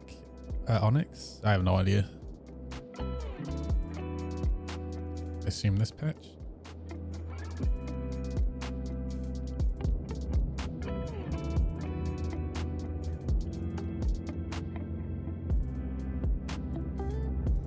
Time to clean up the verse. Is it the green? Is it the green flight suit, Perosi? Is yeah, that's with the open helmet. That's the one from this year's SitCon. Okay. Don't be near the 890. I am away. Yeah, that's from this SitCon. Yeah. I have 80 seconds to evacuate.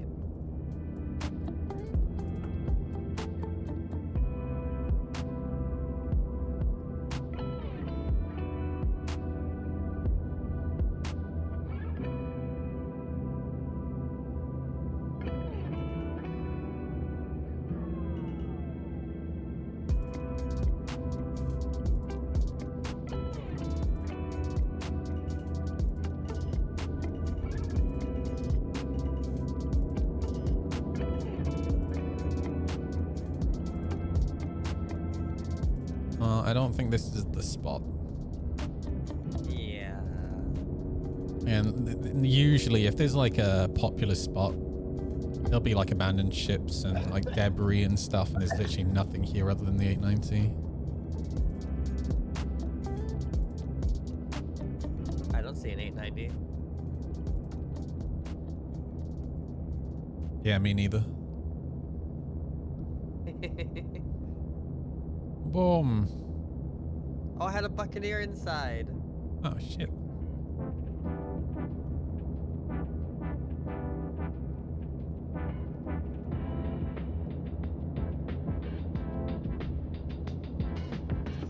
And the parts of that 890 despawned very quickly. Have they ramped up like the despawning of wrecks and stuff? I have no idea. But that's funny, the Buccaneer is still on the Yeah, the elevator. landing Yeah. pad. Yeah. I see that. Wait, who's the lead? Am I lead? I'm probably not going to be on for much longer, Newts. It's been so quiet today. And oh, Candace is still lead. I'll create a new party.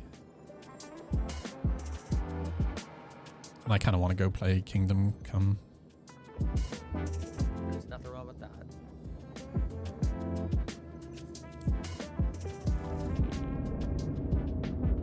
Oh. Oh, that's you. Oh, yeah, because we're not in a party. There we go.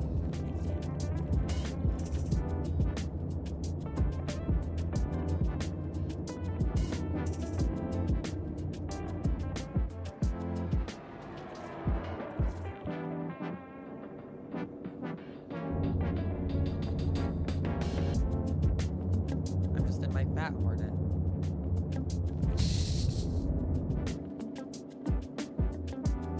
Definitely fat.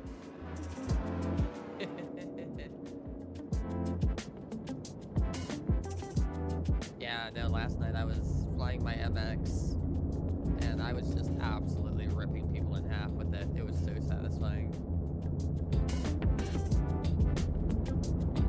I'm glad I took the break over Christmas. I would have lost my mind if I was trying to play this game and the servers were scuffed.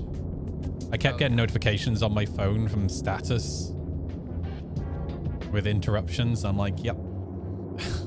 Have fun with that, everybody. It was pretty rough.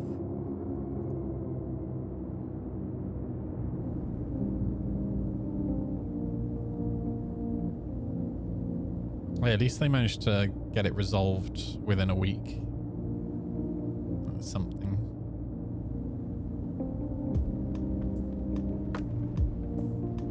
Man, look at this view. VR was really cool though. Going to pick back up on Kingdom Come Deliverance 2. Beautiful game. Did you get the Blacksmith DLC? I don't know. I'm playing it on my friend. My housemate picked it up. And I'm part of his family on Steam, so I don't think it has the DLC.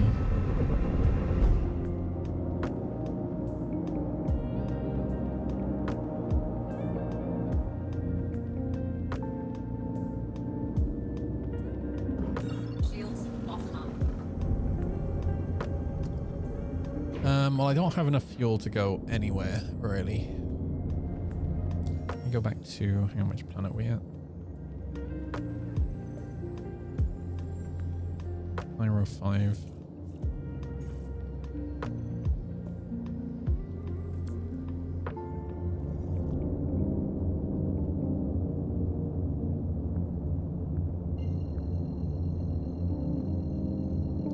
Every time I come to Pyro, I just... I get bored with it about 5 minutes. Every single time. Yeah, I mean, if people actually were caring about money again, you know, the super cool drug trade would have people, It just lacks content, you know? yeah.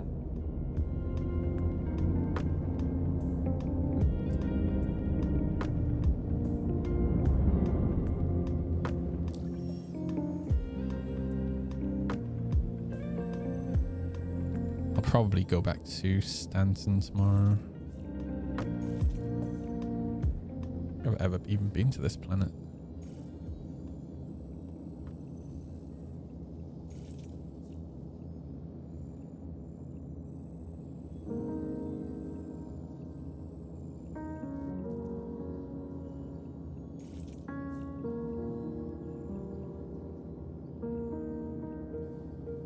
Is that Fed or Fio Canyon Depot?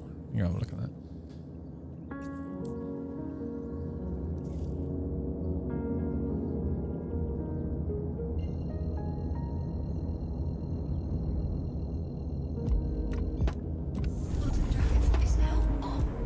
Outside of the event that they did in Pyro, did they add any new content to Pyro this year?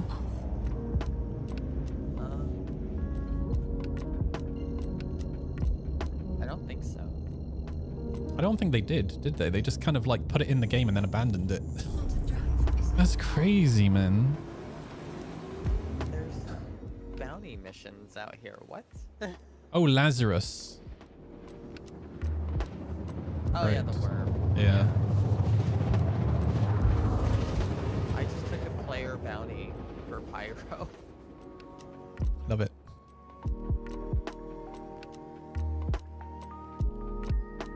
Oh my god, she's so warm in my pocket. Quantum drive is now off. I don't think they need to develop faster quantum engine for Pyro. I think that's the wrong, like, solution. I like the space between the planets. Like, I want scale to feel like... I want distance between planets to feel big. The planets need content. That's the problem. I wouldn't have to jump from planet to planet if there was content on the planet, right?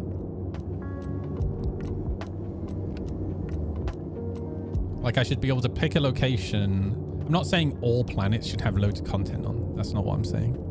It's fine to have, like, one particular planet only have like 1 or 2 things on it, that's fine. But generally,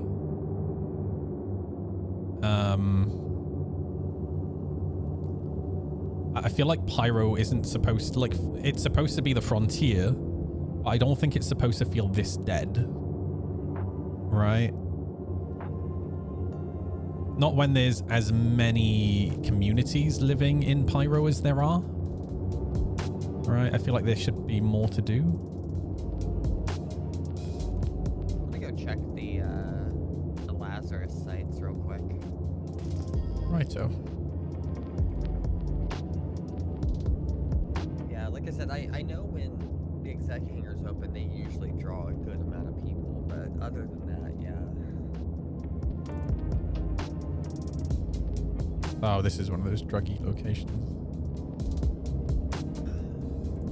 Who is your daddy? Who is your daddy? No, no, Ross hates we make content in specific places that get sold after 6 weeks. Specific places, and then we let those places break to the point of not working. And then we let those places break to the point of not working. The theme park did its job and made people hyped to buy more ships. Did its job and this is how we set sales records. More ships. Get real. This is how we set sales records.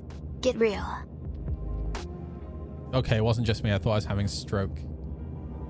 All right, we got double notifications. Let's go. Why double notification?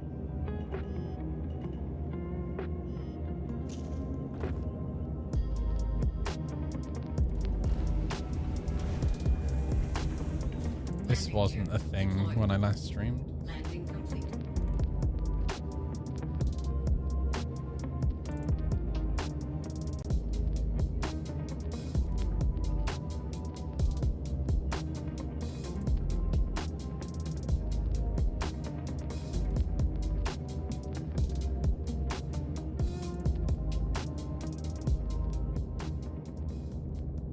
God, is it the Streamlabs alert? It's not Streamlabs and Stream Elements because it's both the same voice, and I don't use that voice on Streamlabs. Yeah, I'm a little bit unsure why.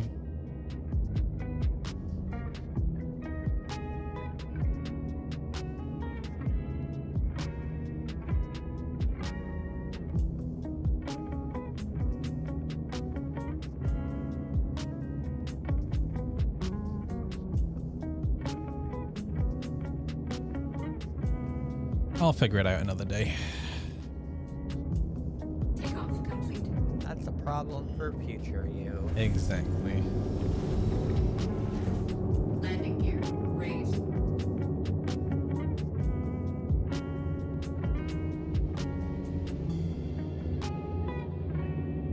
The cat's out of the pocket.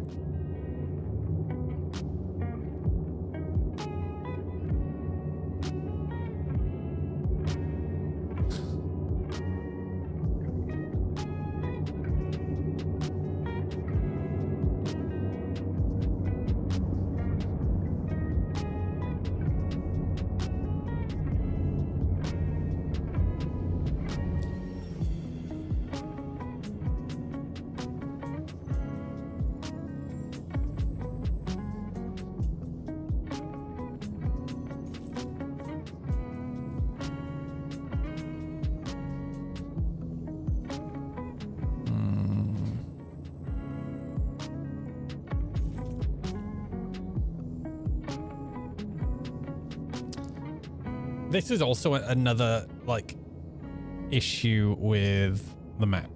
Not being able to find somewhere to refuel. Like, how do we still not have a way to, like, just be able to search for the nearest location to refuel it or rearm it?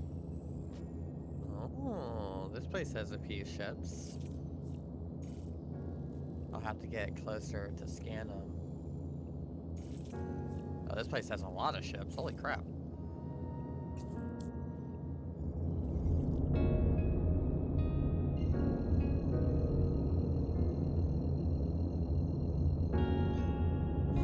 Drive is now on.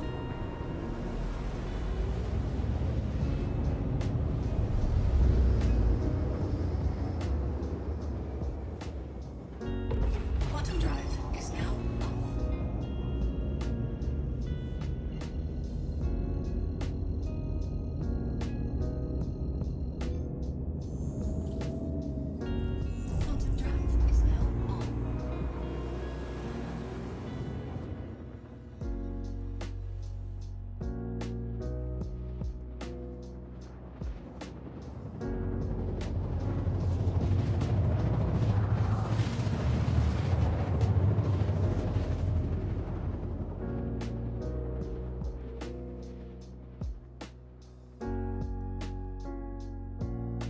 Oh, this place looks wicked. I see. Quantum drive is now off.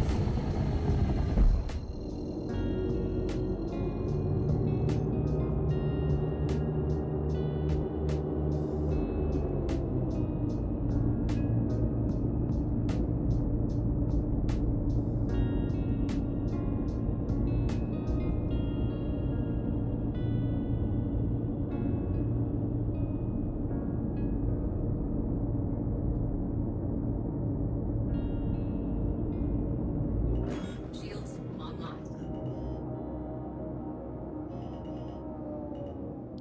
Okay, so according to the map, there's a landing pad here. I'm assuming...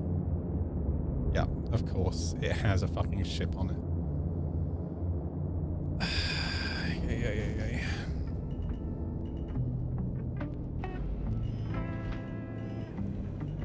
Landing gear deployed. Landing complete.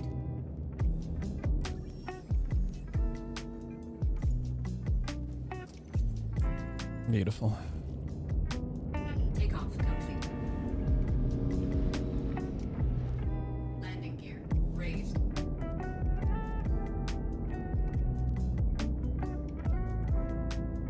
You can see they refuse logo on the map under location. That's not what I'm talking about. I know you can go to every single location in the game, click on it, and it'll show you what services it has.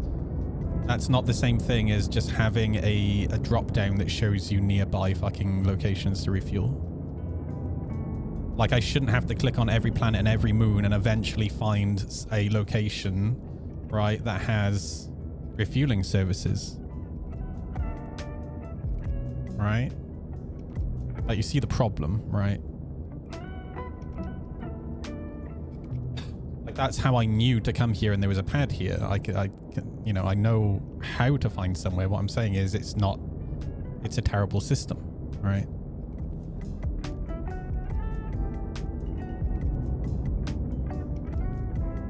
Like, clicking and hoping for the best is not a great user experience. You're wanting some kind of quick route to find POIs? Yeah, that's exactly what I'm asking for. Like, literally for years, I've been asking for a navigation MFD. It just shows you nearby locations and you can filter locations. Like, I feel like I shouldn't have to fucking go into my Mobiglass every time I want to set route somewhere, right?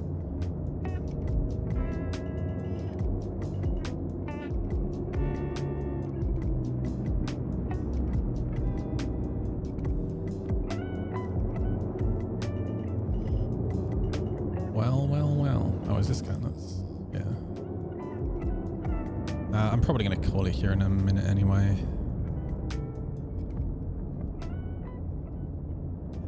That is understandable. Pyro was not a good choice.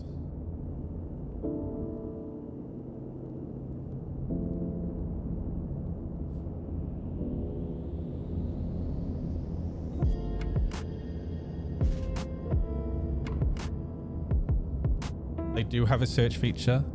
Yeah, but you're not listening to what I'm saying. Okay. All right. So, if I don't know what location has a landing pad, how do I know what to search for?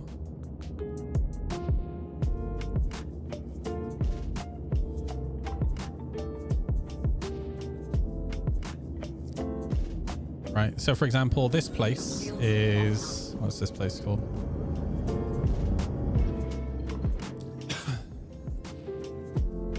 So this is Prophet's Peak. If I don't know that Prophet's Peak has a landing pad, right, and I don't know what the name of the location is, how do I search for it? No, you can't just search for refueling. That's what I'm asking for. That's literally what I'm saying.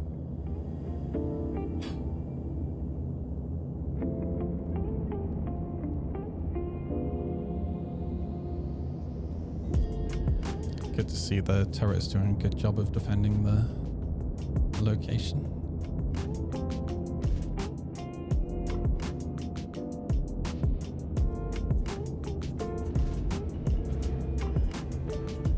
Landing gear deployed.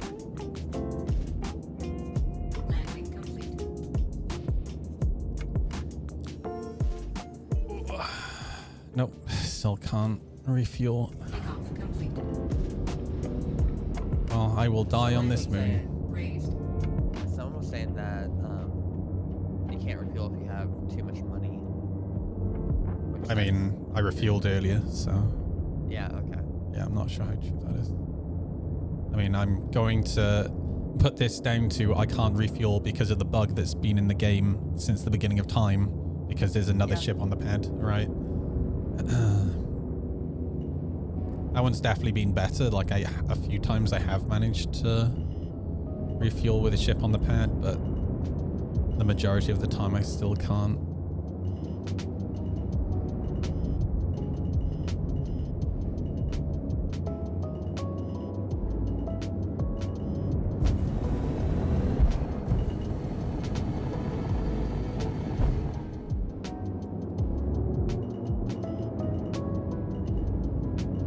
This moon is actually pretty sick. I like it.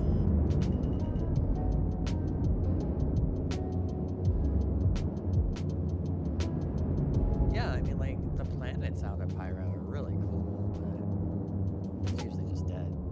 Yeah, the search function.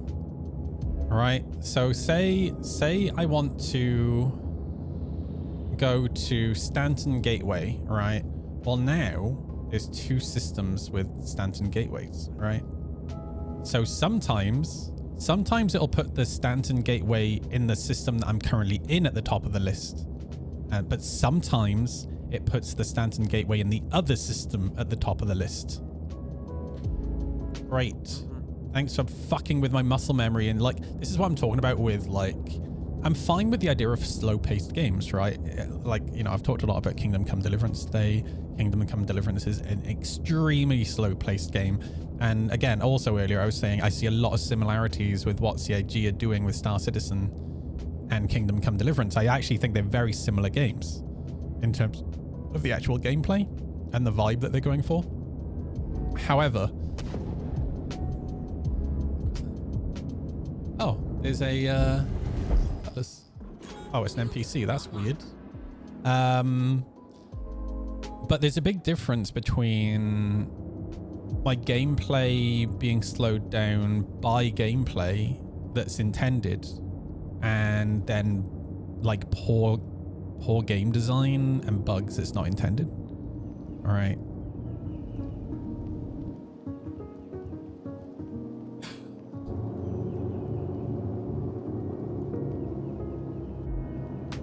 That's so weird. What? Where did this NPC... Like, I heard him quantum in. I don't know if he's, like, part of a mission or something. He just quantumed out. That was fucking weird, dude. He quantumed in, and then I literally watched him quantum out. Okay. Random. Was it like one of those NPC dropships? It might have been a dropship. Like, maybe bringing in reinforcements. Yeah. Yeah.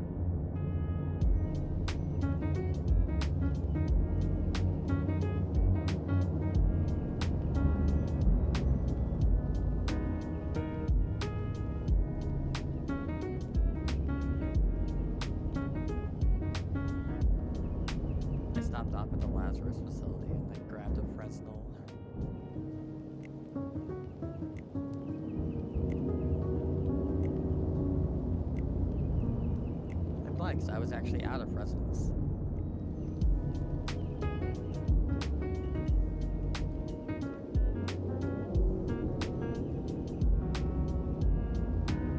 I need to get more military grade A components.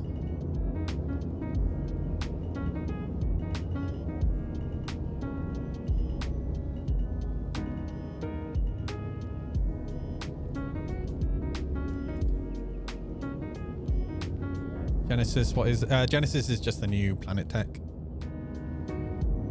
And I'll show you.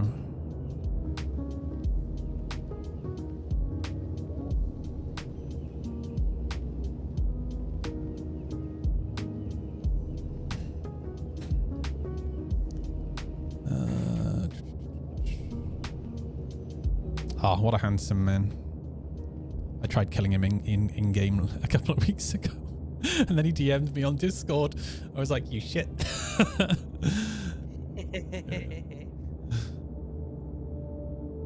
He said he saw it was me and ran for his life.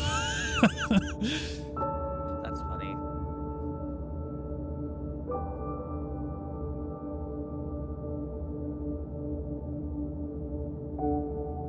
Shields hit. I love having that kind of a reputation. Was that you, Katniss?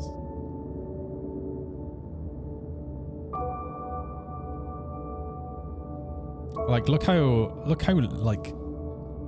luscious the grass looks, and just like how built up all of the, like, it just, and the mountains, the rocks, it just, everything looks so much better. The quality of this video is fucking potato though, Jesus Christ.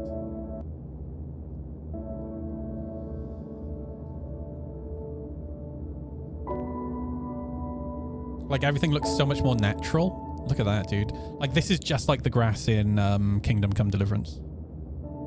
Look at the rolling fog. Like, we don't have any of this in game right now.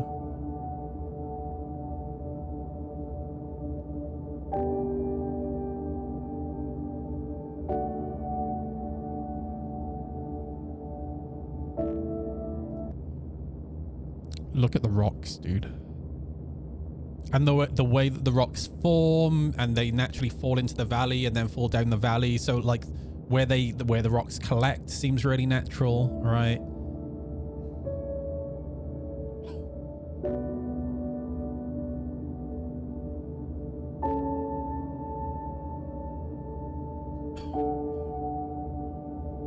It looks so good.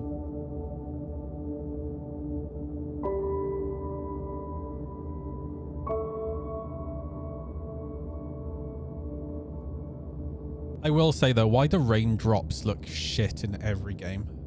Like, the raindrops are pretty bad in Kingdom Come because they're just a shader that sit over the camera. So as you're moving, the raindrops move with you. And a lot of games, like that shader doesn't do a very good job of like inheriting lighting either. Like in Kingdom Come Deliverance, the raindrop is pretty much the same shader as this. At night, it's just as bright as the raindrops in the day. It looks really weird. Dude, the swamp biomes. Oh my god, they look so good.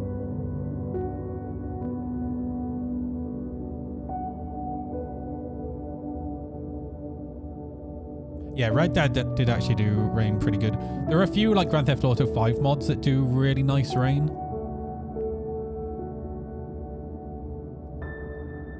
But they're pretty heavy on performance.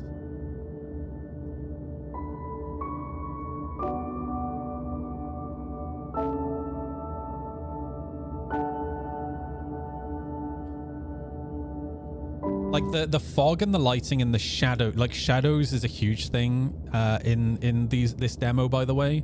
Like something that's in Genesis that isn't in the game right now, I believe, is like foliage. Like leaves and whatnot having shadows, and that just, it adds like those shadows plus like the fog and whatnot, it adds so much depth perception. Right, look at that, dude. It looks like whales.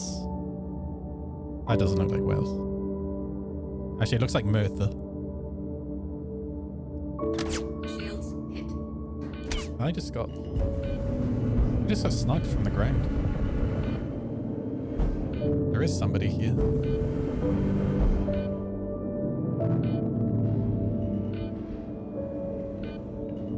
to know. Deployed. Hey, I forgot you can actually get sniped out of your ship now. Yeah. Landing complete. Engines offline. I'm bleeding.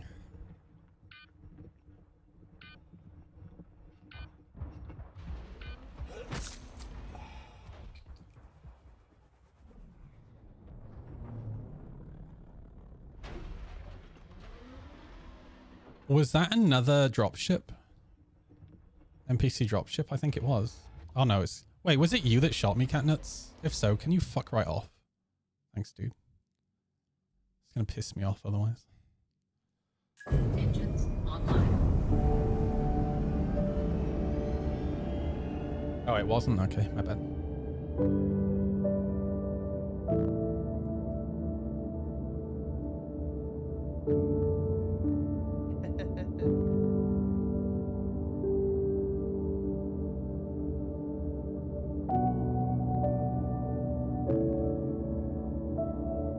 The haze as well. Like they've done haze really, really well.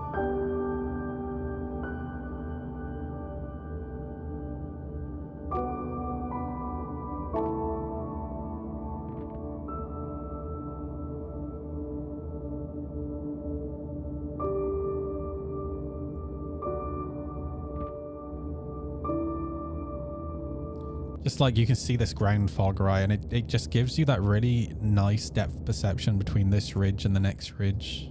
Looks so good. Yeah, I can't wait for Genesis. This year, hopefully. Man. All those people who race in the Daymar Rally must be sweating when they see this.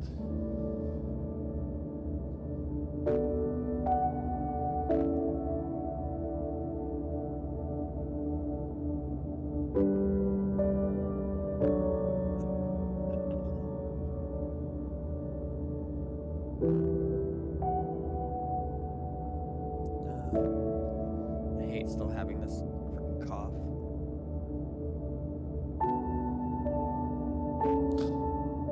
This looks especially nice.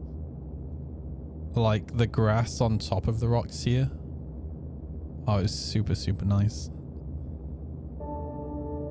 If that cough persists, you should go to the doctor. It's, well, I mean, I had bronchitis, and so the cough just kind of stays forever. Would you compete if we had the Ranger? No, I'm a cameraman for Daymar Rally.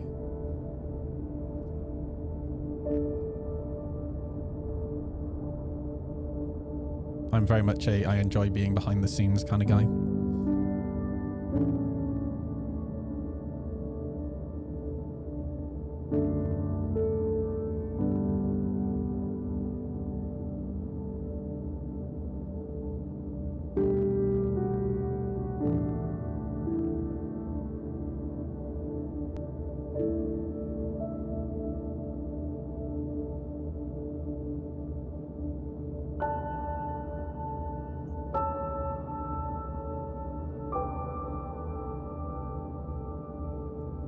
The contrast between the grass and the rocks is super, super nice.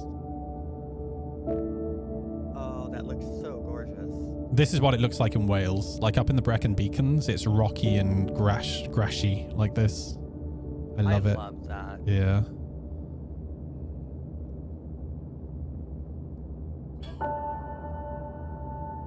The only time I've ever seen rocks like that usually is surrounded by desert. I can imagine.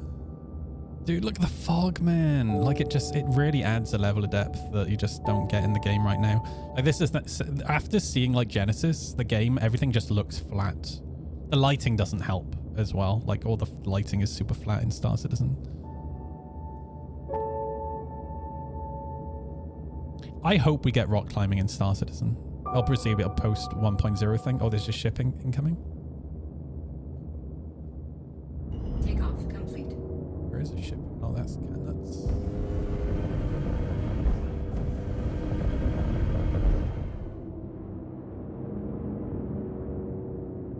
We have like cannons.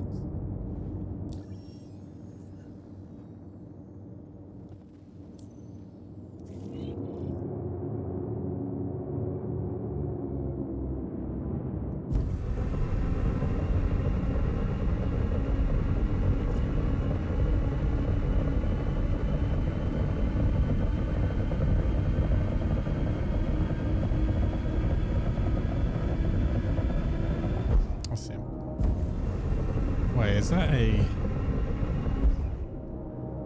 Okay. It is an Eclipse. Dude, what is it with Eclipse pilots, man? Oh, there was a ton of them last night. Check fire. I got the cat on my lap.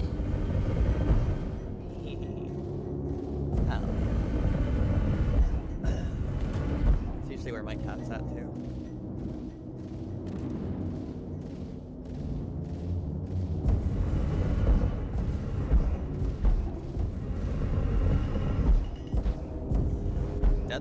it. Looks nasty. It is very nasty. I might need to set mine up like that.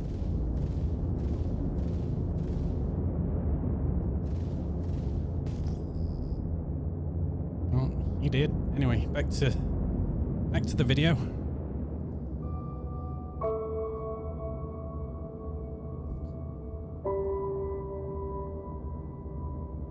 Oh, so pretty.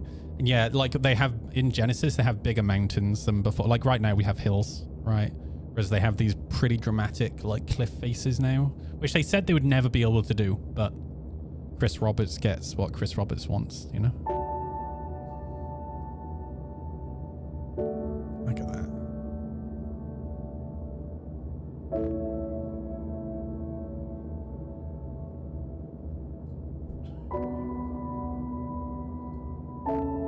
Yeah, this is Star Citizen, yeah.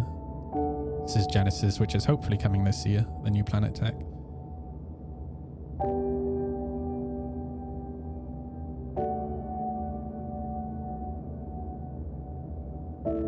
Yeah, it looks absolutely stunning.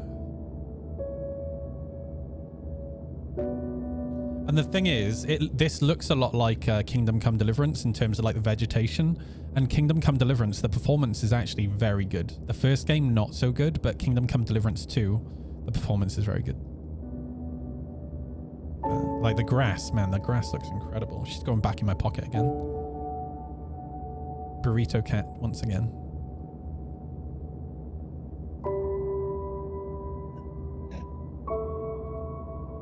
Boy, I love this game when I throw a grenade and it switches to my main weapon and throws it instead. What? Are you serious? Oh no. Well, I just lost that Fresno I just picked up. Fantastic. Yeah, like I pulled a grenade, I went to throw it, all of a sudden my main weapon's in my hand and it just throws my LMG at them. That's gross. So now I'm dead.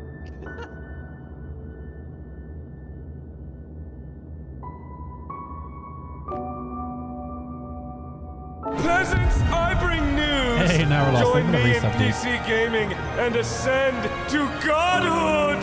For you are weak, How you doing, and man? I am mighty! Nariel is just subscribed. How was your Christmas?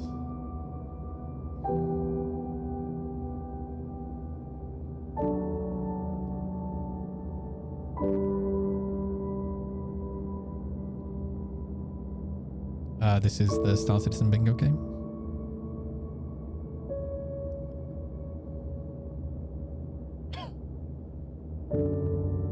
This is generally just what planets are going to be sometime this year, hopefully.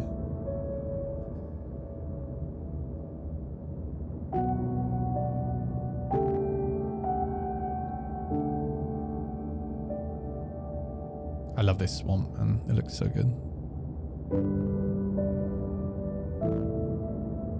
They showed concept art with a Redeemer years ago in a swamp. And ever since then, I've always just like been obsessed with the swamp.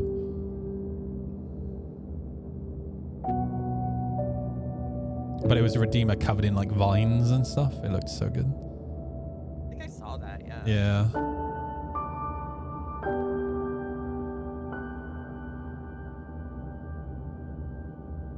Look at the God rays, man. God, it looks so good, man. Again, it's just that the fog gives it so much depth.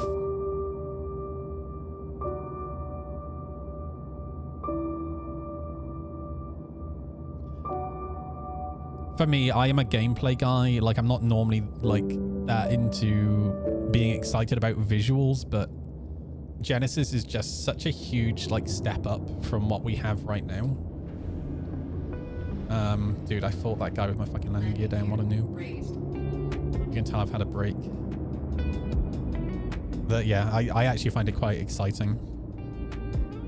It's going to change the aesthetic of the game so much. Because the Planet Tech in Star Citizen is starting to look dated now.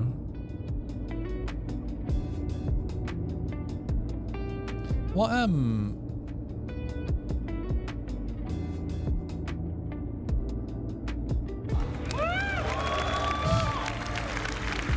All right. Those new planets and biomes were pretty, right? But it's time from phase-free civilization This guy is the nicest guy in the world. Like, he comes and hangs out in chat every now and to then. give you some stuff to do. So, let's talk about location density. We've emulated nature I as love well his as we hair, can yeah. to make He sure looks our so planets smart as well. are physically based and realistic. Our biomes are emergent. He looks like he stepped out of Peaky Blinders. But it's time to start populating the verse, because where there's people, there are their lives and the structure. Yeah, I can't, dude. I hope this stuff is coming this year. Well, at least we got to murder somebody. That's something. I got murdered. Wait, you got murdered? Well, by NPCs. Oh, okay, that's fine. Yeah.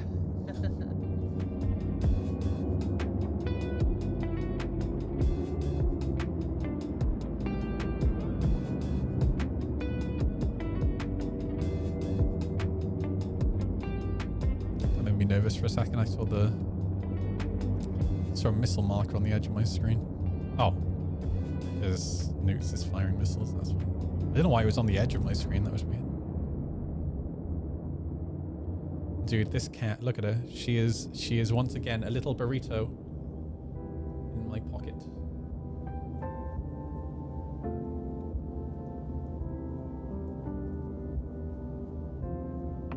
I kind of love that I have a sound bug right now where I just hear the rain that's over by the Lazarus facilities. Even though I'm in my ship and in space.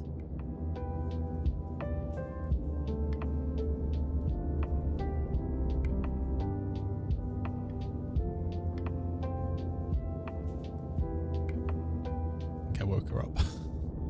I too would be very content if I was asleep in somebody's pocket.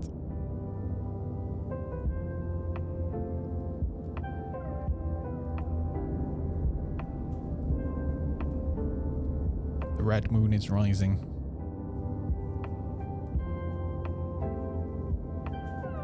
That was EVE Online's first expansion.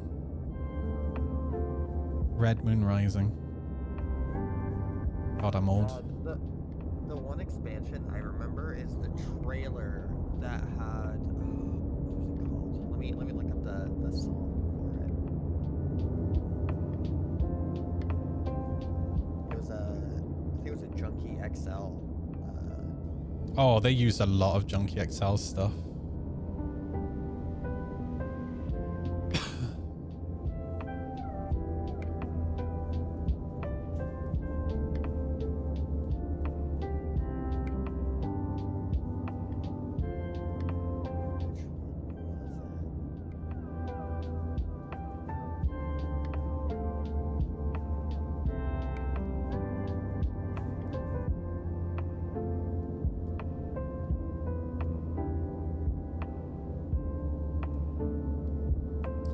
What's really weird about that eclipse?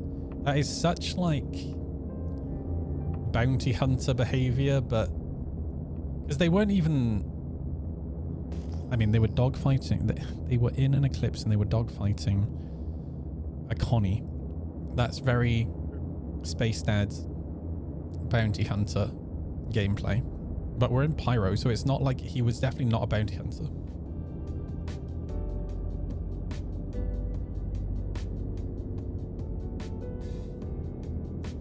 I mean, it's fine that there were torp attempts before, but he's got, what, 2 size 1 guns? It's not like he was going to kill you.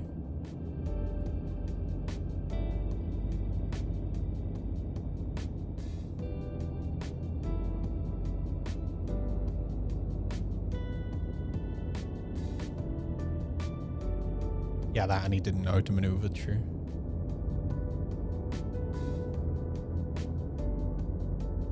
Yeah, maybe it was a newbie, yeah.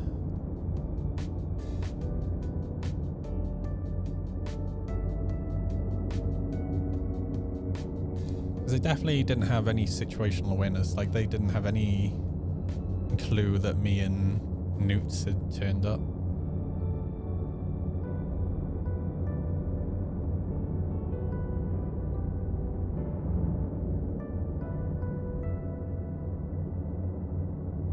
Wait, what are you flying? Surely Katniss has the biggest signature, right? Oh. You're in a fucking solo Perseus. Beautiful. Here, I'm gonna send this video to you. This is like one of the first videos on YouTube I saw of EVE Online. Oh, Eve Never Fades. Yeah, I remember this. Yeah. Oh, the music is so good. Yeah, yeah, hang on. Holy shit, this takes me back. Right? 4x3 as well. Holy shit. Uploaded 480p. Oh my god, we're fucking old, dude.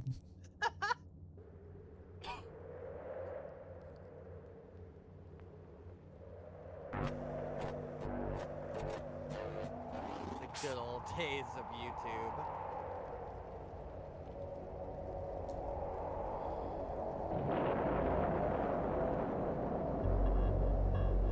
Oh, the music.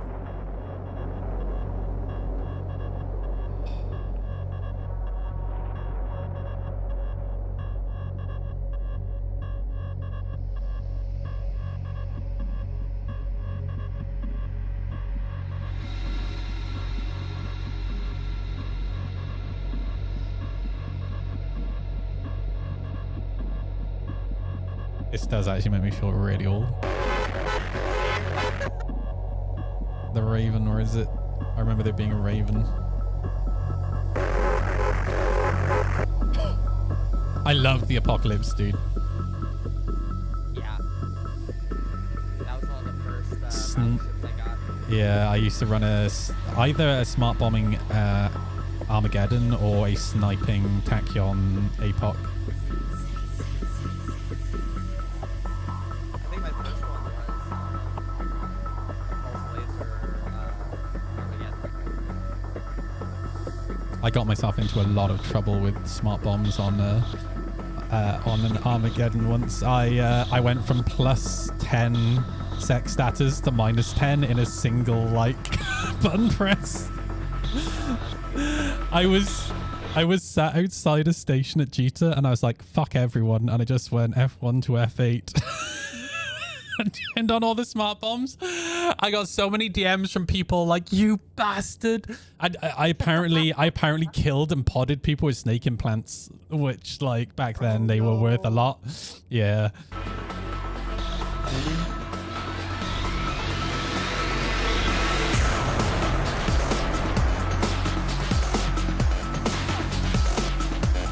Man, this game was so good back in the day.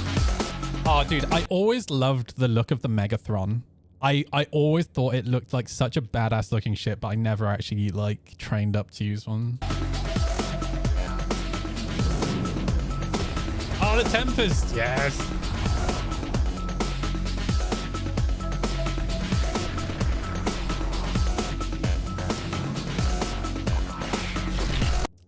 Scorpion electronic warfare ship. There's the Raven. Yeah, I remember there being a Raven being hit.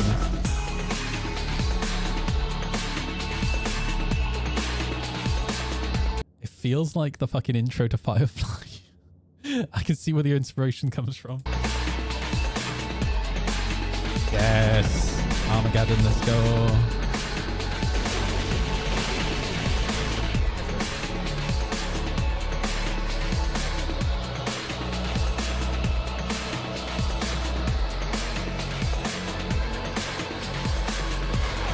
Typhoon. What was the Typhoon good for? I can't remember.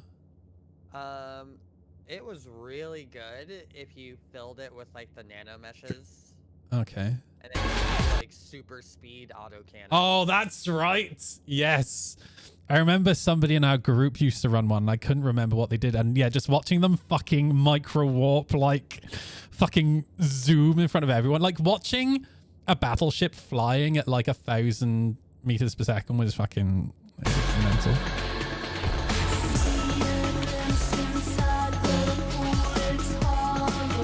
Oh, the map, dude. This was the thing that made EVE Online great. All right, the map. Players could control territory, the politics, just... Oh.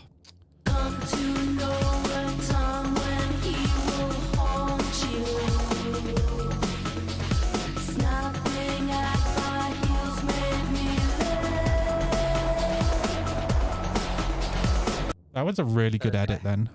That edit was crazy good. Considering this was from 16 years ago.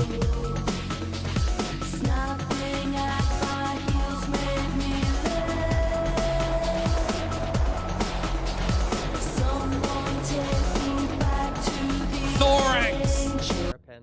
Oh, dude, I loved the Thorax. It was a Galente cruiser. This thing was badass.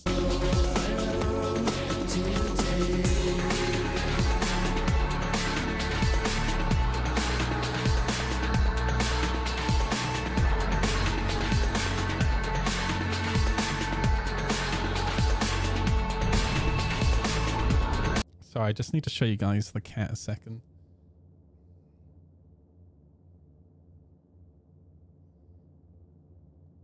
She's turning into a gremlin while still inside the hood.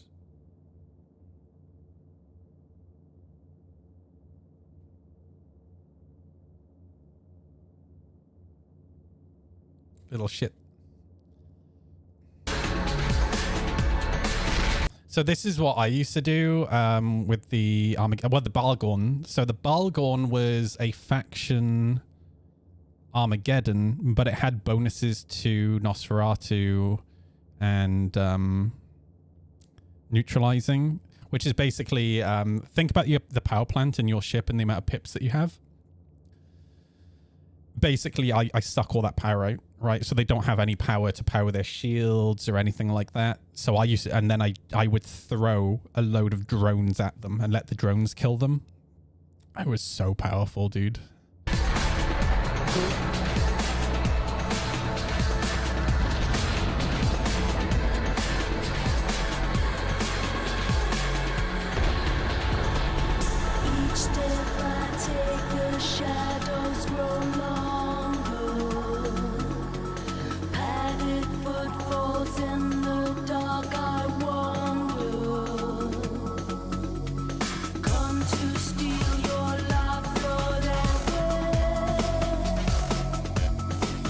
What's funny is the UI mostly looks the same still.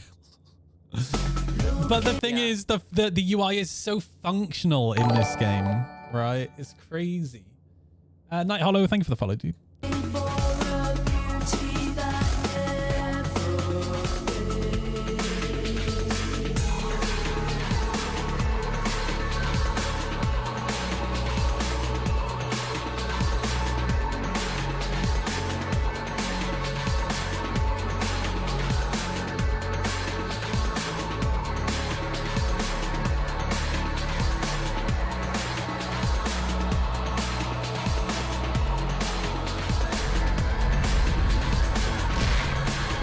Yeah, I think this was just after the freighters got introduced.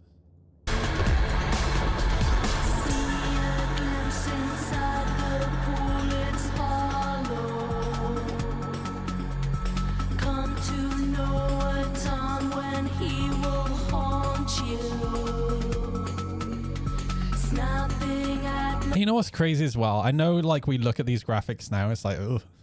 But back in the day, this game looked really good. Really, really good.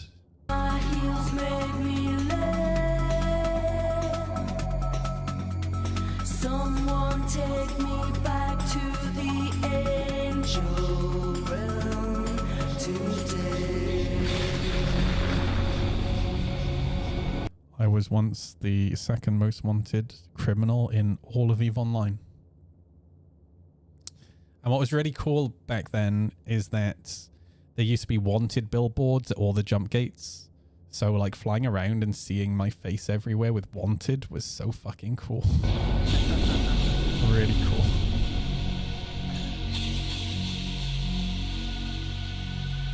Because back then, like, and this is something I'd love to see in, in Star Citizen, players could put bounties on other players.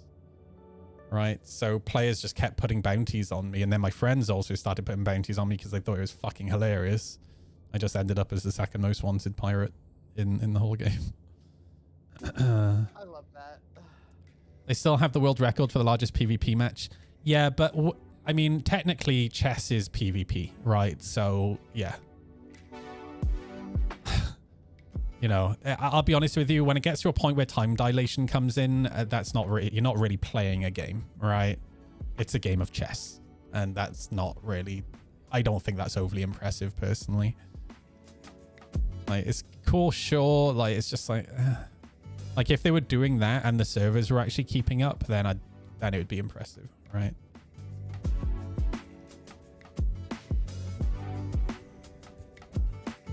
All right, I might call it here and go play some Kingdom Come. I might play on stream though. Yeah, do it. Why not?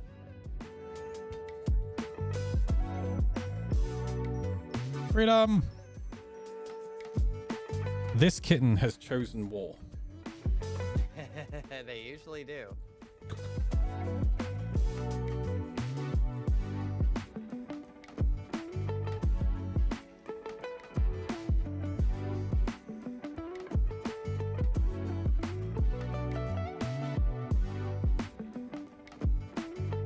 That poor guy who was in the medical terrapin tried to like jump to get me to stop firing at him, and I was like, no dude, you die. Wasn't cool enough to play Eve back in the day. So I got into Eve because of my best friend James. We're still friends today. Started playing in 2004.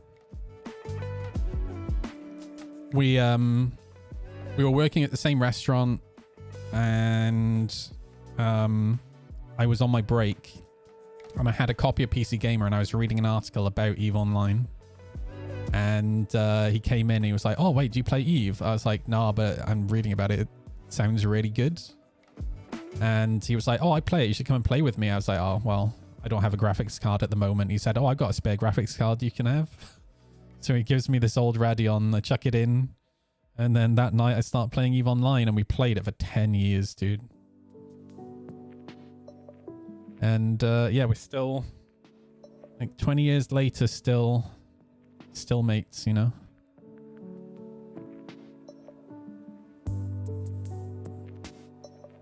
Yeah.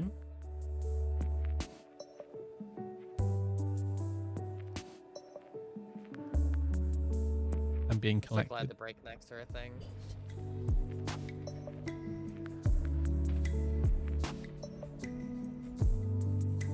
She's so gentle, kitten. With her bites. Not with her claws so much, but with her bites, she's very gentle. That's love bites.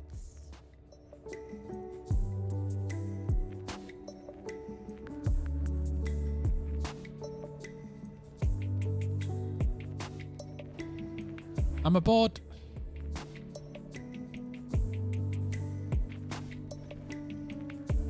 God, she's the cutest.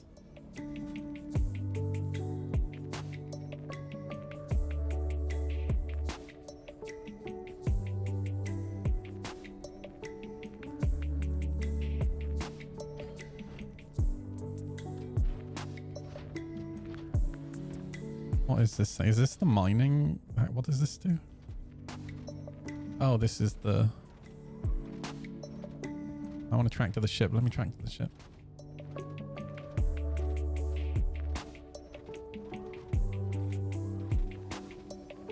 Oh, I don't fit. Oh, shit.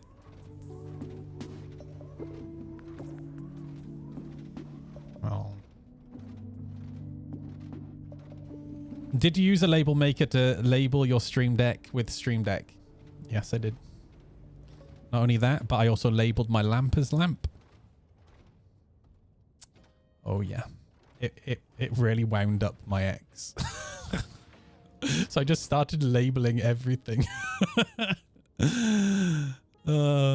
She flipped her lid when I labeled her as Moth, like just on her forehead. So funny.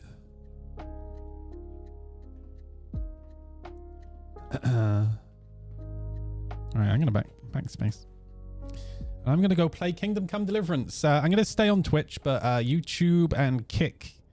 I'm gonna end the streams here. I'll be back tomorrow. Thanks for hanging out, everybody. I appreciate the follows.